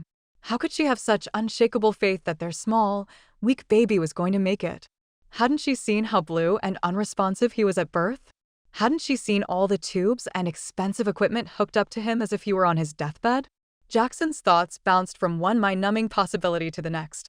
Brain damage, deformities, handicaps, hostile words from kids who couldn't help but point out Henry's deficits. Maybe he'd be better off not surviving. Turning back to the NICU, Jackson stood at the door looking in. He wouldn't wish such a hard life on anyone, but he didn't want to lose his son. Henry is going to live. Lexie's words challenged him to have faith, begged him to believe. She believed in this baby's chance to survive in a way Jackson couldn't. Jackson spun the band of gold on his finger in a slow circle. He just wished she'd believe in him too. Chapter 18. After the sun rose that morning, Lexie staggered back to NICU in her hospital gown, unable to ignore the numb throbbing between her legs. The medicine she'd been given with breakfast had only managed to take the edge off the pain. At least the 4 was out of her hand. A new team of nurses was working. Lexie couldn't believe how relieved she felt that no one who had witnessed her meltdown last night was here this morning. She scrubbed up and then entered the closed room. It's Henry's mom. A nurse looked up at her and smiled. The woman had a kindly face, but she was sliding a tube down a baby's throat, making Lexie want to gag. The tube was attached to a funnel, into which the nurse poured something thick and yellow, something that looked a lot like breast milk. Go over and say hello to your little guy. We'll be with you in a minute. This from a nurse who was placing a stethoscope on a baby in the corner. Lexie walked over and looked down at Henry in dismay. She barely recognized him from last night. He was swollen everywhere, even his face. He didn't even have the dignity of a diaper. The nurse with the stethoscope brought Lexie a stool. Hop on up. You can put a hand on him, but don't stroke him. His skin is very ticklish. She studied Lexie critically. I'm only going to let you stay about 30 minutes this time. You look a little pale. Did you bring water with you? In the midst of hitching herself up onto the wooden stool, tears pressed at the back of Lexie's eyes. She had never experienced anything so frightening, had never felt so helpless as she did now, having a sick, unresponsive baby. She was as vulnerable as Henry. I ate breakfast before I came. I drank plenty. As much as she could choke down, what with worrying about Henry and trying to keep her heart from breaking over Jackson's rejection of them both. But this time, she was to blame for hurt feelings between them. The nurse nodded. All right then. An hour, if you can take the stool. The way she said it made it sound like some sort of challenge. Then her voice softened. Would you like me to explain everything to you again? Her kindness was almost worse than the previous night's nurse barking orders. Lexie sniffed to keep the tears at bay. Please. The nurse discreetly handed her a tissue. This tube in his trachea helps him breathe. We refer to it as intubation. The tube is connected to a respirator. She pointed to a machine on the counter. Many preemies can't breathe on their own. Usually if they're born more than 5 weeks premature, they have RDS, respiratory distress syndrome. That's when babies aren't mature enough to produce surfactant, which is the fatty substance that coats the tiny air sacs in the lungs and prevents them from collapsing. In addition to that, Henry's got an infection in his lungs, similar to pneumonia, so he may have this respirator to help him breathe for quite a while until that clears up. The tube and mouthpiece seemed far too large to be forced into her baby's throat. Lexie worked hard to swallow and forced herself to watch and listen. The nurse, Helen, her tag said with a flourish of heart stickers, continued. Several times a day, Henry's lungs will be suctioned. The first step is to get the medicine into his lungs to loosen the mucus from the wall of the lung. The second step is rather alarming the first time you see it. The technician pounds on Henry's chest and back. He does that to detach the mucus in Henry's lungs before suctioning it out. Lexie must have looked frightened because the nurse patted her arm. Trust me, he's not as fragile as he looks. And the benefits are worth the discomfort. She pointed to Henry's little hand. Doctor put a catheter in his hand so we can check his blood gases several times a day. We monitor the amount of oxygen and carbon dioxide circulating through his system so that we know how Henry's illness is affecting the acid content in his blood. Lexie reached out to lay her fingers on Henry's little forearm, but didn't rest any weight on him. His arm was taped to a sandbag, the size of a man's wallet. She gave the nurse a questioning glance. I know it looks cruel, but it keeps his hand in place. Hopefully he won't have to be strapped for long. Helen's smile was perfunctory, as if she didn't want to encourage Lexie with more than words, but someone had told her to deliver this last piece of information with a smile.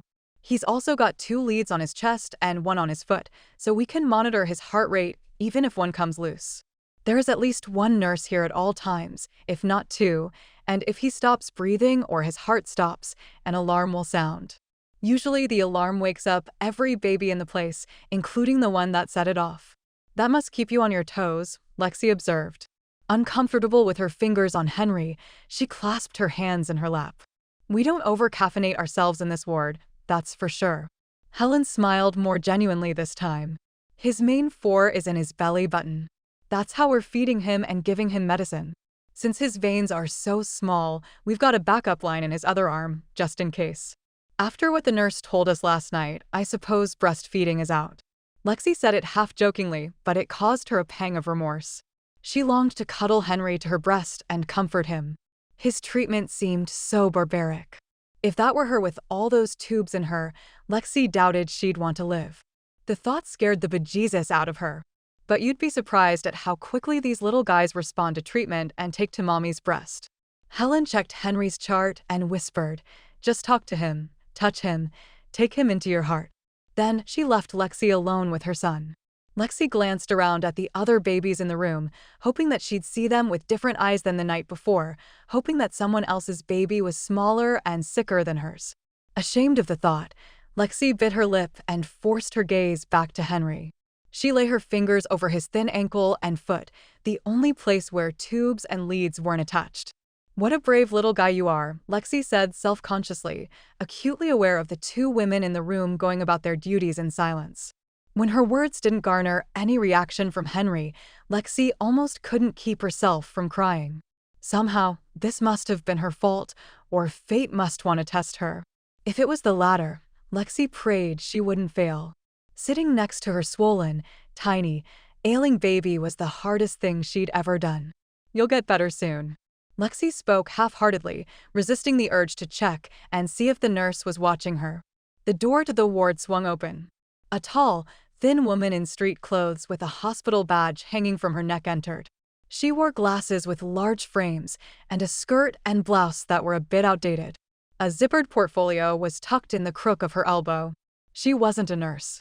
In fact, she looked like the kind-hearted, ineffectual social workers from Lexie's youth.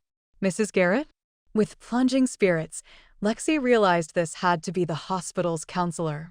If she hadn't been subjected to so many counselors and social workers in her youth, the idea might not have sent her into a near panic. Lexie studied the woman a moment before acknowledging her, needing time to collect herself. She didn't feel up to the task of appearing optimistic and well-balanced. Her life was a mess, her baby was ill, her finances were on the brink of disaster, and she was in love with her ex-husband. Lexie longed to tell the woman to go away, but knew she couldn't. Counselors were trained to collect the information they needed for their reports. Evaluate and recommend. That was their motto. Yes, Lexie finally answered, modulating her monosyllabic reply to sound like a fully functional adult. The woman crossed the room, her thick heels clicking ominously on the linoleum. She stopped on the other side of Henry's bed. I'm Edna Higgins with Patient Services. Lexie nodded, pretending she had no clue who Edna was. If you're here about insurance, you'll have to talk with Jackson. Edna's kind smile indicated she wasn't as callous as some of the other social workers Lexie had dealt with. I'm not here about billing Mrs. Garrett. I'm here to see how you're handling all this. Edna gestured around the ward. It can be overwhelming. That's an understatement. Lexie clenched her fist and slid it under her leg, grateful that her hospital gown hid it from Edna's view. She blinked back the tears, refusing to cry in front of this woman. How are you holding up? Something raw and angry clawed at Lexie's insides. She wanted to tell Edna that she'd just given birth less than 12 hours ago, that she was tired and sore in places she didn't want to be sore in, and that her heart still hadn't recovered from the sight of her baby not breathing. Instead, she said, I'm fine. Edna's eyes swept over Lexie with the practiced ease of one trained to observe. Lexie knew that the counselor was registering the fact that Lexie perched stiffly on a dunce stool and sat on her fist. Lexie eased her hand into her lap. Edna's eyebrows raised, but she didn't say a thing. It's tough seeing little babies with all these things attached, isn't it? Edna looked down at Henry. The fishing tactic. Caseworkers probed and pushed until they found your weak spot and made you blubber like a baby. Lexie hadn't sought marriage counseling for just that reason. There was nothing as humiliating as breaking down in front of a total stranger. Well, that wasn't happening today. She wasn't the frazzled woman from last night. She laid a careful hand on Henry's little foot and struggled to calm her breathing. His skin was soft, and touching him was somehow soothing. He'll make it, Lexie said confidently. She'd make sure of it. He comes from stubborn stock. Don't you, Henry? Lexie gave Edna a matter-of-fact look. When their eyes met, an understanding seemed to pass between them. Lexie knew without asking that Edna recognized she'd been in counseling before. I'll let you know if I need anything. Thank you for coming by, Edna. Edna smiled. You take care of yourself, Mrs. Garrett. Lexie spent another half-hour sitting with Henry until she couldn't stand to sit anymore. In that time, Henry didn't do anything more than exist. Lexie told herself that was enough. Later on Sunday morning, Jackson stood outside the NICU. Cyrus had granted him as much time off work as he needed. He'd gone by Lexie's hospital room first, but she'd been sleeping and he hadn't wanted to disturb her. From the window, he could see tiny babies covered with patches, wires, and tubes. Unlike the babies in the hospital's other nursery, these infants didn't move even to stretch their arms. Slowly, meticulously, Jackson scrubbed his hands and forearms. With measured steps, he entered the NICU. Two nurses glanced up from scribbling on charts when he came in. Jackson nodded in Henry's direction. That's my son. He edged closer to the bed, carefully avoiding looking directly at the helpless body and the myriad of tubes attached to him. The sight of his son scared him to the core because he had no idea how to help him. There were no chairs next to Henry's bed. Had his son been frightened, laying here all alone? Shoving his hands into his pockets, Jackson leaned against the counter. Has the doctor been in yet today? He watched Henry's heart rate and breathing patterns on the monitors. The doctor came by earlier on rounds. He might still be here. One of the nurses spoke without looking up from sliding a tube down a baby's throat. Your boys had a rough time. A man in cowboy boots and faded blue jeans darted in the door. Have you seen my pager, Helen? Jackson recognized him as one of the team that had been at Henry's birth. No, Dr. Kelly. Helen looked up from her task. Do you have a minute? I think Mr. Garrett would like a word with you. Ah, Mr. Garrett. I meant to drop by this morning to speak with you about your son. Good to see you here. The more time you spend with your child, the better. The doctor looked entirely too young to be in charge of the NICU. He couldn't be much older than Jackson. Jackson shook the doctor's proffered hand and got right to the point. I have a few questions. Shoot. How sick is my son? Dr. Kelly reviewed Henry's chart before answering. I'm not going to kid you. Your son is very sick. He's got a long road ahead of him. RDS, pneumonia, bradycardia. Jackson held up his hand before the doctor baffled him with too much medical jargon. Just tell me two things in plain English. Jackson gathered what little courage he had and forced himself to ask. Will he recover, and what permanent side effects will he have? Dr. Kelly met Jackson's gaze squarely. Preemies are amazingly resilient human beings. Their lungs and circulatory systems aren't ready to support their little bodies outside the womb. But given time, they strengthen. He shrugged, then placed a hand on Henry's leg. A little guy like yours, you'll be amazed at his progress. You'll come in one day this week and some of these tubes will be gone. He'll still be incredibly small, though, fragile by the standards of a full-term baby. None of which answered Jackson's questions. Will he live? He forced himself not to look away, clamped down on the feelings of betrayal. He should believe unequivocally that his son would live, but he couldn't. Yet, Lexie needed his conviction to support her own, to lend Henry their strength. Nothing in life is guaranteed, Mr. Garrett. All I can say is that I feel very good about Henry's chances. And permanent damage? Jackson asked through gritted teeth. Hard to tell. I don't suspect any, although some standard problems include vision and cognitive prowess. but that usually occurs in extremely early deliveries, which yours was not. However, preemies often lag behind other children in their development, particularly in the first year. The doctor talked a mile a minute. Jackson resisted looking at Henry by staring at the doctor. "Don't be fooled by the way he looks today, Mr. Garrett. You've got one strong baby here." His words were at odds with Henry's appearance. Jackson finally stared down at his baby. If it wasn't for the shallow rise and fall of his chest, Jackson couldn't have said if he was alive or not. How does something like this happen? There are lots of possibilities, mostly stemming from viruses transmitted through the mother. Toxoplasmosis is the most common cause in babies born with lung infections. For example, if your wife gardened in an area where cats defecated or cleaned out a litter box during her pregnancy, she could have been infected with a parasite that would eventually transfer to Henry's lungs. Jackson leaned back against the counter with a thump. He'd given Heidi a kitten, and she'd told him Marmee had been using the house as her own personal litter box. Jackson had been the cause of Henry's illness. He'd put his son's life in danger.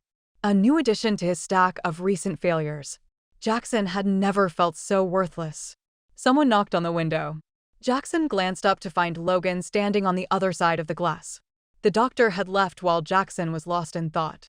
Slowly, Jackson made his way to the door. "Hey, I brought Deb in to get some tests run and decided to come see your little urchin." Logan beamed as if he were as proud of this baby as Jackson should be. "I brought him a gift. Can I deliver it personally?" Logan took a small stuffed brown bear out of his back pocket. It was about the size that Marmee had been as a kitten. Another wave of guilt and sorrow threatened to overwhelm Jackson. "Make sure he scrubs," a nurse called from behind Jackson, even as he'd been about to refuse his friend entry. Mechanically, Jackson led Logan through the ritual cleansing and then over to Henry's bedside. The bear and the boy were each so tiny that they both fit in the small plastic bassinet with plenty of room to spare. "You okay with this?" Logan asked, gesturing to the wires, leads, and machines keeping Henry alive. Jackson found it hard to speak. He was far from okay with any of this. He made a non-committal motion with his head. Luckily, Logan didn't wait for him to speak.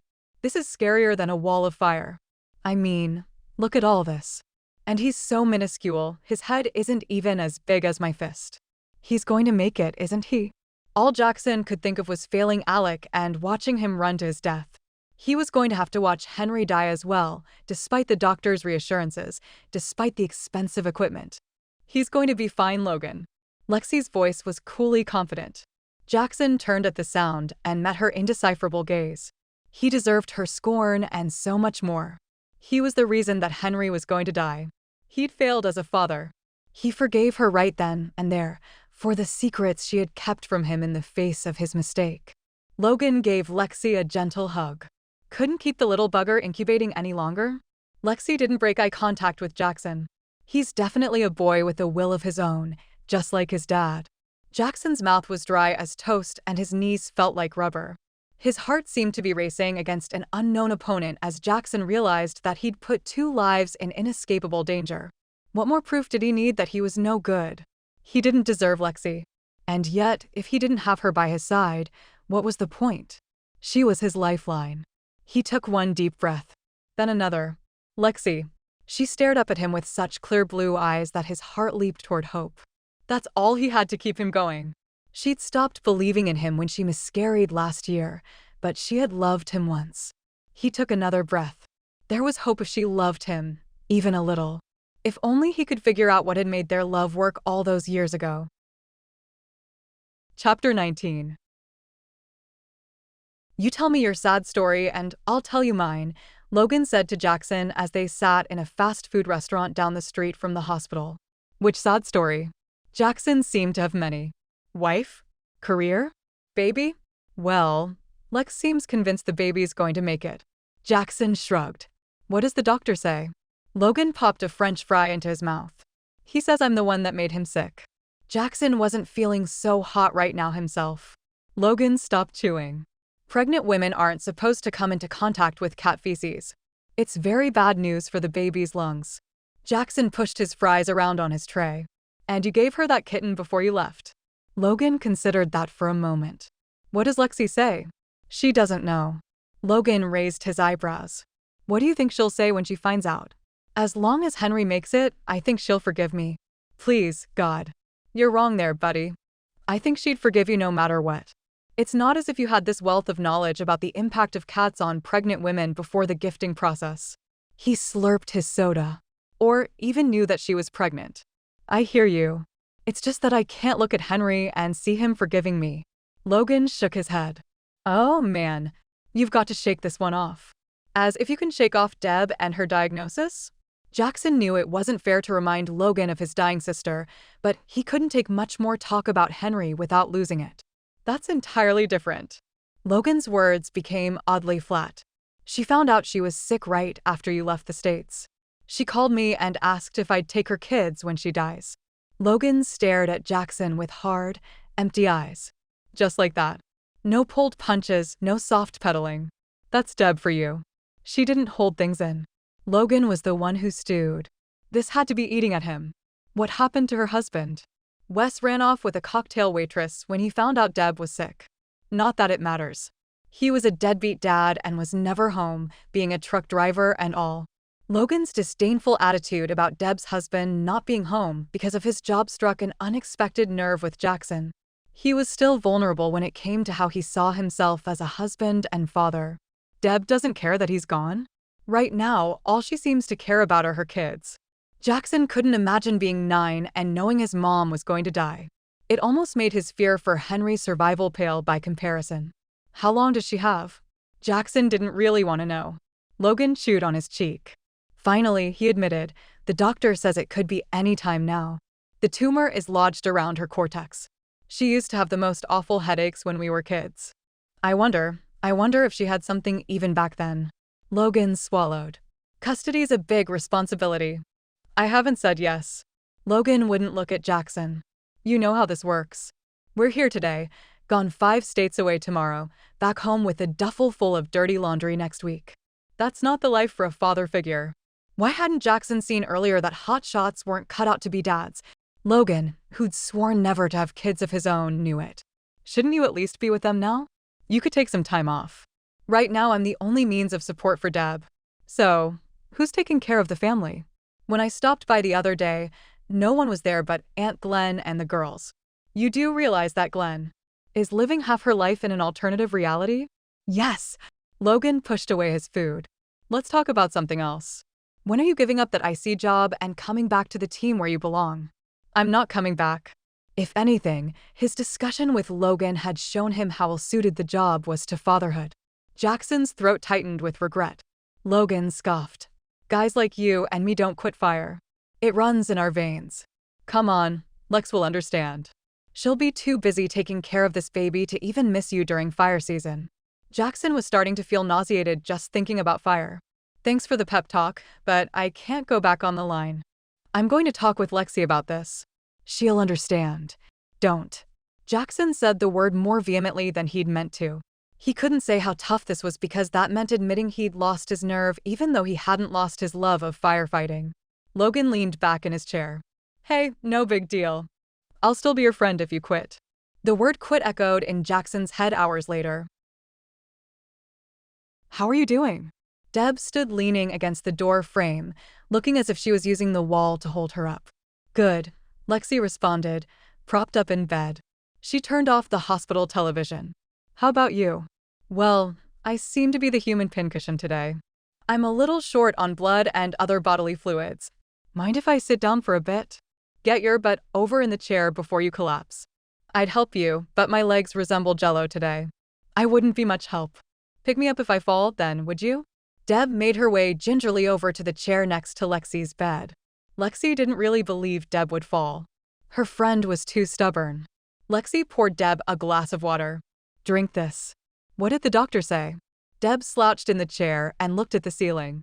Not much. Yours? They tell me enough to confuse me. They say it's up to Henry. How can a little baby decide if he's going to live or not? He's a survivor, Lex. How do you know that? Because you and Jackson are 2 of the most hard-headed people I know. Raising her brows, Lexie challenged Deb's statement. Along with Logan and me, Deb allowed with a smile.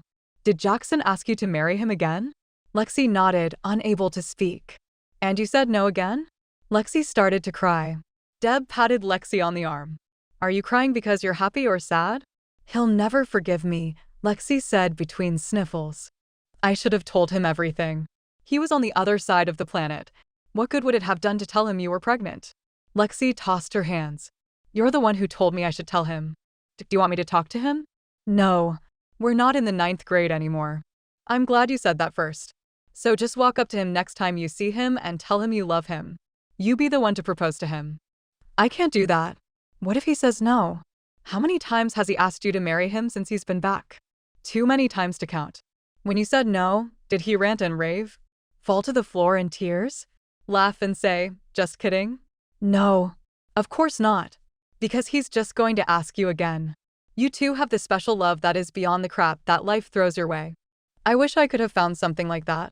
I'm sorry. Here I am, blubbering about my troubles. And Lexie started crying again. I promised myself a long time ago that I wasn't going to cry the rest of my life away, so you just stop the waterworks right now. Deb looked as close to tears as Lexie had seen her in months. I have something important to ask you. Anything. You should try remembering that word and use it when Jackson is around. Lexie took a deep breath and hiccuped. Better. Deb sat back in the hospital chair. I haven't seen Wes in months. I left him a message on his cell phone saying that I didn't want him to have custody of the girls. I've asked Logan to be their legal guardian. He'll do a wonderful job. I think I shocked him by asking. I talked to him about it a few months ago, and he kind of got this glazed look on his face. I could tell he was thinking of our dad. He seems to think he's carrying around the defective McCall gene, the one that makes men abusive to women and children. Deb's dad had taken out his frustrations on his wife and 2 kids, culminating in one particularly ugly day when he'd argued with his wife, shot her, and then shot himself. Logan would never hurt those girls. Lexie rose to Logan's defense. I know that. You know that. I don't think Logan knows that. Why do you think he doesn't keep a steady girlfriend? He's got to hang up a mile wide over this heredity thing. Deb stared at her feet. If he doesn't come through for me before, I want you and Jackson to help Logan with the girls. They don't know their dad. And he doesn't want them. Of course I'll help Logan. I'm sure Logan won't bail on his duty. But what about Wes? He doesn't want me or them. Deb's voice was small. Then her gaze focused on Lexie. I don't want to ask you to take this on alone. I mean, I know Logan can depend on you to help with Tess and Hannah. But I'd feel better about it if you had someone to lean on, someone like Jackson. Chapter 20. What are you doing with all this junk? Heidi asked. The garage was filled front to back with boxes, bags, piles of things, blankets of dust and lacy cobwebs.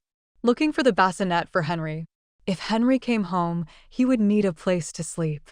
Whether his son came home or not, when Lexie returned to find the bed set up, it would ease her mind. Jackson was also looking for the key to Lexie's heart. He wanted proof that his marriage hadn't been a farce from day one. They'd been in love once. Jackson wanted to remember a time when he hadn't put all others before Lex. He'd uncovered many memories as he searched the garage looking for Heidi's bassinet. The Christmas boxes were piled in front.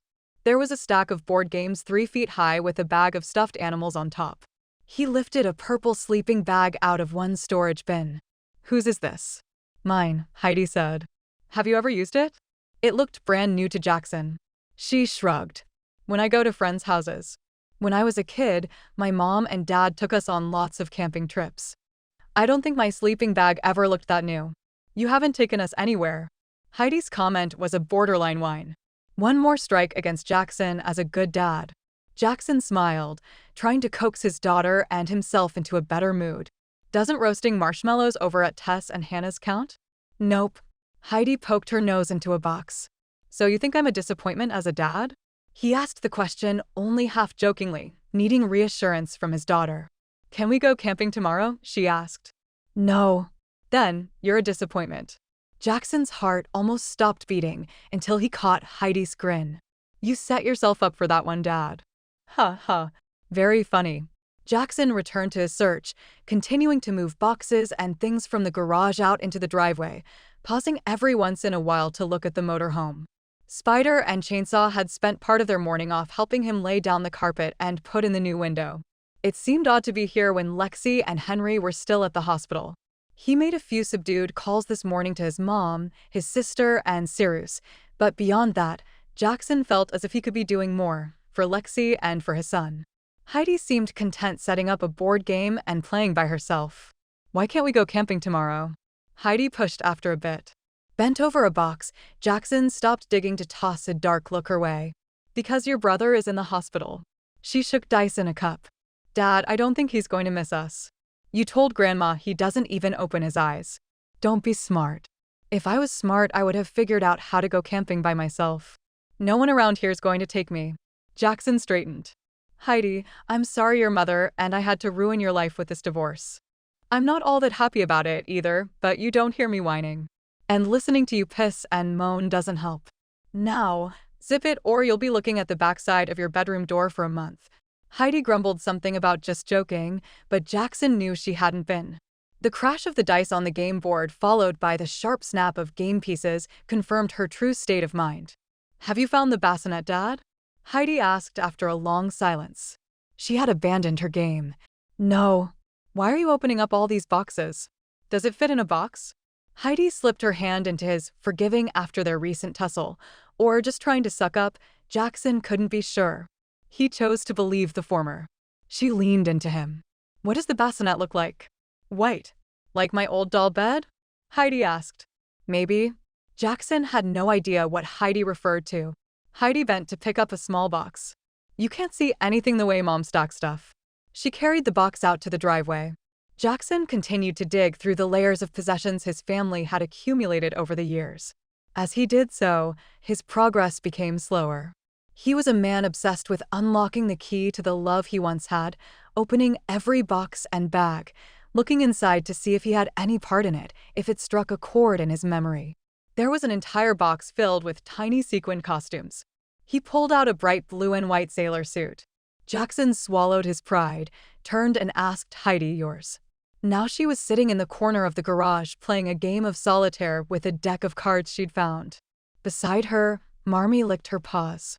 One quick glance at what Jackson held and Heidi was back to her game. "From my first year in dance." Her tone indicated he should have known that. "It would be nice if they'd have a winter dance recital," he grumbled. "It's a 2-hour show once a year, Dad. Mom makes it every time." He turned back to his task and dug through a box of toys, some of them sticky and worn, others looking brand new. Beneath the toys was a yellow dress. Jackson fingered the smooth, shiny material. "Now, this is something I remember." "What's that?" Heidi moved closer, her flip-flops snapping with each step. "Your mom's prom dress." Jackson stood and shook out the dress. Heidi's eyebrows rose an inch. "She was fat." "No, she was beautiful," Jackson corrected, falling into the memory. "We got married on Easter weekend." The prom was in May, and Lexie had been plump and showing at 5 months pregnant. They'd already won the fight to allow Lexie to finish school at Silver Bend High. Jackson's mother and friends had argued Lexie's case. Lexie's mother had washed her hands of Lexie as soon as she'd heard she was pregnant. Only the fact that they'd gotten married had swayed the board to allow Lexie to stay in school. But they hadn't budged on the prom. Jackson supposed they hadn't wanted Lexie to become a poster girl for teenage pregnancies.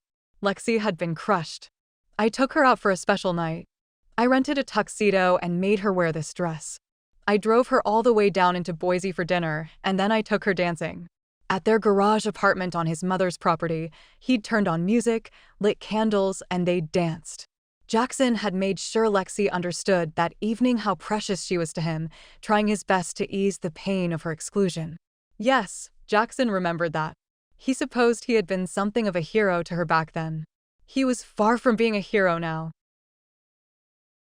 Later that afternoon, Jackson entered the tent housing incident command at the base camp of the Garden Valley Fire. It had been a toss-up as to where to go down the hill to see Lexie and stand strong next to her as she kept vigil for Henry, or return to the fire. Knowing he'd disappoint Lex if he couldn't wholeheartedly believe in Henry's recovery, Jackson chose the fire. "Didn't expect to see you here, Garrett," Rob said from behind his desk. He crunched on a potato chip. "Congratulations. It's a boy, right?" Jackson mumbled something in the affirmative and proceeded to weed through the paperwork on the command desk. "Where's the most recent map?" Having been away from the fire for 2 days, Jackson had no idea what to make of any reports without looking at the map with its fire and containment lines. Got one right here. Rob waved the colorful paper, waiting for Jackson to walk over and get it. Jackson looked at the expanded containment lines and frowned. The fire broke through again? Rob scowled. Tricky winds rode the fire up steep slopes and crossed our lines before they were complete. I know you don't agree with putting crews on those steep ridges, but it's got to be done or the fire wins. It's a risk, Jackson countered. He knew better than most the dangers of fighting fires on such rough terrain, where a firefighter almost needed rock climbing skills to ascend, making a speedy escape that much more impossible. We didn't control this beast. She's hot and moving. I guess we're not winding down yet, Rob said. And soon we'll have no choice but to fight on the ridges. Jackson flipped through the weather reports and fire behavior prediction sheets. It doesn't look good the next few days. High winds, more lightning to the north. We could get a whole new set of fires. Sometimes the fire moved so quickly through a patch that it didn't burn the trees and scrub completely. A new fire could come back through and burn the same land again. Just the thought of having to fight fires on beds of ash where a firefighter might sink up to his knees in charred debris deflated what was left of Jackson's spirits. Does Socrates know? Yeah, he got the happy news this morning. We'll have to pull some crews back in. Maybe call in some water buffalo, Jackson said, using the term for private hotshot crews. Although they had to pass similar tests to qualify for the job as Forest Service and Bureau of Land Management hotshots, the government-employed fire crews considered the private crews of lesser quality. Whether deserved or not, the reputation associated with private crews was of them sitting and drinking water back at base camp rather than champing at the bit to see some action, hence the nickname Water Buffalo. Add to that the current political practice of disbanding government teams, replacing them with water buffalo, and the belief that private crews were higher paid, and it was no wonder government fighters resented them. Jackson sorted through mounds of paperwork. Everything seemed to support that they needed to approach the fire with more aggression if it was to be contained. It meant sending more men and women into danger.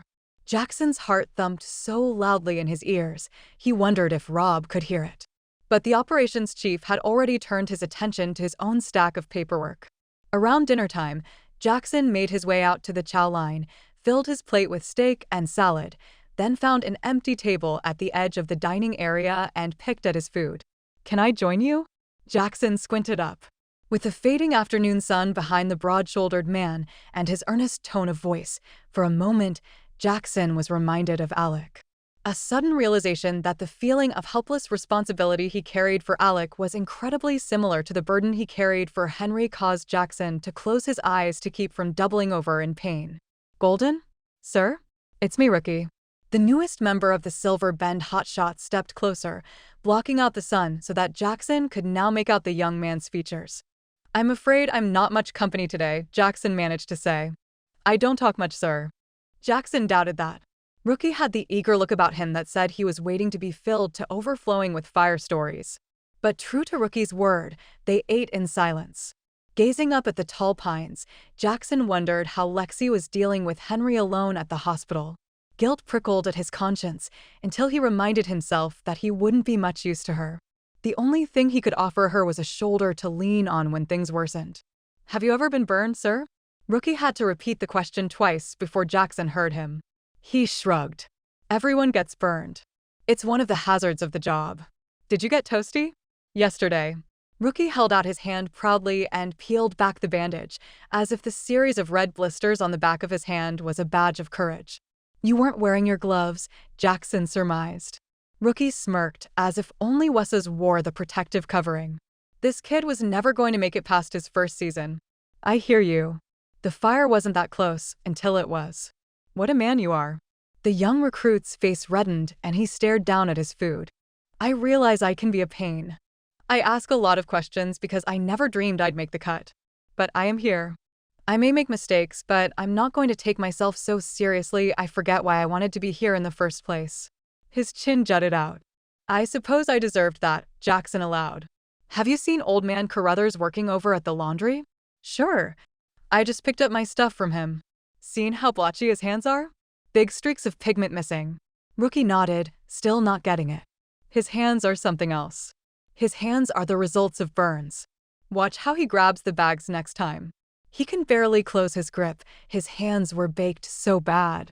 Hot shots are given equipment for a reason, not just for something extra to lug around. Rookie paled. You want a long hotshot career? You remember safety first. You stick with your team like glue. They're your family. An image of Henry's helpless little body flashed before his eyes. Your second family. Chapter 21. On Monday, Jackson brought Heidi with him to the hospital to pick up Lexie. Heidi was excited about seeing her mom and little Henry, chattering all the way down the hill into Boise. As they walked into the hospital, Heidi lagged behind. She stared into the long row of windows fronting the gift shop. "Dad," she said, then looked back into the store, pressing her face against the glass. "We should get Mom some flowers. She loves flowers." Jackson silently berated himself for not thinking of buying Lexie flowers sooner. He hadn't seen Lex since yesterday, and they hadn't parted on the best of terms. He'd left her in NICU and gone off with Logan for lunch. Oh, and a bear for Henry. A blue one. Heidi pressed her nose back to the glass. "That one, Dad. That big one. He's almost as big as me." The bear was huge and grinning, with a wide bow tie proclaiming, "It's a boy." Jackson didn't want to buy a bear, especially not the one that was as big as Rufus. It wasn't the money. It was the fact that the grinning bear might be buried with Henry. Jackson forced himself to breathe at the heart-wrenching thought. "Please, Dad." Bright blue eyes gazed up at him pleadingly. "Can I talk you out of the big one, Runt?" That bear was for proud dads and healthy kids, boys who had a bright future ahead of them. He's the only boy in the family. Heidi's eyes were wide. "Except for you and Rufus. I've got a ton of toys, but he has nothing." Jackson kneeled. "Are you sure that bear's not for you, Heidi? I mean, it's not as if Henry's going to be able to enjoy it." If he bought Henry that big bear and things didn't go well this week, Jackson would lose everything, who he was and who he loved. Heidi's expression became more innocent, if that were possible, and she shook her head, sending her riotous ponytail flying. For the first time in nearly 2 days, Jackson almost felt like laughing. "I don't know. His bed is pretty small." Jackson put a hand on Heidi's shoulder. "You know that bear's too big for Henry, don't you, Runt?" Heidi shrugged, glanced at her toes, and then looked Jackson squarely in the eye. "You should buy what you think Henry will like, because he's going to have it for a long time." "I hope so, Runt. I hope so." "You shaved your beard," Lexie exclaimed, when Jackson and Heidi arrived at the hospital to take her home.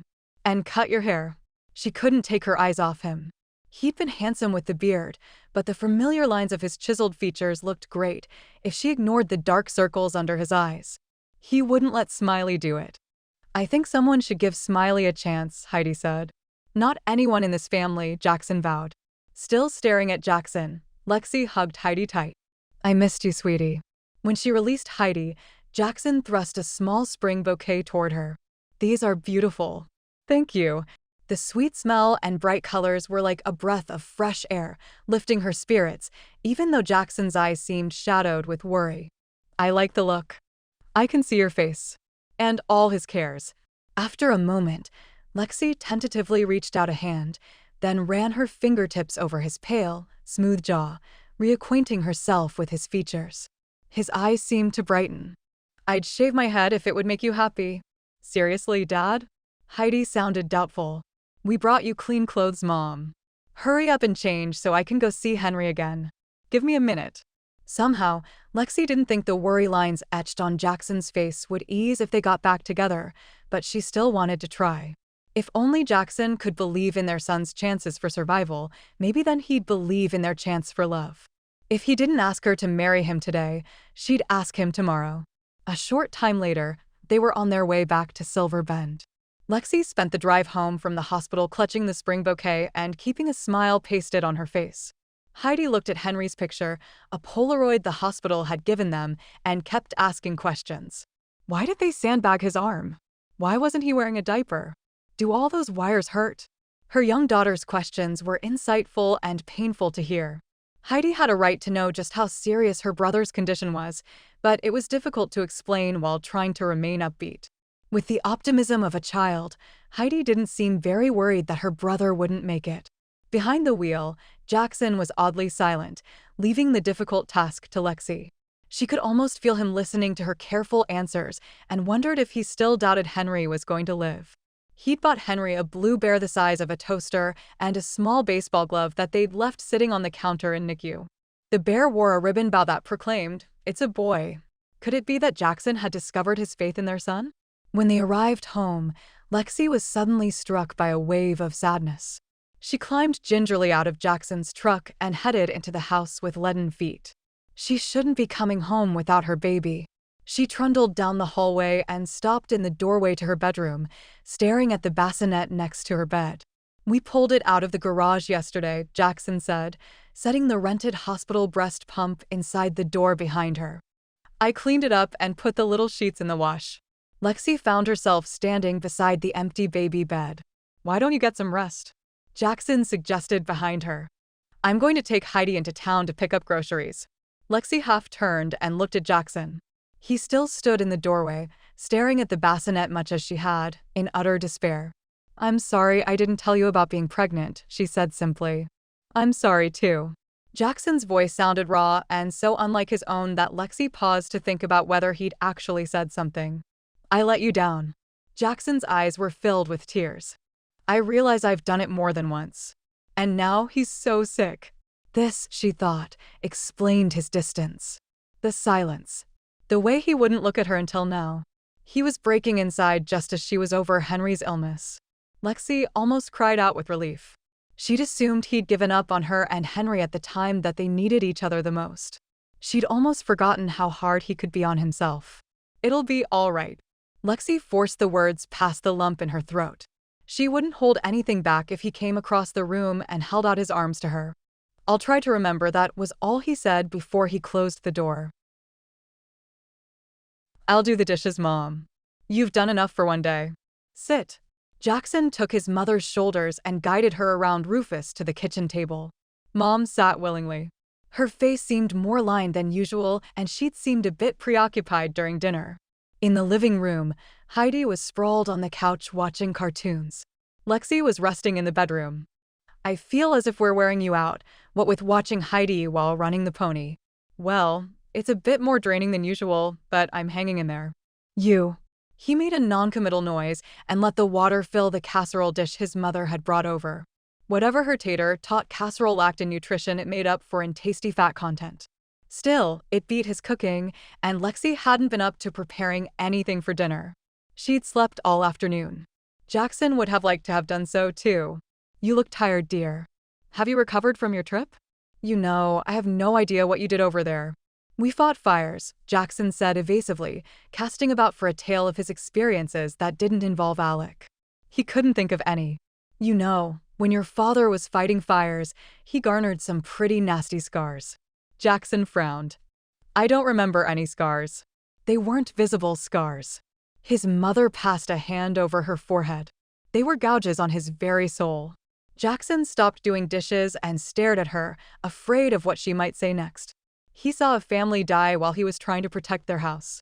Her voice was low, her shoulders hunched. He was on one side of the fire. They were on the other. Jackson's stomach protested the greasy dinner he'd eaten. He blamed himself for their deaths. Those words, spoken so softly, hit Jackson squarely in the chest and squeezed. But his mother wasn't done. "Before that happened, your father couldn't wait to be called to a fire.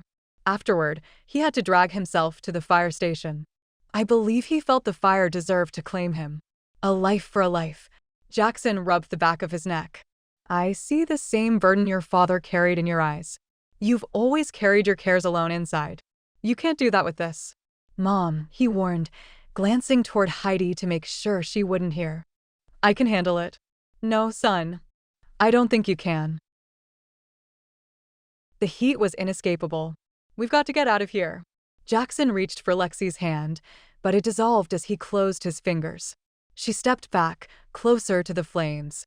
Strands of her hair lifted in the air, fanned by the waves of heat rolling from the fire. "Not without Henry." Her voice was calm, as if she had no idea the fiery monster was nearly upon them. Jackson looked down at the red soil at his feet, at the baby with wires and tubes nearly covering his frail body, shielded from the fire by Jackson's backpack. If he picked him up, Jackson knew the machines keeping Henry alive would be disconnected, all hope lost. But there was no hope here, in the midst of a sea of flame. He won't make it. We can't save him and ourselves. He needs more than we can give him. If that's true, then you go. Save yourself. Lexie stood alone against the flames. Only, she wasn't alone. Heidi was there, sheltered in the sweep of Lexie's arm. Jackson looked down at Henry one last time. Small, delicate eyelids lifted. Solemn green eyes focused on Jackson. Flames raced to his left. There was no escaping if he didn't leave now. He looked at his family one last time. Jackson sat up in the motorhome, drenched in sweat. Images of fire, smoke, and helplessness consumed him. His heart pounded against his ribs as if he'd just run up a steep slope with full gear. I wouldn't leave them, he said to the night, refuting what his mind insisted. He wasn't a good father, had failed as a husband. Struggling for breath, he repeated, I wouldn't. The words couldn't erase the sorrowful burden of guilt and defeat. Lexie awoke more hopeful than she'd felt in days. Sleeping in her own bed had helped, but it was the knowledge that she and Jackson still had a chance at happiness that made her spirits lift. They'd go together to the hospital this morning, sit with Henry, and give their son the strength he needed to get better. Then she'd ask Jackson to marry her. Even waking up to a nightgown wet from her milk couldn't upset her. This was a new day for Henry and her marriage. She heard Jackson making coffee in the kitchen and went to make the day's plans with him. Good morning, she said when she entered the kitchen, infusing her voice with cheer even though the sun hadn't fully risen over the mountains yet. Jackson started, spilling the coffee he was pouring on the counter. I didn't mean to scare you, she apologized, grabbing a sponge to mop up. It's all right. Jackson seemed to look at her differently, as if staring at something he knew he couldn't have, something he'd lost. He fingered his wedding ring. Lexie's spirits plummeted. She forced her lips into what she hoped was a reassuring smile. You know, if you give me a few minutes, I can be ready to go. Ready? Her mind finally registered that he was wearing fire clothes. The first chill fingers of disappointment settled on Lexie's spine. Ready to go to the hospital. Jackson's gaze dropped to the linoleum. I'm not going, Lex. What? Why not? He looked everywhere but at her. I've missed enough work already. If I want this job permanently, I need to make a better showing. But, green eyes finally lifted to hers.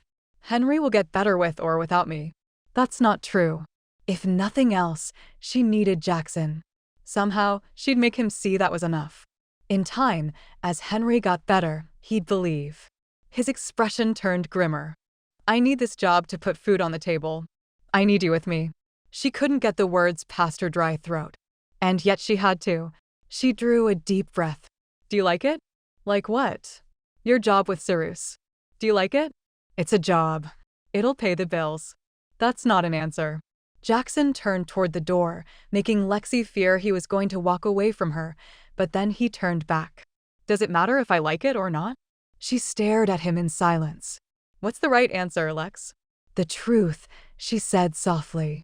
Lexie rubbed her hands up and down her bare arms as if trying to ward off the chill of the morning. She met his gaze with her chin lifted. Do you like it or not? I'm a firefighter, not a paper pusher. His admission held more than a trace of bitterness. But, Jackson fingered his truck keys. I'll try and get to the hospital later, maybe tonight. He smiled at her and took a step toward the door. Lexie had to look away, otherwise, she would have embarrassed herself by throwing herself at him and begging him to come with her. She crossed her arms over her chest and stood up straight. She was used to handling things on her own, wasn't she? Pride told her to let him go, that allowing him back into her life meant returning to the status quo, and that wasn't good enough. She wouldn't be asking Jackson anything. Do you promise? Lexie blurted before she could catch herself. What? He stopped mid-stride. Why was she putting herself through this? She knew he wouldn't show, even if she made him promise. Something would come up as it always had. Never mind. Jackson hesitated. In the past, he would have smiled and promised her the world without hesitation. All those times she'd waited for him, all those times Heidi had waited for him. And now Henry would have to stand in line as well. I want your promise that you'll go see him tonight. I don't care what happens at work today, at the fire, or with someone else's broken down car. I want you to promise me that our son will hear your voice tonight. Her chest heaved, but she kept her chin up. His eyes were haunted. He reached out to cup her face with his hand. I'm no use to him, Lex. We both know that. She closed her eyes so that she wouldn't cry. That's not true. But he hadn't heard her. He was gone. Chapter 22. Someone from Incident Command had taken over Jackson's role while he was gone over the weekend. Jackson sat in the Tuesday morning briefing with nothing to do but listen. And he didn't listen well. His mind kept replaying the disappointment on Lexie's face when he was leaving her. He was such an idiot. He should have agreed to anything she wanted, just to get her back. Only, that last nightmare had shaken the last bit of self-worth from him. She deserved better than the big zero he'd become. He couldn't even stand next to Henry's crib and pretend he wasn't responsible for his being sick. He was afraid she'd see the truth and what a reckless shell of a man he really was. Cyrus pulled Jackson aside after the meeting. You don't need to be here. Why don't you take some time off? I need something to occupy my mind. Cyrus frowned. What about Lexie? She's at the hospital today. She was the strong one. Throw an obstacle in her path and she'd survive. Sure, she told him he hadn't been around on the daily, but that was then. What could a man of action do sitting helplessly in a hospital? And you? When are you going to the hospital? Cyrus asked. Jackson shifted his weight. I might go later. All right, you can go tonight with Mary and me. With you. An aide brought Cyrus a clipboard full of papers. The older man began to scan through the pile, signing as needed. Yep. The nurse said we can't visit little Henry without you or Lexie there too. Jackson rubbed the back of his neck. One big happy family. Cyrus sent him a disapproving stare. Don't get smart with me, Garrett. Cyrus looked back down at his clipboard. Since you're free on the duty roster today, I'm going to send you with the volunteers to the lower meadow to build a firebreak roadside. They could use your expertise. For the life of him, Jackson couldn't remember where the fire line was. He resisted looking at the day's map clutched in his hand along with the other reports. The muscles in his shoulders tensed. The fire couldn't be too near the meadow, otherwise, Cyrus wouldn't be sending volunteers out there. Still, his heart pounded at being within sight of the fire. Take the van and that group over there and quit complaining. It's not as if I was sending you out on the line. See you around dinner time. Jackson's mouth was suddenly parched. He spun away before Cyrus noted his panic, drinking in air in big gulps, mumbled under his breath, maybe we can play some catch while we're at it, Dad. Too late, he realized Cyrus was right behind him. I'm going to consider that a serious invitation, Jackson. Dig up some gloves and a ball by chow time. Silently fuming, Jackson walked faster to the van. The volunteers turned out to be a group of teenage Eagle Scouts. Most of them had brought work gloves and shovels. The others leaned on garden variety rakes that wouldn't make it through the morning. Jackson hoped their parents didn't expect the tools back. He drove the group to the lower meadow on an unpaved fire road, having to pull over twice to let a school bus with real firefighters pass on the way to the lower fire lines.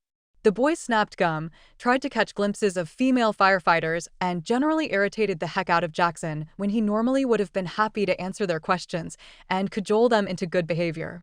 If this was his penance for past sins, so be it. With one hand gently on Henry's leg, Lexie kept vigil next to his bed. Helen and another nurse went about their duties with the other babies. For the most part, both nurses ignored Lexie.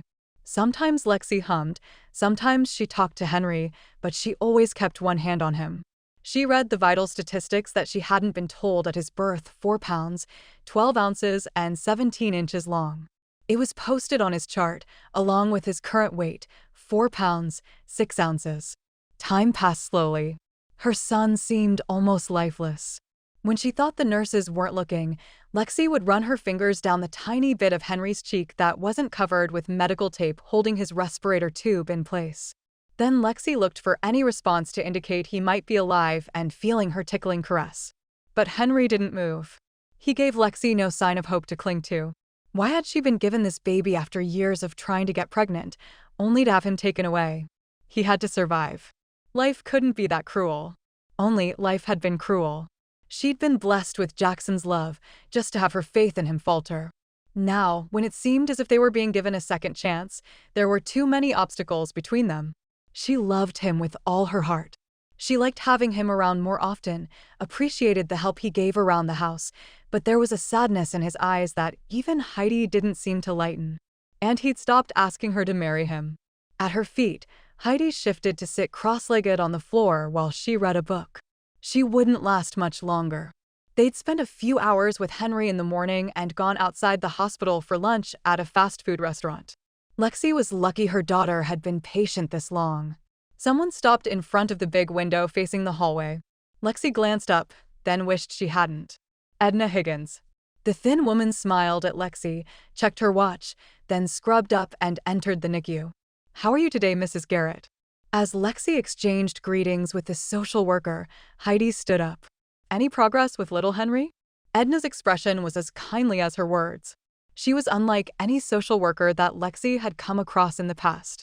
Lexie pursed her lips and shook her head, not trusting herself to speak without releasing tears of frustration. She'd cry in the privacy of her bedroom later. Not here at the hospital, and especially not in front of her kids. "It might be comforting to know that I've heard the first few days are the most difficult, when the baby is so heavily sedated they don't do much." The counselor's words explained a lot and made Lexie feel better. Edna smiled at Heidi. "You must be Henry's sister." Heidi bobbed her head. "Do you know when my brother can come home?" "No. There are only two people that can answer that, Henry and Henry's doctor." Lexie gazed down at her son, willing him to want to do better. She cupped the crown of his head with her hand, careful of the wires placed there. The soft fuzz of his dark hair against her skin reassured her that he was a real baby. She'd noticed his hair swirled at his right temple. He'd have one heck of a cowlick when he got older. "I'd like him to come home soon," Heidi said, melting Lexie's heart, until she added, "because it's really boring here." Heidi paused, then sighed dramatically. "But I suppose he'll need these wires and stuff for a while." Edna's smile never wavered. "I think you're right. And when he comes home, chances are he'll still have at least one belt or wire." This was news to Lexie.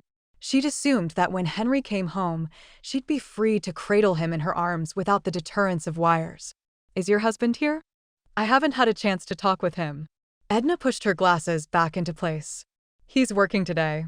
Lexie didn't refute the assumption that Jackson was her husband. She put an arm around Heidi. "He's hoping to come by this evening." At least, Lexie was hoping he'd come. "I'd love a chance to talk with him," Edna said. Lexie hoped she would too, and said as much. Perhaps Edna could make Jackson see how badly Henry needed him. "My dad's a busy man," Heidi supplied. "He just got back from Russia." "How interesting." Edna smiled in a way that encouraged Heidi further, giving her center stage. "He's a firefighter. A really good one, even though fires can be pretty dangerous. He always comes home in one piece."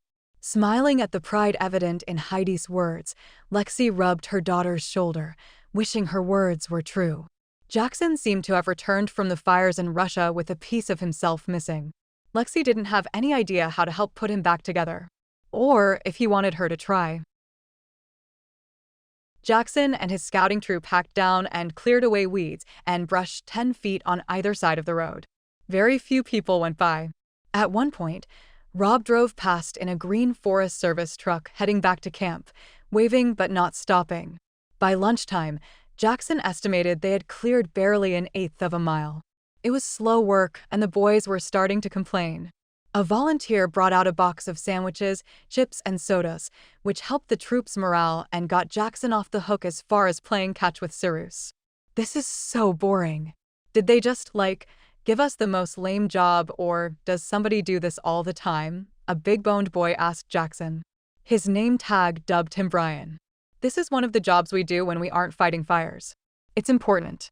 If a fire starts out here, clearing the brush like this keeps the fire from jumping the road," Jackson explained. "Yeah, but it's boring," Brian said, leaning on his shovel. "Well," Jackson smiled, recognizing the stall tactic. "We usually sing. 'Please don't start, Kumbaya,'" another scout, Jackson thought his name was Dustin, pleaded. Jackson chuckled. "How about SpongeBob SquarePants? Anybody know that one?" Jackson jumped right into his best imitation of Mr. Crab, singing the opening line. "Are you ready, kids?" There was a pause when Jackson doubted the teens were going to play along. Then Brian said rather half-heartedly, "Aye, aye, Captain." "I can't hear you," Jackson prompted with a grin. Most of the boys started in on the song, making up words when they weren't sure of the lyrics. The work went more quickly after that. While they were deciding what else to sing, Jackson straightened and breathed in deeply. "Do you smell smoke?" he asked the scoutmaster, the only scout in uniform with no name tag. The older man sniffed. "Not any more than I have all day." "Keep working." Jackson hurried up the road and around the bend. The smell of smoke was not only stronger, but there was a smoke trail. The sun warmed his shoulders, yet something cold shivered across his heart. There was a fire nearby. The smoke drifted over the bushes to the right of the road. Wood crackled and popped. Jackson was sweating now. Not the honest sweat from clearing brush, but the cowardly sweat that clung to the body as tightly as the fingers of death. With footsteps weighted down with dread, Jackson stepped off the dirt and gravel road. Sparse, dry tufts of grass crunched beneath his feet. There was a slight rise behind some bushes, and then he knew the ground swept away, down into the meadow, with nothing between the lower meadow and the slope but a narrow stream bed. The smoke was thicker now than it had been when he'd first seen it, an indication the fire was gaining strength. He could hear the crackle of fire eating fuel, could almost feel the heat increase. His gut clenched, seeming to put a vice-like grip on his legs. He couldn't get them to move. The singing behind him stopped as the first of the boys rounded the bend. What's he doing in the bushes? Is he going to take a leak right in front of us? Kids were so quick to presume. It was almost funny. Air flowed back through his lungs. His feet moved. 1 step. 2. The scrub was thicker here, and nearly up to his waist. Dark smoke burned his nostrils. There was no mistaking it. Fire. "Hey, is that smoke?" "There's a fire over there." The sound of excited voices and pounding boots descended upon Jackson just as he pushed aside the brush and peered down the slope toward the meadow. A kindergarten fire. That's what his hotshots called a fire that small. Nearly 20 by 20, the fire had eaten up most of the sparse tufts of grass and had started on the bushes at the end of the meadow, the bushes at Jackson's feet. The fire would have spread farther as dry grass was one of the most combustible fuels, but the small creek was a momentary barrier. When the fire got larger, it would jump that creek. "What do we do?" The scoutmaster stood next to Jackson. "We can put that out," one of the boys said. "Yeah," someone seconded. "How safe is it?" the scoutmaster asked. Jackson put out a hand to stop a boy from stepping into the meadow. They were just kids out to earn a badge for the day. No one expected them to actually fight a fire. This fire was small enough that Jackson could have put it out by himself a few months ago. It was a slow burner. The grass was spread out in clumps and the wind was barely blowing. The fire had just reached the bushes. The bushes were what would get it going and keep it alive. He needed to establish a perimeter. His head pounded. He couldn't seem to pull his eyes off the flame. He hadn't seen a fire this close since Russia. The pop and sizzle of dry, burning wood was mesmerizing. "Jackson?" The scoutmaster's voice again.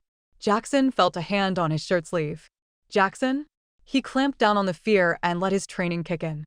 "Brian, go back to the van and use the radio to call dispatch. Take 2 others with you. Tell them we're above the lower meadow and found a small fire. Tell them we'll call back in 15 minutes with an update, but that it looks containable. Send someone back with their answer." Jackson knew there were other priorities, bigger fires to deal with, but they might have someone around base camp to send out. 3 boys ran back to the road. "Dustin, you and the others stand there by the road. Flag down anyone that comes by." The anxiety was bearable while he was giving orders. Jackson turned to the scoutmaster. "Use your shovel to toss dirt on the flames over by the creek.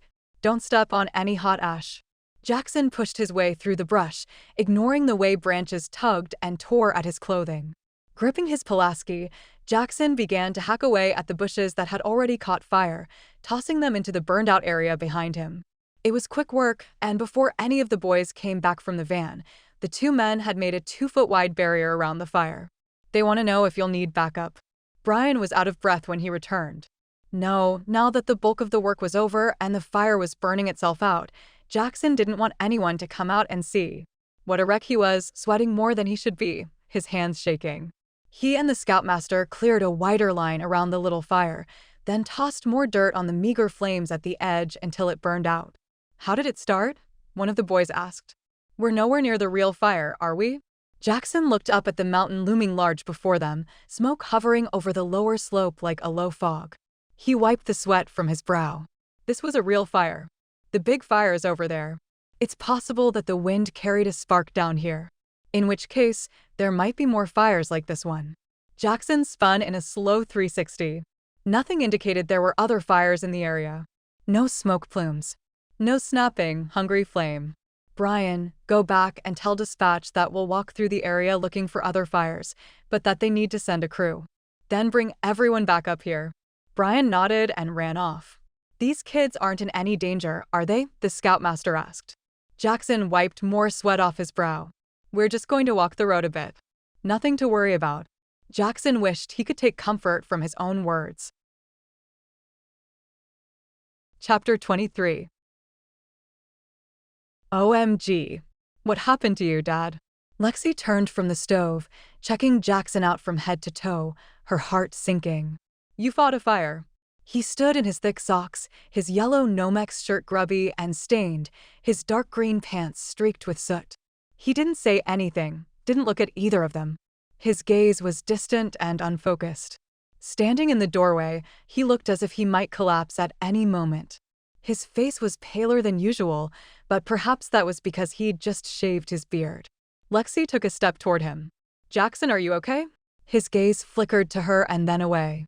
Grandma's coming over and she's bringing Cyrus too. Then we're all going down the hill to Boise. Heidi scooted past Jackson as she finished setting the table. Yuck, you smell like smoke and stinky sweat. Without a word, Jackson headed down the hall to the bathroom. Did I hurt his feelings, Mom? Heidi looked worried. I don't think so, honey. This wasn't like Jackson. He smiled, joked, and told stories about the fire that made it seem just like another day at the office. It was at that moment that she remembered his nightmares and the way he'd looked stricken when Cyrus suggested he was sending him out on the line. Lexie paused while mashing potatoes. Something was dreadfully wrong. When is Dad moving back in? Lexie avoided answering. Why don't you feed the dog? I fed him yesterday. Why won't you let Dad come back home? We could be a family again. I wouldn't have to do all these chores. It's like I'm your slave or something. Heidi, please. Let's not fight over this. Just feed the dog. Fine, but when Henry gets older, he's going to have to feed Rufus. Lexie left Heidi and went down the hall. She didn't realize where she was going until she rested her hand on the bathroom doorknob. The shower spray pounded the bathroom wall. She was a fool, loving a man who couldn't love her back the way she needed him to. Yet, she couldn't deny that he needed her now. With an unsteady breath, Lexie turned the handle and pushed the door open. Jackson sat hunched on the lid of the toilet, his head in his hands. His shirt was unbuttoned and hung open. Lexie shut the door behind her. As the lock clicked into place, Jackson jerked his head up. The sight of his pale face, eyes filled with unshed tears, brought Lexie to her knees in front of him. What happened? She took his hands, alarmed to find them cold and trembling. Jackson shook his head. Did someone die? Had they lost someone she knew? Logan? God, don't let it have been Logan. Deb and the twins needed him. Jackson shook his head, but Lexie felt no relief. Please. She rubbed his hands with her own. Tell me, are you all right? Are you hurt? She didn't see any blood or bandages. Her attention kept coming back to his eyes. Their green depths were haunted, as if they were privy to some horror only he could see. Instinctively, her arms wrapped around him as she rose awkwardly from the floor. He gave a shuddering sigh and curled her into his embrace. Lexie made soothing noises, murmuring words of comfort much as she had with Henry earlier. He didn't cry, simply nestled his head in the crook of her shoulder and held her tight. You're fine, Jackson. You're home. It's going to be all right. Jackson shook his head. She thought she heard him mumble something, but he held her tighter, almost squeezing the breath right out of her. She ran her hands up and down the length of the strong, tense muscles of his back, willing him to relax. I had to do it, Jackson said finally, when his shaking had subsided a bit. Lexie didn't want to imagine what Jackson had to do, to hear about the horrible thing had taken him to the brink of collapse. She ran her fingers over his hair, feeling the grit and smelling the smoke that was proof he'd been close to a fire, if not actually fighting one. I almost lost it out there. Lexie kissed the top of his forehead. A grass fire, so small. He clutched her tight. And I almost lost it. What were you doing near a fire? Eagle Scouts, just kids. We were clearing brush away from a fire road. You're all right, Lexie reassured him. You're safe. Let's get you cleaned up. The room was filled with steam. The shower's hot water wouldn't last much longer. With deliberate care, she encouraged him to get up, helped him remove his uniform, and steadied him when he stepped into the shower. I'll get you some clean clothes. Jackson stood in the shower, his palms braced against the wall, but he didn't answer. The water was cold. Someone knocked on the door. Jackson turned off the faucet and opened the shower stall door far enough that he could reach a towel. I'll be out here if you need me, Lexie called through the door. Standing on legs that felt like rubber, Jackson dried off and dressed himself in boxers and a pair of knee-length cargo shorts. When he opened the door, Lexie stood there as promised. Let's get you in bed. To his surprise, she began to escort him across the hall to her bed. He dug in his heels. I can make it out to the motorhome. The worst is over. You need a good night's sleep in a real bed between sheets, not in a sleeping bag. It did sound enticing. Cool sheets and a mattress with springs, not foam. Jackson's feet moved again. She pulled back the covers and helped him into bed as if he were an 80-year-old invalid, instead of the man that used to be her strong husband. Do you want to talk about it? Jackson's stomach turned. I think I said enough in the bathroom. She gave a resigned sigh and turned to go. Wait, this job is killing me. Lexie turned back around slowly. His brain had stopped filtering his emotions. I need to work at a job. I have calluses on my hands and a sunburned face. Who am I if not a firefighter? I don't understand.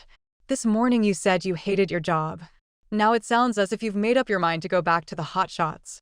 All that's stopping you is an open position. I haven't. I can't. He cursed under his breath, wondering how much he could tell Lex without looking like a coward. Tell me, did something happen to you over there? This isn't easy for me, Lex. He sat up in bed and tried to find the words to make her understand. He blew out a frustrated breath. She didn't say anything for a minute, and then she spoke so softly that he had to strain to pick up her words. You might just need to follow your heart. It's not that simple. My heart and I come with baggage. Everywhere I turn, there's baggage. He ran a hand through his short hair. What would she think if he told her the truth? That he'd lost faith in himself, lost his nerve to lead. There was no way to know without baring his soul to her. Gazing into her clear blue eyes, he knew that if he wanted her to marry him again, he couldn't hold anything back. I fought some fires when I was overseas. Sometimes with equipment that was so old and outdated, it was laughable. Sometimes, the men I was supposed to train had nothing but their bare hands and sheer will to save their town from an approaching fire. These places were so backwoods, they didn't have but one telephone per village. And they thought they could stop a raging forest fire. Jackson shook his head. How could I not help people with that much heart? He took a deep breath before continuing. There were 6 of us out fighting a fire. The slopes weren't as steep as some places I've seen, but the forest was dry, so it burned quickly once it caught. When we started out in the morning there was no wind, but by mid-afternoon it was whipping up pretty bad. The ash in the air was so thick it almost seemed to be snowing. It wasn't hard to remember what happened earlier on that fateful day. We were just completing a fire break when I thought I heard something up on the ridge. At first, I thought it was a bulldozer or fire truck coming up the other side to help us, but it wasn't. It was fire. This fire looped around the ridge and was coming back down at us. It took me a minute to realize we were trapped. Lexie seemed frozen in place. My Russian crew had nothing. They were wearing Nikes, for crying out loud. Step on smoldering ash with tennis shoes and the soles will melt to your feet fast enough to make your head spin. What was I thinking? Taking these guys out to fight a wildland fire. It was clear to me that they were all going to die. Jackson took a deep breath. That I was going to die. You made it out. Her unspoken question was, what happened to the other 5? I came up with some cockamamie scheme and was lucky. Plain dumb luck, that's all. We had no backup, no other support, no way out. Heck, I couldn't even understand the Russian coming over the radio. They could have been telling us to get out and I wouldn't have known the difference. The crew assumed I knew what I was doing. Jackson sucked in a breath. All of the crew but one, Alec. He was so young, so proud to be chosen to fight fires. He used to follow me around sometimes, asking me questions in broken English about America, about firefighting. None of the others had his enthusiasm. What happened to Alec? Alec. Jackson had to work up saliva to keep talking. We'd just finished setting up the fire shelter and were all climbing in when he lost it. Jackson could still see Alex's dark-eyed, horror-stricken expression. He didn't believe we'd survive. He thought we were in for a slow roasting death, so he ran downhill into the smaller fire. Lexie reached for Jackson's hand and sank down onto the bed next to him. "Oh no, Jackson!" Into the fire. He gripped her fingers tight. In his mind, he could see Alec running, casting glances back over his shoulder at the crew, ignoring the pleas of Jackson and the rest of the team. Maybe he thought it would be quicker that way. Maybe he was so scared he didn't know what he was doing. I'll never know, because Brenniv and Levka dragged me down and pulled the fire shelter over us. The roar of the fire had been so loud, they hadn't heard Alex's screams, but Jackson could imagine. He'd heard men scream from burns before. Lexie shook his hand sharply. "You blame yourself. If those men, Brenniv and the other one, if they hadn't held you down, you would have ran after Alec, wouldn't you?" Her eyes were filled with tears. Jackson clenched his jaw. He would not accept excuses. "I should have noticed how scared he was earlier. I'm responsible for the safety of every crew member. Like the captain of a ship? Jumping overboard after him and being lost at sea as well when someone loses it." She reached out to stroke his cheek, her voice gentling. "You wouldn't have come back." Jackson lay his hand over hers, breathing in the flowery scent of perfume at her wrist. "I know what you're trying to do, make me feel better, but I was supposed to be in charge of these men, make decisions to keep them safe. Instead, I was an egotistical fool who believed there were no risks too great for me, and I almost got them all killed. Yet, this idea of yours saved the lives of most of your crew and brought you back home." He held her gaze, willing her to understand. "How can I trust my judgment anymore, Lex? What if I take a team up a ridge and we get trapped? What if I decide to order back burning when I really need an airdrop? Didn't you tell me these Russians had nothing to fight fires with?" He closed his eyes. It was pitiful. "And here in the States, don't you have the latest weather reports and different types of teams to attack fires? It doesn't matter. The decisions I make on the fire line are life and death. Think about that. Life and death. I can't go out there again. As far as I know, you've been in charge of men before. You've saved lives. What you've got to decide is whether or not you want to continue taking that responsibility." "You don't understand." He hadn't even told her about his role in Henry's illness. "Don't I? You're not going to try. I see it in your eyes. You're going to settle for a job that you don't like and be miserable the rest of your life. I think that's the least I deserve, don't you?" A knock awakened Jackson from a restless sleep. Blinking heavy eyes, he took a moment to get his bearings. The time. After dinner. The place. He slept in his own bed.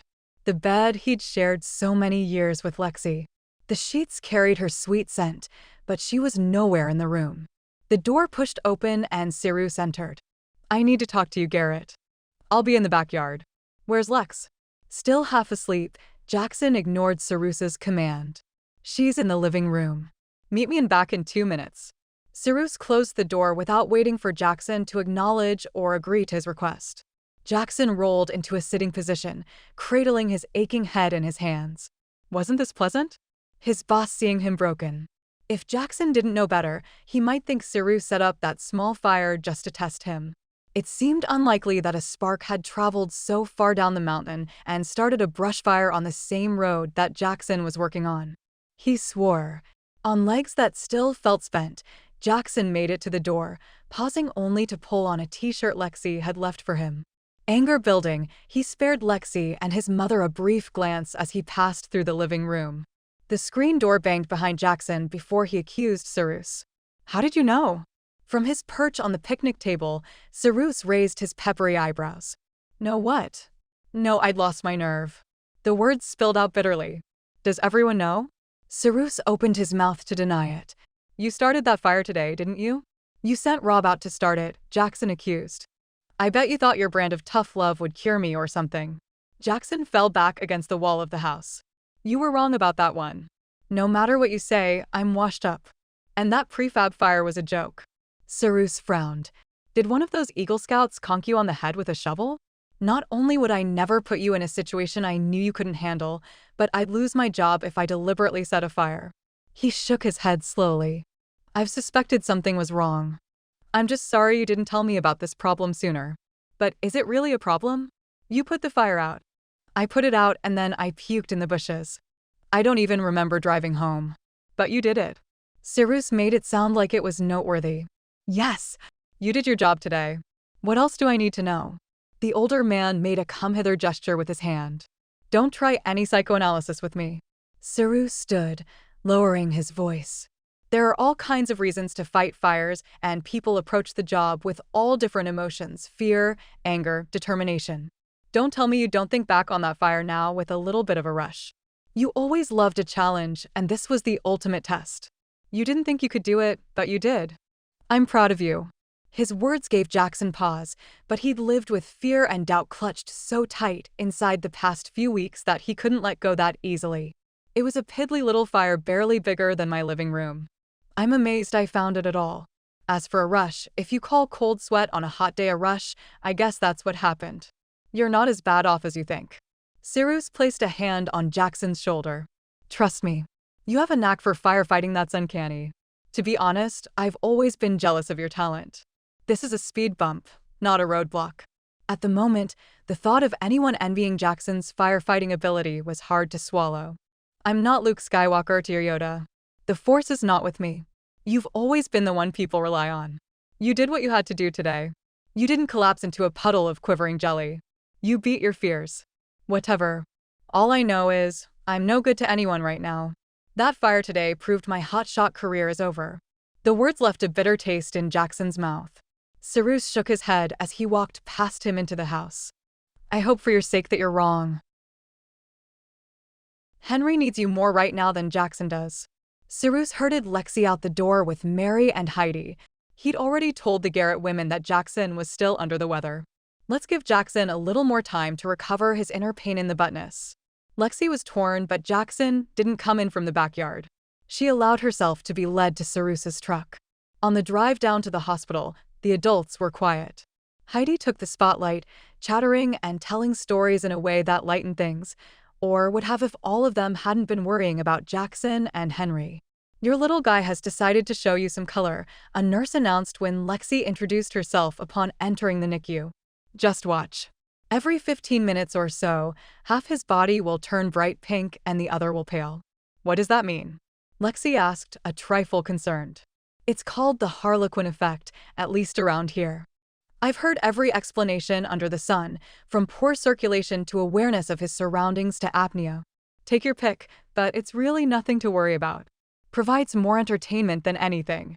Lexie gazed down at her little baby and placed her hand ever so gently over his lower leg. Hello, sweetie. I hear you can do tricks. Amazingly, as she watched, Henry's tiny body began to change color. It looked as if someone had drawn a line from his nose to his penis, with the right side flushing and the left side looking almost translucent. Tears filled Lexie's eyes. It was the first time she'd seen Henry do anything other than lie still. Oh my gosh, Henry. That's beautiful. Wait until we tell your dad about this. This entire setup just about breaks my heart. Mary looked around the room, then to the window where Cyrus and Heidi stood watching them. He's a good man, Lexie said, following her gaze. Mary blushed almost as pink as Henry. It's not like that. We're just friends. He wants something more, Mary. It's as plain as the nose on your face. Lexie stroked Henry's ear slowly. Isn't it Henry? He's everything my heart can't take again. Besides, I've shut him out so many times, he's not going to try again. I seem to remember you telling me that being in love with a man was like dancing. It doesn't always appear to be what it is. And if you rely on the man to lead all the time, you're liable to get your foot stepped on. Good heavens, when did I tell you something like that? Lexie forced a smile past the sadness, leaning closer to Henry. I think that was last year when you tried to get me to take Jackson back. Henry, I was dead set on not leading or following your father's dance steps. Now Jackson was no longer trying to get her to dance. Well, if we're making confessions to your young man, I'd just like to go on record as having tried to follow and tried to lead. I got my toes stepped on every time. Lexie picked up Henry's little foot, no bigger than her thumb, and held it in her palm. So there was at least one time that you two were in step. Mary sent a quick glance in Cyrus's direction. It was just my imagination. Maybe, maybe not. Oh, look, Mary. He's doing it again. The color blossomed on little Henry's skin, as bright as the hope his changing hue sent to Lexie's heart. After a while, Cyrus and Mary traded places. Lexie couldn't help but look at the older man in a different light since Mary's confession. Her heart held hope closer now that Henry was actually doing something, even if it was only some unexplained trick of his system. It was better than having him lie there. That must have been why she started teasing Cyrus. "Henry, did you know that Cyrus has intentions toward your grandmother?" Lexie flashed Cyrus a smile. "Now, what makes you think that?" Cyrus asked, but he was smiling too. "Oh, I don't know. The way you look at her? The way she blushes when she looks at you? The way you hold her hand or touch her when you think she's having a weak moment. Am I close?" Cyrus chuckled. Seeing him this way, Lexie could imagine him 30 years earlier, a heartbreaking hotshot. "I suggest you make your intentions clear before Mary drives herself batty with second-guessing." Lexie lay her knuckles gently against Henry's cheek. His face was still swollen. His eyes were shut tight against the outside world. It would be wonderful to see his eyes open. It's not that simple. Mary's afraid that she'll lose another husband to fire. That statement got Lexie's total attention. "Oh!" "Exactly." Frowning, Lexie expressed her confusion. "I thought that as incident commander you don't fight fires anymore." "So did Mary. But every day I go out and take a look at the fire. If there's a crew out there, I try to spend some time working next to them. I get a good feel for the fight that way. I listen to their successes and their complaints." By the intense way Cyrus was staring past her to the window, Lexie could tell he was looking at Mary. "That doesn't sound so bad. Mary never gave me a chance to explain. She just shut me out." "Then, I guess you need to make sure she listens next time." Chapter 24. "Can I help you?" a nurse asked Jackson as he entered the sterile, beige NICU. "I'm Henry's father." Poor kid. The rest of the family left about an hour ago. It was the same sour nurse that had been working the night Henry was born. She typed at a portable computer desk. "It's kind of late to be visiting, isn't it? I work odd hours." Jackson moved slowly across the room to his son's bed, curbing the fear that he might discover Henry wasn't breathing. "But I couldn't stay away. How's he doing?"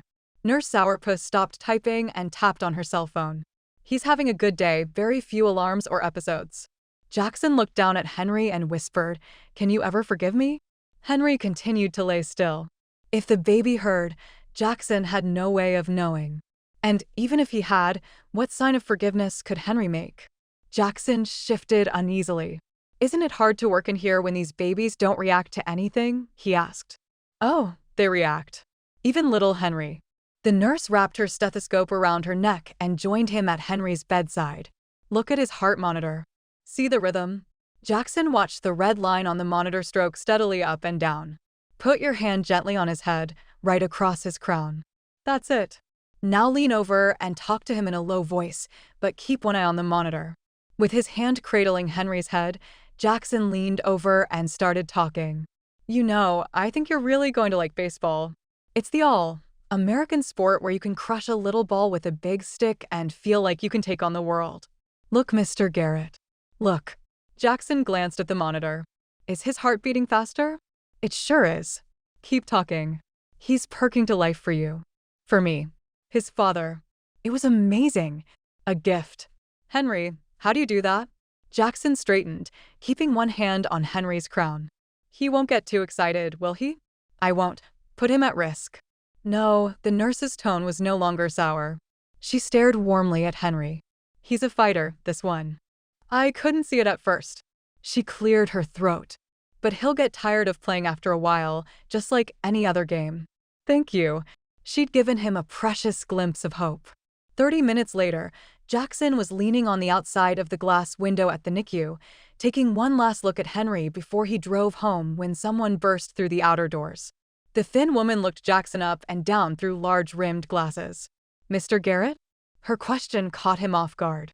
"Yes, Edna Higgins," she said breathlessly, sparing the NICU nurse a wave. "I'm the hospital counselor. I talked with your wife today and she said you'd be coming by later." Edna paused to catch her breath. "Phew. My son just finished a soccer game down the street. He was playing goalie and the tournament was 2 hours behind schedule.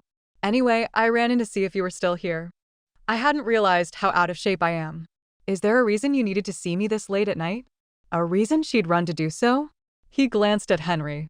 No, not really. I've been visiting with your wife, and I hoped you and I could chat. How's everything? Edna peered at him. You look tired. I get that a lot lately. Jackson's smile stayed in place. Jet lag. A fire. A baby. Yes. Your wife told me you're a firefighter. Not anymore. Jackson crossed his arms over his chest. I'm in fire management now. How do you feel about that? I mean, it must be difficult meeting all the qualifications of firefighting and then giving it up. Jackson nodded. You're the hospital shrink. I wish. She chuckled. A medical degree would increase my paycheck significantly. I'm more like the hospital professional listener. A tilt of her head, a click of her tongue. You don't seem like much of a talker. Jackson shook his head. You know, I used to consider myself a talker. And now, I'm finding that I never really said anything of substance. It's a hard habit to break. You should try Mr. Garrett really hard. We have over 200 babies come through this ward alone every year. That's more than 200 families whose lives are turned upside down by a change in expectations. Most of these parents had no idea they'd be facing a medical challenge with their baby. Some of the treatments and doctor visits last long into the first year. It requires understanding on the part of families to stay strong and balanced and loving. It helps to talk about it, even if it's to break down and cry on someone's shoulder while admitting your fears. It doesn't necessarily mean you're weak, it just means you need to give your emotions an outlet. Jackson's arms tensed across his chest. Her speech was hitting a little too close to home. Well, she pushed her glasses back up on her nose that said, I'm here to listen anytime you need me. Thanks, Jackson mumbled, staring back into the NICU and wondering if giving his emotions an outlet would let him move on. And if so, where? Back on the fire line? Back into Lexie's arms? He couldn't risk it. Not without knowing the consequences. Take me to the hospital, Jackson. Lexie's words sent a shaft of fear down Jackson's spine. She stood in the hallway, fully dressed at 4:30 in the morning, greeting him with a request that could mean only one thing. Henry. He'd seen him just a few hours earlier. Are you all right? He moved automatically, wrapping his arms around her. I'm fine. Her voice was muffled against his chest. But I just called and the nurse told me they removed Henry's breathing tube last night, and he isn't doing well. I'd drive myself, but let me call Cyrus and tell him I won't be coming in. So, this was it. He'd try to be strong for Lexie, but Jackson wasn't prepared for his son's death. Not after last night, when he'd seen what a fighter Henry was. And I'll ask Mom to come over and watch Heidi. Lexie clung to Jackson's hand, hanging on tight through the drive and until they got to Henry's ward.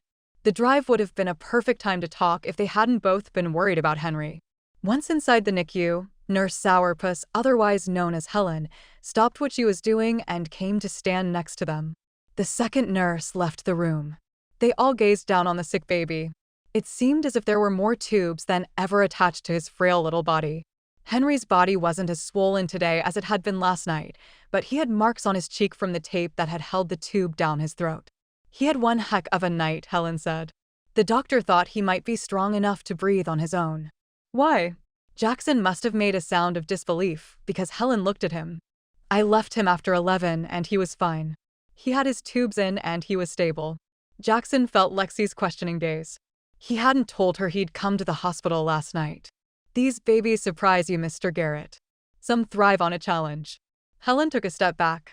Some go at their own pace. Anyway, Henry's stabilized now and ready for some parental TLC. You told my wife he had a rough night, Jackson said woodenly. And now you'd have us believe this is part of his recovery process? You scared us. Lexie clutched Jackson's arm. It's a fine line we walk, Mr. Garrett. Dr. Kelly had entered the room in his jeans, cowboy boots, and green scrub shirt, followed by the other NICU nurse. If we leave your son on a static treatment too long, he won't progress. His lungs might scar. He's 3 days old. I won't have you killing him. Jackson may not have been able to stop Alec from killing himself, but he could protect his son. What we strive for here is a delicate balance between high-tech care and the nurturing babies need to thrive. The doctor met Jackson's gaze without flinching. We're highly qualified to make your son well. Sometimes we make tough calls about when to switch from one type of care to another. How your baby reacts tells us a lot about him. Will he be an outperformer and able to accept challenges early, meaning he could go home sooner? Or will he be a wait-and-see type, meaning he doesn't take change well and his treatment needs to move at a slower pace? We'll do everything in our power to bring your son to a point he can go home and thrive. On the other hand, these babies respond to love, love, love, Dr. Kelly continued. I know it's hard, but the more time you can spend here with him, touching him, talking to him, singing to him, the better. I can't stress enough the importance of you being part of Henry's recovery. Preemies take treatments better, are calmer, and have a better chance for success when they know their parents are around. I don't want you to be seeing us giving him as many treatments next week. In order for that to happen, we need to see a lot of you at Henry's side. I love Henry, Jackson said gruffly. But the people at his side should be those he can trust to keep him safe, like my wife. Lexie gasped. I'm not qualified to ensure anyone's safety. He placed his palm briefly over Henry's crown and then left the NICU. For good. Jackson, talk to me. Lexie sat in the passenger seat of his truck, clutching the handle above the window as Jackson sped up the hill toward home. Jackson's jaw was clenched. The wheels squealed around a sharp bend. At least, slow down. Lexie reached deep for strength. I didn't like what happened to Henry any more than you did, but he's better. He's breathing on his own and one step closer to coming home. To us. All of us. Jackson turned down their driveway, bringing the truck careening to a halt in front of the garage. Dust billowed around the vehicle and then settled on the shiny black exterior, dulling its finish. It's over, Lex. His words sounded flat. What do you mean? She whispered, feeling a wave of despair. How could he even think it? Back at the hospital when I said I couldn't keep him safe, I meant it. I'm the one who made him sick. I thought maybe I could get you to forgive me, but I can't even forgive myself. What are you talking about? I'm no good for you. You said it yourself. I'm a problem. I didn't mean it. That's not true, isn't it? Shall I run through the litany of burdens I've given you to bear? His green eyes were bloodshot. I got you pregnant. You lost your job because of that. Jackson. I gave you Marmee and Rufus because they were adorable little substitutes for the babies I couldn't give you. Maybe on some level I wanted that to be enough for you. Well, look how that turned out. Rufus ruined the yard you loved so much. And Marmee, he swallowed. Cleaning up after that little cat made Henry sick. It might even kill him. How's that for responsibility? He gripped the steering wheel tighter. You want someone who's home every night for dinner. You want a normal life. I can't give that to you because I'm not normal. I make mistakes right and left. Alec is dead. Henry is sick. You can't believe that. Tears streamed down her face. Angrily, she wiped them away. I'm standing in the way of your happiness and Henry's progress. She shook her head. You're not. He pounded the steering wheel. I can't do this anymore, Lex. I look at him and I don't know what I'd do if he died. I don't want him to wake up from that anesthesia because if he develops a personality and I become even more attached, I couldn't lose him. Jackson, that's exactly what it means to be normal. I'm scared too. Don't you see? Jackson grabbed her shoulders. His fingers dug into her flesh. I can't sleep at night because I lost Alec. My nightmares. If Henry dies, Jackson's eyes glazed over and his breath came in ragged gasps. If he dies, I'll be of no use to anyone. I can feel it. I won't let him die. She'd never let either of them go. She covered his hands with hers. No one can promise me that. Not the doctor. Not you. He released her. I just need to be, not married. Not a father. His words sent a cold shiver down her spine. Don't say things like that. Come inside, Jackson. I'll make a pot of coffee and we'll figure this out. After a painful minute of silence, he shut off the engine. Lexie breathed a sigh of relief and climbed out of the truck when he did. But he headed for the motor home, not the house. Dread gripped her heart. What are you doing? He ignored her and practically ran into the motor home. She followed, but by the time she got to the door, he'd packed up what few possessions he carried with him and was starting back down the steps. Taking off, just as she had feared. You're leaving me? No. She'd never felt so empty inside. You can't. I need you. Halfway to the truck, he stopped and turned around. In 2 deliberate steps, he stood in front of her. With a touch so gentle she almost cried out in anguish, Jackson cupped her chin in his palm. He pressed his lips to hers with feather-light care. "You've never needed me as much as I've needed you, Lex." He pressed something into her hand. "You were right not to tell me about the other baby. You'll all be better off without me." "Don't," was all she could manage to say, before he climbed into the truck and left her.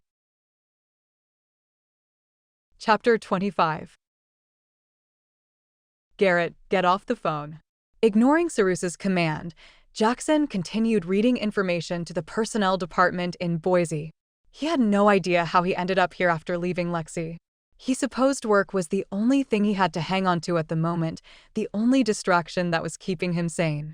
Now would be a good time, Cyrus prompted. Jackson looked up to find a crowd of people milling around his desk, including Cyrus and Rob. They were all smiling at him as if he'd done something wonderful. "What's up?" Jackson asked when he finished his call. He tried to look casual, but he had a sinking suspicion that they were going to congratulate him on becoming a father again, and Jackson wasn't celebrating that fact. "You didn't tell us you were a hero, man." "You're a wasted resource behind this desk," Rob said, slapping him on the back. Jackson's gut clenched. "I'm far from a hero." "Well, the Russian government seems to think you are. Turns out you saved 4 men in some wildland fire." Rob handed Jackson a small, hinged box just large enough to hold a man's watch. Or a medal. Jackson hadn't shown up for the medal ceremony in Siberia. He didn't deserve a reward. He hadn't gotten all his men out. He wasn't about to take any accolades now. Where'd that come from? Today's mail from Boise, along with a report of what happened and what you did to save those men. They called me immediately when they realized what it was. Cyrus's voice was subdued. He reached for the box, which was still in Rob's huge hand. "You're doing a great job here, Jackson. Might even replace me someday." Cyrus chuckled and handed him the medal. Jackson swallowed past the lump in his throat. Cyrus waved the rest of the team away, pulled over a chair and sat down. "Tell me one thing. Did you fight a fire like they did in the old days, with tools from the Dark Ages, and did you come out alive?" Jackson nodded. "Yes, sir." "Then it's a good day. But I didn't save everyone." Jackson explained what happened in a low voice. The growing anguish in Cyrus's eyes was almost too much to bear, and when he began speaking, it became worse. 25 years ago, I was fighting a fire in Montana. We weren't able to convince a civilian to stop trying to save his home." Cyrus stared out the tent door. "Your father was there too. That kind of thing doesn't leave you easily. It eats your insides." "It ate away at me until there was nothing left to give to my job or my marriage, especially after your father died. I took a season off. I tried to find myself and my courage again." Jackson had never even suspected Cyrus had lost his nerve. When Jackson fought under the man's command, he'd always been brave and decisive. Yet his words made Jackson more painfully aware of his own situation with Lexie. If Cyrus hadn't managed to make either of his marriages work, why should Jackson believe he could save his own? "We lost a lot of men back then through attrition," Cyrus continued evenly. At the time, post-traumatic stress syndrome in the men who'd fought in Vietnam was just starting to hit the press. I read an article and it was as if they were writing about me. I sent in for a pamphlet. I talked to someone. I fought myself to gain control and live the life I wanted. And it was worth every panicked bead of sweat, every agonizing bad dream, because I was able to get my life back. But I couldn't do it alone." Cyrus brought his tormented gaze back to Jackson. "You can't save someone who's decided not to be saved, or even someone whose time has come. We're not superheroes who can walk across flames and not get burned. If you aren't afraid when you're out there, that's when you should worry. That's when you put lives in danger. We're just men in control of our fear. This could be the end, or just a bump in the road. You might want to think about that." Cyrus tapped the box with the medal, then walked out of the tent. Almost immediately, he ordered people around with his usual confidence, as if he hadn't just bared his soul. Slowly, Jackson picked up the small box and opened it.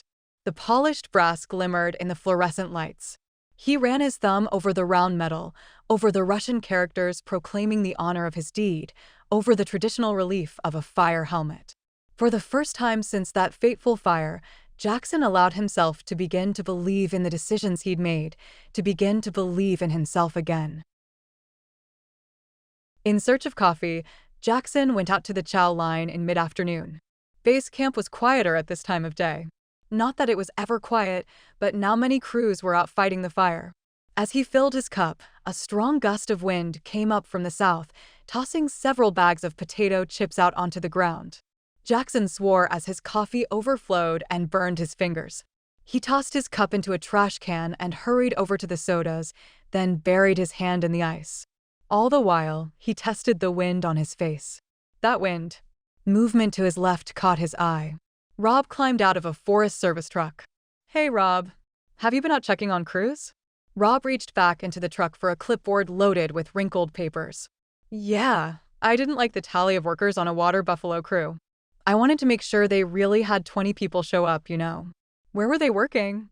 Rob laughed and gave Jackson a look that said who was in command. "They're climbing up the slopes today in and around Falcon Ridge." "I thought we were playing it conservatively on this one." Falcon Ridge was flanked by particularly steep slopes that created a wind funnel down to the river. Rob chuckled. "Not anymore. The brass at NFC wants this fire out." Jackson's pulse quickened. "Didn't anyone check the meteorologist reports? The winds are shifting from the south. If there's fire activity below, near the river, it could blow up just like we saw that first day in the helicopter. No one could outrun such a firestorm." "The winds shifted?" Rob did a double take before flipping through the papers on his clipboard. "Nah, look. It says winds from the west." "I don't care what the report says, look at the flagpole if you don't believe me." Rob glanced up at the flag, currently blowing on the north side of the pole. The pair hurried back to the command tent, where no one was sitting at the meteorologist's station. "Vicky, where's the meteorologist on duty today?" "She's out in the field adjusting some equipment." Exchanging looks of frustration, Rob and Jackson bent over the meteorologist's screen. They knew enough to read the basics. "Dang." Rob pounded the desk. "Winds from the south. I didn't want you to be right." The latest fire map was posted on the wall. Jackson went over and checked to see where fires had been reported, then he looked at the time it was updated. 3 hours ago, he said in disgust. "Nothing new has come in through the radio." "Maybe the wind is playing tricks with us down here," Rob said hopefully. "Vicky." Jackson glanced around. "Have you seen Socrates?" He took some of the IC team out on his daily evaluation. He heard reports of fires starting back up and wanted to assess for himself what's been going wrong. Vicky turned her full attention back to her computer. "They should have been back already. Maybe that's them now." Jackson heard a chopper in the distance. He went outside, shading his eyes as he searched for the helicopter in the smoke-blanketed sky. Unlike some of the refurbished troop carriers, this helicopter was small, not equipped to carry more than a few men.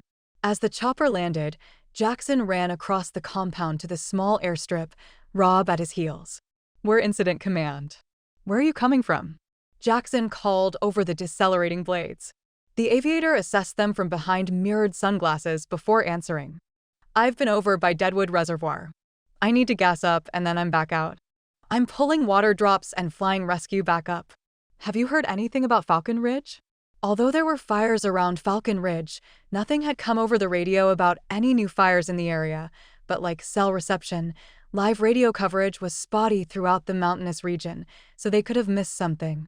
Sometimes the quickest updates came from the pilots, who listened to the fire crew radio frequency to know where to dump fire retardant and water, and when to make an emergency pickup. The pilot looked at him funny. "Yeah, I think I did. Just as I was coming in. Something about the lower ridge starting to burn." "How'd you know?" Rob swore. "Lucky guess," Jackson said. "What about the Silver Bend hotshots or Socrates? Any location on them?" The pilot shook his head. "Sorry, man." Jackson jogged back to the command tent and radio dispatch, Rob along with him. "Where's Socrates?" Jackson demanded. The radio operator on duty, a small, wiry young man, looked at Jackson with raised brows and rolled a toothpick to the corner of his mouth. "The big kahuna? He's out on some ridge with Jules and Amy." "Which ridge?" Jackson demanded. "I don't know, man. I want to say Falcon, but they've been moving. I lost contact about 30 minutes ago, which means they could be on any ridge on the far side of the range from us." He chewed on the toothpick some more. Jackson exchanged a glance with Rob. "Have you heard any updates on the fire out that way?" There was some scuttle about fires on lower slopes, but no one sent up the red flag. "Hang on." He stopped chewing on the toothpick and pressed the headset against his ear. Jackson waited impatiently while the radio operator scribbled something illegible onto a sheet of paper. I have unconfirmed reports that there's a team trapped on top of the ridge. No telling which crew it is. In the distance, Jackson heard the helicopter take off. Rob. I know. Order the chopper that just left to dump water on the crews working the southern slope of Falcon Ridge. Jackson nodded, pointing at the radio operator. Find out who's on that ridge. And locate Socrates. Sure, I can try. The toothpick worked its way around the radio operator's mouth again. Jackson leaned in until he was nose to nose with the smaller man. Try real hard. Or I'll have the next helicopter drop you off on the ridge to check it out personally. Spinning away, Jackson called across the tent to Vicky. Which crews are most likely on those ridges? Strike that. Rob strode across the room. Which teams were working the south side of the ridge this morning? Vicky rummaged through sheets of paper on her desk, ran her mottled, manicured finger down a list. Silver Bend. The walls of the command tent seemed to close in on Jackson. He struggled for breath. His team, his men, his friends. Outside, the flag on the flagpole whipped in the wind. It could be nothing. He could be panicking for no reason. Except, his team had almost died in a similar situation a few years ago, when Jackson's intuition and quick decisions had saved them, along with the rookie who was now selling shoes in Boise. Jackson picked up the telephone and called Boise for the latest update on winds in the area. When the fire had started, the meteorologists had placed equipment at various points around the region. The camp meteorologist on duty was out somewhere, but the data would also be fed electronically back to the computers at Boise. When Jackson got the update, it didn't make him happy. The winds are coming right up the river from the south. Do you think they're all right? Vicky asked. Of course they're all right. But Rob didn't sound very confident. Jackson ignored the question. Every muscle in his body was tense. Pull them out. Jackson turned to the radio operator. I don't want anyone on a ridge on the south side. The winds are too dangerous. Jackson, think about what you're doing. You don't have the authority, Rob said. If you overreact now, who does have the authority? You, Jackson demanded. If so, give the command, because I'm going on record as advising you to pull them out. No. Jackson pointed at the radio operator. Start relaying the information now. Okay, boss man. I'll see if I can raise someone who knows where they are. The sound of a helicopter approaching brought Jackson's head up, and he charged back out of the tent, grabbing a handheld radio and his hard hat on the way. Chapter 26. Lexie dragged herself into the kitchen and noticed the item on the counter immediately, her high school track medal. After Jackson had driven off, she dropped it there without even looking at it or thinking about the medal's significance. Lexie knew Jackson still loved her because he hadn't left his wedding ring. But the medal was another story. He knew she'd been looking for signs about their relationship. He'd left her a big one. Jackson isn't coming back. There was more at stake here than having the man she loved return to her. He was giving up on himself. Suddenly, Lexie realized she couldn't let Jackson become anything less than the man she'd loved when they were married, the man who had bravely worked his way to the top of the firefighting ranks because he loved it and had confidence in himself. Lexie blinked back tears. Stripped of his self-worth, Jackson was in danger if he went out on the fire line. A desperate man with nothing to lose was a hazard to his safety and that of his team. How many times had she heard Jackson say that? Frantically, Lexie searched through the bits of paper and cards on the kitchen counter until she found the number she was looking for and punched it in. Incident Command, Garden Valley. A voice droned at the other end of the line. I'm trying to find Jackson Garrett. He works at IC with Cyrus Socrath. Lexie, what's the matter? Mary asked from the hallway. Lexie held up a hand for silence. There was a pause. Who is this? Lexie Garrett. His wife. Please, it's important that I speak with him right away. There was the sound of the phone being covered, then muffled voices, then the phone was passed to someone else. Something had happened. Something too horrible to imagine. Mrs. Garrett? Yes. Her reply was barely audible. This is Vicky at IC. Jackson went out to the line a few minutes ago. Lexie covered her eyes with her hand.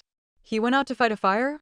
When she thought of the things he'd said to her last night and this morning, and added the things he'd left here at home, she was sure he had a death wish, that he believed she, Heidi, and Henry were better off without him.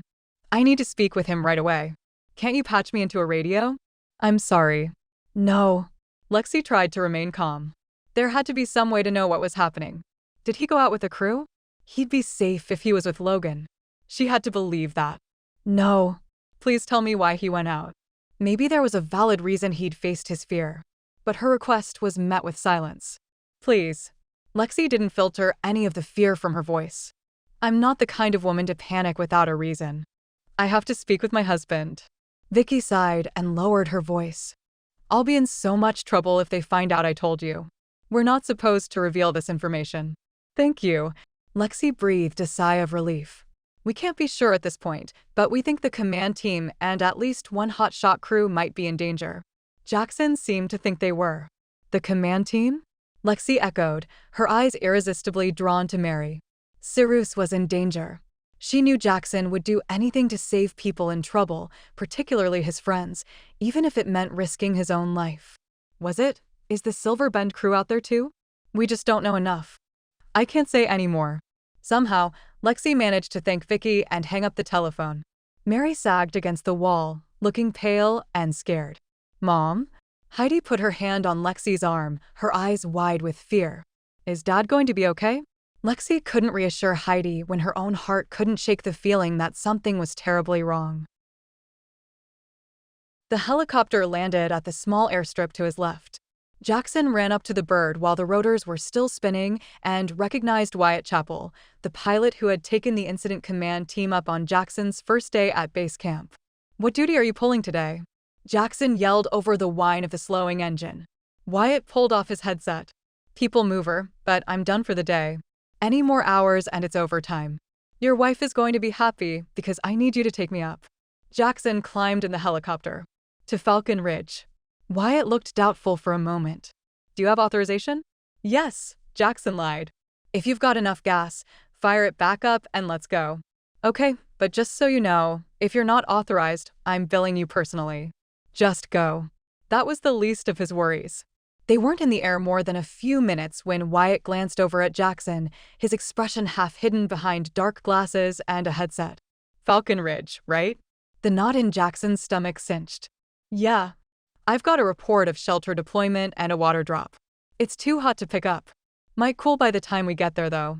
Jackson swore under his breath. The hotshots had fire shelters, but he had no idea where Socrates and the rest of the IC team were, or if they had fire shelters with them. I can't take not knowing what's happening. Heidi, get your things. Having made her decision, Lexie took Mary by the shoulders. You can stay or you can come along, but I need you to be strong. Mary nodded, holding back tears. She clutched her purse so tightly that her knuckles were white. Mom, where are we going? To bring your father and Grandpa Cyrus home. Lexie walked swiftly outside, clutching the keys to her SUV. Heidi hopped into the front seat while Mary climbed more slowly into the back.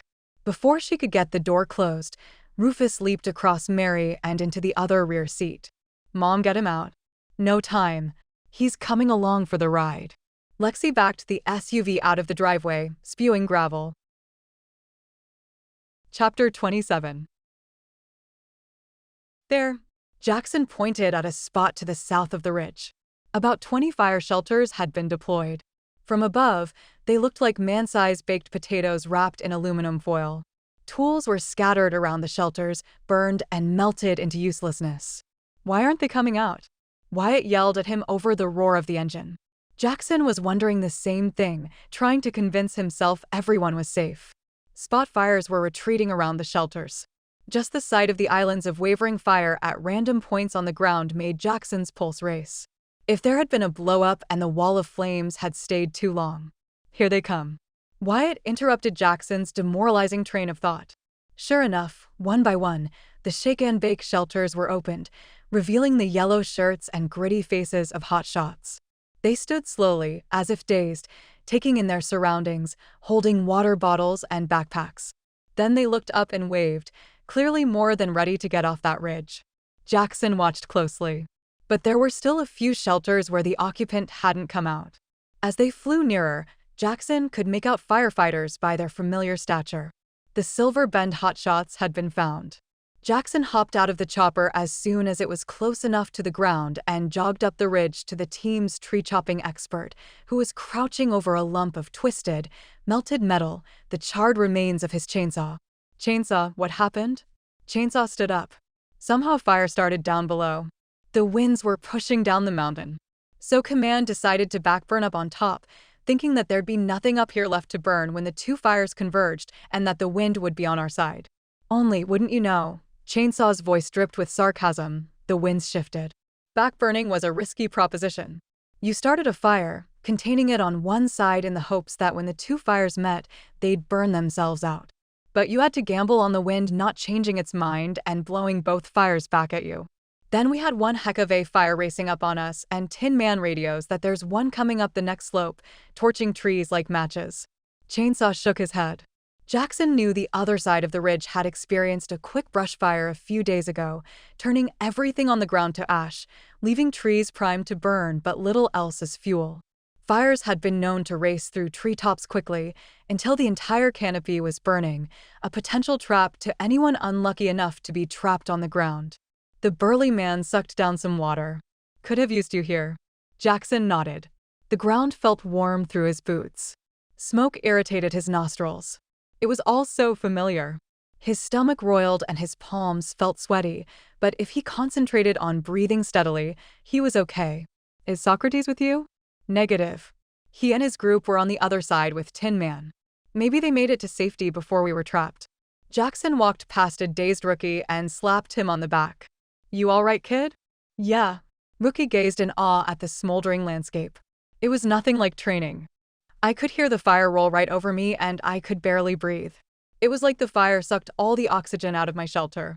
Now you've got a story of your own to tell, don't you? Rookie's grin was priceless. Hey, I guess I do. Jackson continued trudging up the hill. He avoided looking directly at the spot fires still burning mere feet away and focused on finding Cyrus and Logan. We missed that sixth sense of yours, Golden, Spider said as he passed. Any word where we should head for pickup? Follow the chopper. Jackson gestured to Wyatt, hovering above in his helicopter, to land. The helicopter moved over to a small plateau on the ridge above them. Thanks, Golden. Everybody up, let's move. Spider called down the slope to the others. Wait, is everyone accounted for? Spider looked up and down the mountain. I count 19. Tin Man would be 20. Socrates had 2 more with him. Get as many as you can into the chopper, those most in need of medical attention first. Jackson knew from experience that the shelters couldn't always protect a firefighter from burns. If the wind whipped a shelter up even an inch, the flames would lick their way inside. Have Wyatt call for another pickup if he hasn't already. There's a third side to this ridge that hasn't burned yet, and I'm not taking any chances. Where are you going? Spider asked. To find Socrates and Tin Man. Wait for me, Golden. Spider hustled after him. Leaving Chainsaw in charge of the half of the hotshot team still waiting for pickup, Jackson and Spider plodded up to the summit and down the other side, calling for Cyrus and Logan. These trees were standing with needles this morning, Spider pointed out. Now they were no more than charred spikes, some towering, some fallen. Occasionally, the singed trunk of thicker brush, no larger than baseball bats, stuck out of the ground. Rocks, some large enough to be called boulders, some no more than garden accents, had been scorched black. Jackson gestured to a pair of petrified, blackened squirrels poised as if in flight, apparently unable to outrun the rolling march of the fire. The fire must have come through fast. Quicker than I want to remember. We might not have made it if that helicopter hadn't dumped water on us right as the blow-up was beginning. You think there are roots burning underground? The land beneath Jackson's boots was still warm. Heat rose off the ash as if from a banked fire. He was grateful for his helmet and Rookie's borrowed gloves, slim protection if he fell, but protection nonetheless. The devastation called to mind other fires Jackson had fought, not just the ill-fated fire in Russia. Sometimes nature needed to clear away the growth to renew itself. Jackson wondered if he could somehow cleanse himself the same way. As they rounded a bend, they heard shouting. Pausing, Jackson wiped sweat from his forehead and scanned the steep incline above. Pine trees had toppled over the ridge and still burned, lying across a bed of rock. A patch of silver beneath the blazing, crossed giant trunks caught Jackson's eye. He ran over the hot, smoldering ash. Cyrus? Logan, Over here. Help! The trapped fire shelter shook. Only the rocky overhang kept the cross trees from direct contact with the aluminum shelter. But that didn't mean the aluminum wouldn't eventually melt from prolonged contact, trapping the group behind a wall of heat and choking smoke. Who's there? Is anybody injured?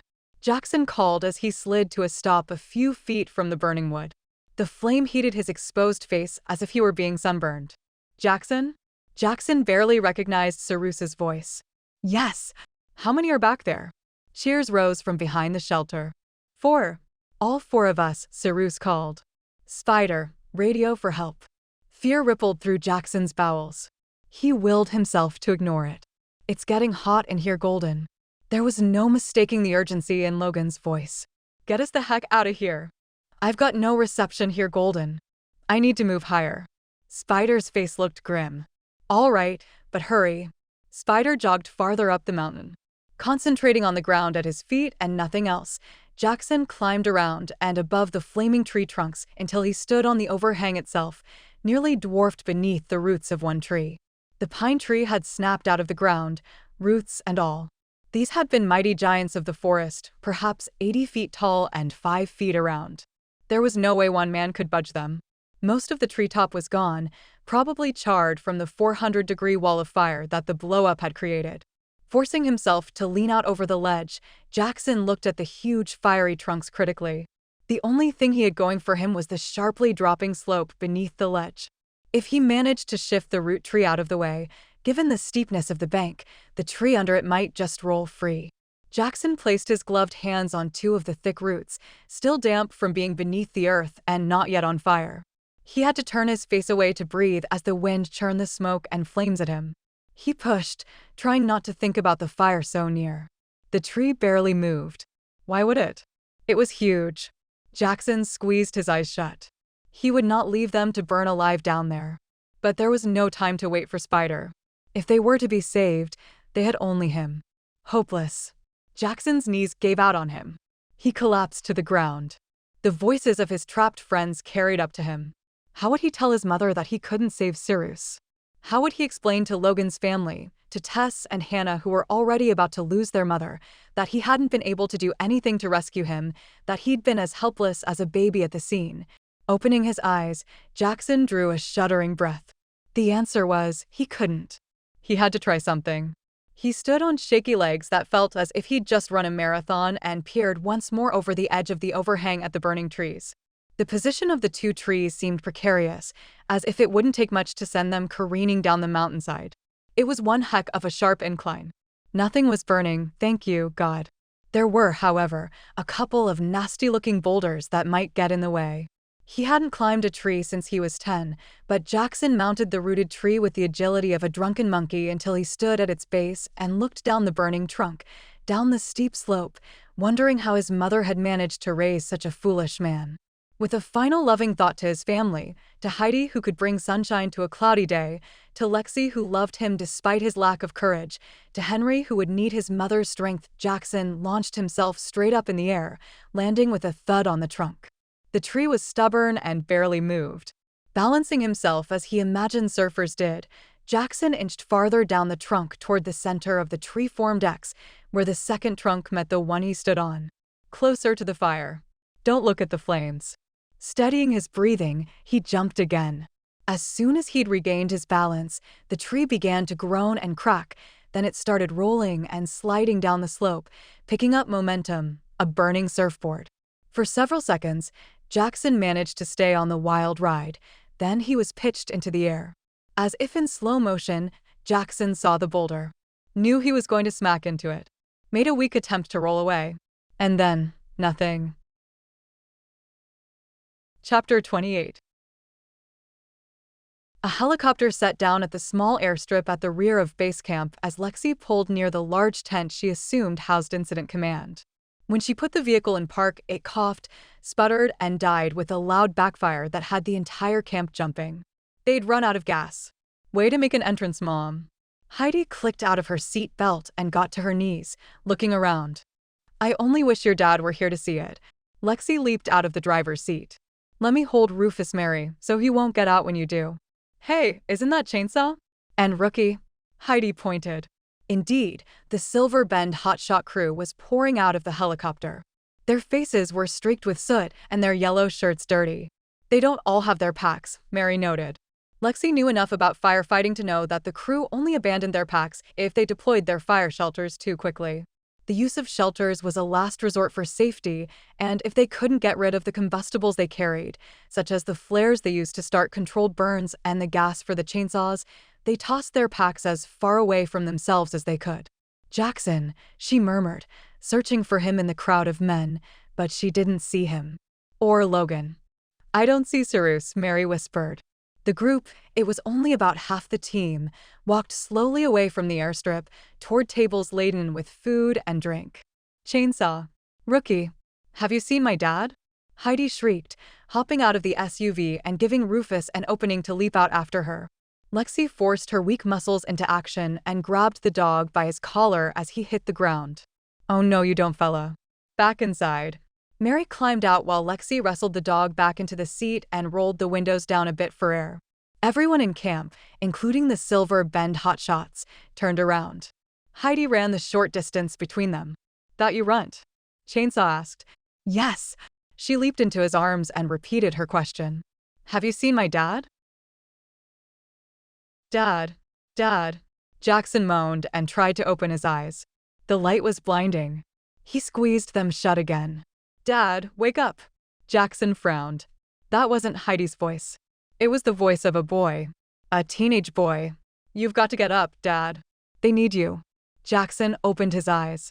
He still lay on the ground, his shoulder half buried in ash, his head propped awkwardly against the boulder. A teenager knelt before him. A boy with bright green eyes and a shock of dark hair that tumbled over his right forehead in a wispy cowlick. With a groan, Jackson pushed himself to a kneeling position, leaning on the boulder as the world spun crazily around him. The teen had already stood. He glanced toward the burning trunk still blocking the overhang, then back to Jackson. Dad. Hurry. There was something familiar about the teen, something. Henry. Yeah. Towering above Jackson, he smiled self-consciously. You're still needed, Dad. Can't give up now. Come on, Golden. Wake up and tell me how you moved that gigantic tree out of the way. Spider helped Jackson to his feet. Jackson pushed up on wobbly legs. How? His head pounded relentlessly. It hurt to breathe in more than shallow gasps. Henry. Spider. The wiry hotshot tapped his chest. I don't know how you did it, but it would save a lot of time if you told me how you planned on moving that other granddaddy of a tree. Is Jackson okay? Cyrus called. He's seen better days, but he's moving, Spider answered. Okay, let's do this. Jackson staggered back up the slope. Don't you give up either, son, he mumbled to himself. Once he made it off this mountain, he was going straight to the hospital to see Henry. What's the ETA on that chopper, Spider? Jackson paused at the ledge to catch his breath. Soon, sir. Spider squinted up at him. Are you losing it? You're talking to yourself. Jackson managed a weak laugh that sent shafts of pain across his ribcage. Nope. I think I'm getting it back. If IT isn't the Garrett women, come to call, Chainsaw said with a grunt as Heidi launched herself at him a second time. My heroes. You each deserve a hug for whatever happened to you today. Mary went around the group and hugged them tight, followed by a grinning Heidi. What fine young men you are. Where's Jackson? Lexie asked Chainsaw, keeping her voice low. Golden brought a chopper to rescue us after we deployed shelters. Don't know how he knew we were in trouble. Chainsaw's expression turned grim. He's still up on the ridge looking for Socrates and Tin Man Spiders with him, and the rest of the team came on the previous ride. The chopper was going back as soon as he refueled. The helicopter blades started up with a whir. Lexie took a step toward the airstrip, but Chainsaw held her arm. No civilians allowed on board, Mrs. G. He looked apologetic. Why don't we head over to the chow line and get a drink while we wait? It won't take long. How do you know that? Lexie wasn't so sure Jackson wanted to return. Chainsaw shrugged. He's golden. It's like he's got this gift for reading the flame. I've never been scared when he's in charge. One of the other Silver Bend hotshots laughed and punched Chainsaw in the arm. Okay, I'll eat that. I've been plenty scared. Chainsaw rubbed his bulging biceps. But seriously, when he's out there, you know you can handle whatever Mother Nature throws your way. Lexie was too worried to derive much comfort from Chainsaw's praise. Jackson was still up there on a burning mountain, and he didn't have his good luck charm to save him. Jackson managed to crawl back up to the overhang, despite lungs he couldn't fill with air without stabbing pain and vision that sometimes blurred with blood from his temple. His heart was racing, and he was drenched in sweat. "I don't know how you sent that first puppy tumbling down the hill, but you don't look so good," Spider commented. "I surfed the first tree down the mountain." Jackson looked critically at the remaining burning tree. "Darn, I'm sorry I missed that. What a ride that would have been." "Yeah, but the landing sucked. I don't think surfing's going to work for this one. It's already splintered in too many places." Bracing himself on the ground, Jackson waited for Spider to position himself a few feet away. At the count of 3, they kicked at the remaining burning trunk. It only took a few good blows for the main trunk of the tree to give up and pitch down the slope. Cries of joy filled the air as the now blackened fire shelter was flung down the hillside after the trees. Cyrus came out first. The incline was so steep that he slid about 10 feet, ankle-deep in the ash. He turned and squinted up at Jackson, holding his left arm close to his side. "What happened to you?" Jackson asked. "I fell down the mountain trying to help everybody get in." 2 women poked their heads out of the cave, then slid, one after the other, down the slope, just missing crashing into Cyrus. Ash floated in the air as they passed. "Can someone get me out of this coyote den? Now that the fire's gone, I'm no longer happy with the smell of coyote crap." "Are there coyotes in there?" Spider joked, sliding down the slope for a peek. "Are you hurt, Tin Man?" Careful of his pounding head and shaky balance, Jackson half slid, half climbed around the overhang to the small cave. He leaned over to look inside and caught himself as the world spun. He opened his eyes slowly, peering into the shadowy, rank-smelling cave. "Darn good to see you, too," Logan said with a grimace. He was sitting awkwardly on the ground. "What happened to you?" Jackson asked. "He cartwheeled down the mountain trying to reach me before the fire swept in," Cyrus admitted. "Broke his leg." "We were lucky this ridge had been burned before," Logan admitted gamely. "I never would have spotted this cave if it had been covered with brush. And we wouldn't have survived at all if you hadn't told me about your little Russian escapade this morning," Cyrus added. "You still owe me that memo." "You're making his head big," Logan teased. "He'll think he's golden when it comes to luck or something." "No, I've got my own good luck charm, thanks," Jackson murmured, thinking of Henry. He believed in his son, all right, and the power of forgiveness. No matter how he'd come to the realization, vision, subconscious longing, or a message from a higher power, Jackson wasn't leaving his family. And Henry was going to get tired of seeing Jackson's face standing vigil over his hospital bed. "I had no doubt about making it once you showed up." Logan spoke low and earnestly. "No doubt golden." The 2 friends exchanged knowing looks. The whir of helicopter blades sounded enough like angel wings for Jackson. "We're going to have to carry you up the hill." Jackson met Logan's gaze squarely. "Unless you want to wait for a stretcher. And risk that fire coming back over the other side for seconds?" "No, thank you." With effort, Jackson scrambled back up to the overhang and weakly waved Wyatt over. It didn't take long to get the women loaded into the bird. Jackson managed to hold himself together long enough to help Spider carry a white-faced Logan up the slope. Spider and Jackson carried Logan as gently as they could, each grasping the other's wrist behind Logan's back and under his knees. Logan seemed to hold his breath all the way. Jackson tried to breathe in shallow gasps that didn't send spikes of pain to his ribs. "Hey, keep it clean, Spider," Logan warned at one point. "I'm not one of your girlfriends from Boise who likes to be groped." "Tin Man, don't kiss and tell," Spider joked as he paused on the hill to give Jackson a chance to regain his equilibrium. "Besides, you're the one with a babe at every base camp. Right now, I'd settle for a beautiful, busted blonde with a name tag on her chest that reads Nurse Nadine." Spider laughed. "Yeah, and make sure insurance gives you a private room for those intimate sponge baths." "How long does it take a broken leg to heal?" Logan was dead serious now. Jackson nodded to Spider that he was ready to tackle the last 10 feet of the slope. "I think you've got at least 3 months of R&R." Cyrus helped Jackson up the last few feet of the incline. "I'm indebted to you, Jackson," Cyrus said solemnly, his injured arm held to his chest. "It was wrong for me to come out here as an observer to try and get a better read on the fire without the proper gear." "Oh yeah, now Socrates admits he's human." Spider rolled his eyes. Where was all that humbleness 5 years ago in training camp? Ignoring him, Cyrus continued. You have a lot of miles left in you for the line golden. I plan on telling them that in Boise. I'm strongly against them assigning you permanently to a desk. We need men like you out here. Jackson didn't know what to say. Giving up the fire line meant getting Lexie back. But now that he'd proven he could control his fear, firefighting was possible again. He'd be lying to himself if he said he didn't want back in the hot shots. What would Lexie think of that? He'd have to come up with a compromise. As they lifted off, Logan leaned back against the chopper's wall and said weakly, "You can have your job back, Golden. I think I might be in rehab for a bit. I don't want your job." I know. Logan's voice was strained with pain, but his smile was genuine. But they'll give it to you anyway. Chapter 29. Surrounded by the noisy Silver Bend hotshot crew, Lexie didn't hear the helicopter approach until it was almost to the helipad. "That's them," Chainsaw yelled over the noise. He started running toward the airstrip. Lexie couldn't contain herself. She ran, nearly stumbling once because she couldn't take her eyes off the landing chopper. She only stopped at the edge of the helipad because one of the ground crew held her back. The door slid open and Spider helped two women out. The women's faces were streaked with grime and their clothes looked as if they'd rolled in ash. They held on to each other as they bent and hurried away from the helicopter. Two paramedics ran beneath the blades, carrying a stretcher between them. Lexie almost cried out with relief when she realized the man they loaded onto the stretcher was a blonde, pale Logan. Logan was safe.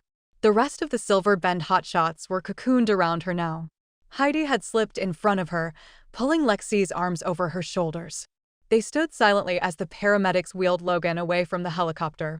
Logan held up a hand when the stretcher reached the group. "Wait a sec. Uncle Logan," Heidi said in a small voice. "Are you going to be okay? It's just a broken leg runt. I'll be back down at the pony playing pool with you before you know it." "Hang in there, Tin Man," Chainsaw said stonily. Several of the others called similar words of encouragement, watching as they took Logan off to an ambulance. It just as easily could have been one of them being wheeled away. Lexie looked back toward the helicopter and caught her breath. Jackson. Spider and Cyrus stood just outside the helicopter on either side of Jackson, heedless of the slowing blades above. His arms were looped over their shoulders. All three were covered in soot from head to toe. Blood trickled down the side of Jackson's face, past a blood-soaked bandage wrapped around his head. With a cry of anguish, Lexie broke through the crowd and ran to Jackson. Somehow, she managed to wrap her arms around him, holding him tight until she heard him gasp. She gazed up at him. "Are you all right?" "I think I might have cracked a rib or two, Lex." When she might have loosened her grip altogether, he added, "Never mind the ribs, baby. Don't let go." "I'm fine. Don't forget the possible concussion," Cyrus added helpfully. "Better be quiet or I'll tell Mom about your broken arm," Jackson retorted between gasps for breath. Lexie managed to laugh at the easy way the two men joked with each other. Then she took a step back and wiped the tears from her cheeks. "I was so worried. You left this at home." She offered him her track medal. Jackson closed her hand over the medal, gently shaking his head. Tears clogged her throat. "I won't let you quit," she said stubbornly. "You can't give up on any of us either. You don't know what it means to me to hear you say that." "I'm not giving up. It's just that I've got a new lucky charm." He pulled her back to him. "His name is Henry." Lexie sobbed into his dirty shirt. "I love you so much. It almost killed me when you left this morning. I don't know what I'd do without you. Will you marry me?" "We were always going to get married again, Lex," said Jackson. "I was just a stupider man 10 hours ago. Because you were capable, I thought that you didn't need me around. It's family first from now on. I promise. And those signs you've been looking for? They're right here in my eyes."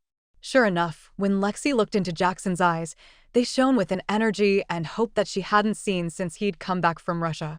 Something rocketed into them. "Dad." Jackson grunted, his face pale beneath the grime. "Good to see you too, Runt." Lexie eased her hold on Jackson and shifted until she stood beneath one of his arms and Heidi underneath the other. "Let's take him over to the medic tent before he collapses here on the helipad," Cyrus said. "Come on, Pops. Admit it. You just want them to set that arm of yours," Jackson teased. "What's wrong with his arm?" They all turned to see Mary, her face as white as Lexie imagined her own had been a few minutes earlier. "Just a break, love." Nothing that'll slow me down more than a day or two. In 3 steps, Cyrus had his good arm around Mary.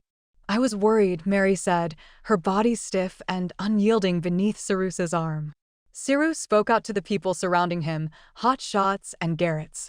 You know, as Spider reminded me earlier, I don't often do something stupid. I think I've just filled my stupidity quota for the next 10 years or so. Mary sucked in a shuddering breath but said nothing. It's all right, Mary. I'm back and more than ready for a good cup of coffee. What do you say we stop down the hill at that coffee place you like so much? We'll do no such thing. You're going straight to the hospital. Mary put her arm around Cyrus's waist. I've already buried one husband. I just can't believe you can be so cavalier about this when you could have. It wasn't his fault, Mom. Jackson spoke up. He was leaning on Lexie more heavily now and his breath came in ragged gasps. The winds shifted unexpectedly. Shh, Lexie admonished him. Don't talk if it hurts. It doesn't hurt to kiss you, Jackson whispered, leaning over to place his lips gently on her forehead. Lexie couldn't resist pressing her body closer to Jackson's until he drew in a sharp breath and she realized she'd hurt him. No more kissing until the doctor checks you out. And the meteorologist was out fixing equipment in the field, so we didn't realize anything was wrong until Jackson noticed the shifting wind, Rob was saying. You owe him your lives. He sent the chopper out for a water drop. Well, Rob did give me the authority, Jackson added. I did. Jackson grinned. You didn't stop me. The medical tent hadn't seen as much action during the entire fire as it did that afternoon. In addition to the expected burns, bee stings and blisters, there were the more severe burns and cuts of those who'd been up on Falcon Ridge. Rookie seemed to have picked up another burn, for which he apologized profusely to Jackson. I've learned my lesson, the young man promised as he sat in the midst of the crowd that kept coming in to wish the survivors well. Rookie was in his element, sharing his perspective on the fire to anyone who asked. Logan was the first one taken in the ambulance down the hill to Boise. Chainsaw and Spider had seen him off and then taken charge of Heidi, entertaining her somewhere in base camp while the medics examined Cyrus and Jackson. Ours will be a November wedding, Cyrus said to Jackson. Cyrus had somehow managed to convince Mary to drive him to the hospital in Boise. Are you okay with that? I don't know when you had time to propose. Jackson took in his mother's beaming expression and added, besides, it's not up to me, is it, Mom? Our wedding will be in October. Mary only had eyes for Cyrus. In that case, welcome to the family, Socrates. Then he teased, or should I say Dad? We'll talk about the specifics later, Cyrus promised. Over coffee, Lexie held Jackson's hand while they wrapped his ribs for the trip down the hill. Even with the soot streaked across her face and her hair a wild halo around her deep blue eyes, she looked beautiful. Someone had brought her a spare denim shirt because her breasts had started leaking out on the helipad. The shirt was 2 sizes too big and hung nearly to her knees, but it covered most of the 2 large circles staining her t-shirt. Rufus is in the SUV. I ran out of gas and I have no idea how we're getting home, Lexie babbled. I'm glad you made it. There had been no sweeter sight to him than Lexie waiting for him when he climbed out of that helicopter. We'll leave your SUV here and drive to the hospital in my truck. I'm sure we can get Chainsaw or Spider to take Rufus home, Lexie said. Jackson squeezed Lexie's hand. I'm sorry I lost it this morning. I guess I had to go over the edge in order to come back to myself. It's all right. We're okay now. Her eyes sparkled. You're going back to the hot shots, aren't you? If you'll let me. It was never my choice. If only his ribs didn't hurt like heck, he'd wrap his arms around her. We should sell the motorhome. You're right, I've accumulated too much junk we'll never use. And I'll figure out some way to be home with the family more often. I won't let you down again. Back up to the motorhome. She looked distressed. We can't sell it now. The Silver Bend hotshots are family too. How would we stay at base camp next summer without the motorhome? What about wanting a man who's home every day at 5? Someone to fix the dishwasher and mow the lawn. Well, those things are helpful, but I can always pay someone. You are not quitting. You're too good at it.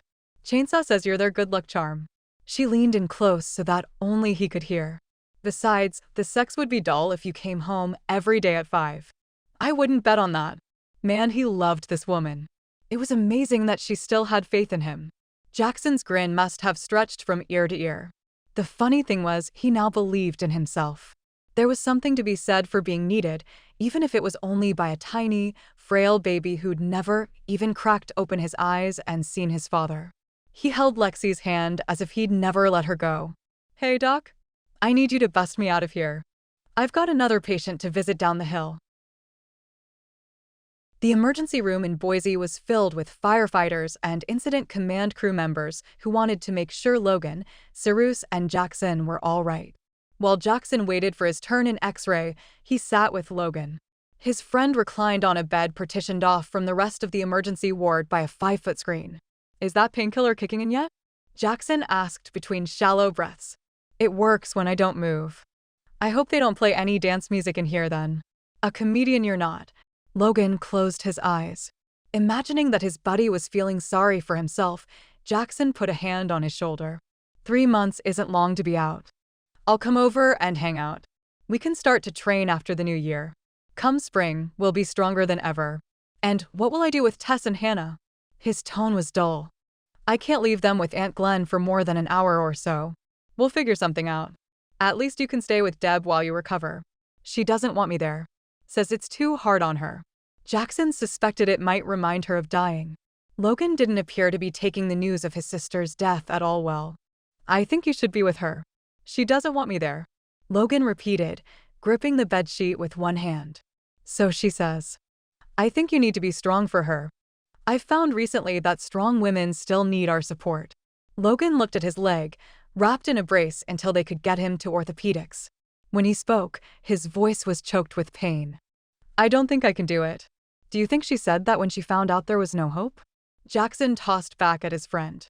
"Because as long as you have Aunt Glenn and those kids, you have to be strong. I've been giving them money." "Come on. They need you more than money." "To do what?" "Sit around and wait for her to die." Jackson suddenly felt very old as he dispensed advice about death. "No. To show Deb's kids that someone loves them and will be there even after their dad left and Deb is gone. Or have you forgotten how much Aunt Glenn meant to you?" Logan's Aunt Glenn had taken Logan and Deb in when Logan's father committed the murder-suicide. Logan wiped a shaky hand across his face. "No, I haven't forgotten. Up until today, I felt the same way you do," said Jackson. "I was afraid of what would happen to me if Henry died. But it's not about me or you. It's about those that need us most." Jackson said these words harshly, berating himself for his callous behavior. He toned his next words down. "I did everything I could to avoid seeing Henry because it made me feel guilty. I almost gave up Lexie because she needed me to be strong for her and I wasn't.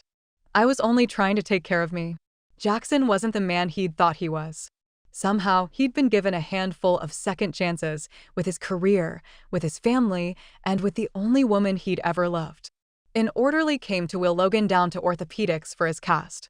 "That was sweet," Lexie called from the other side of the curtain 2 cubicles down, where she sat with Cyrus and Mary.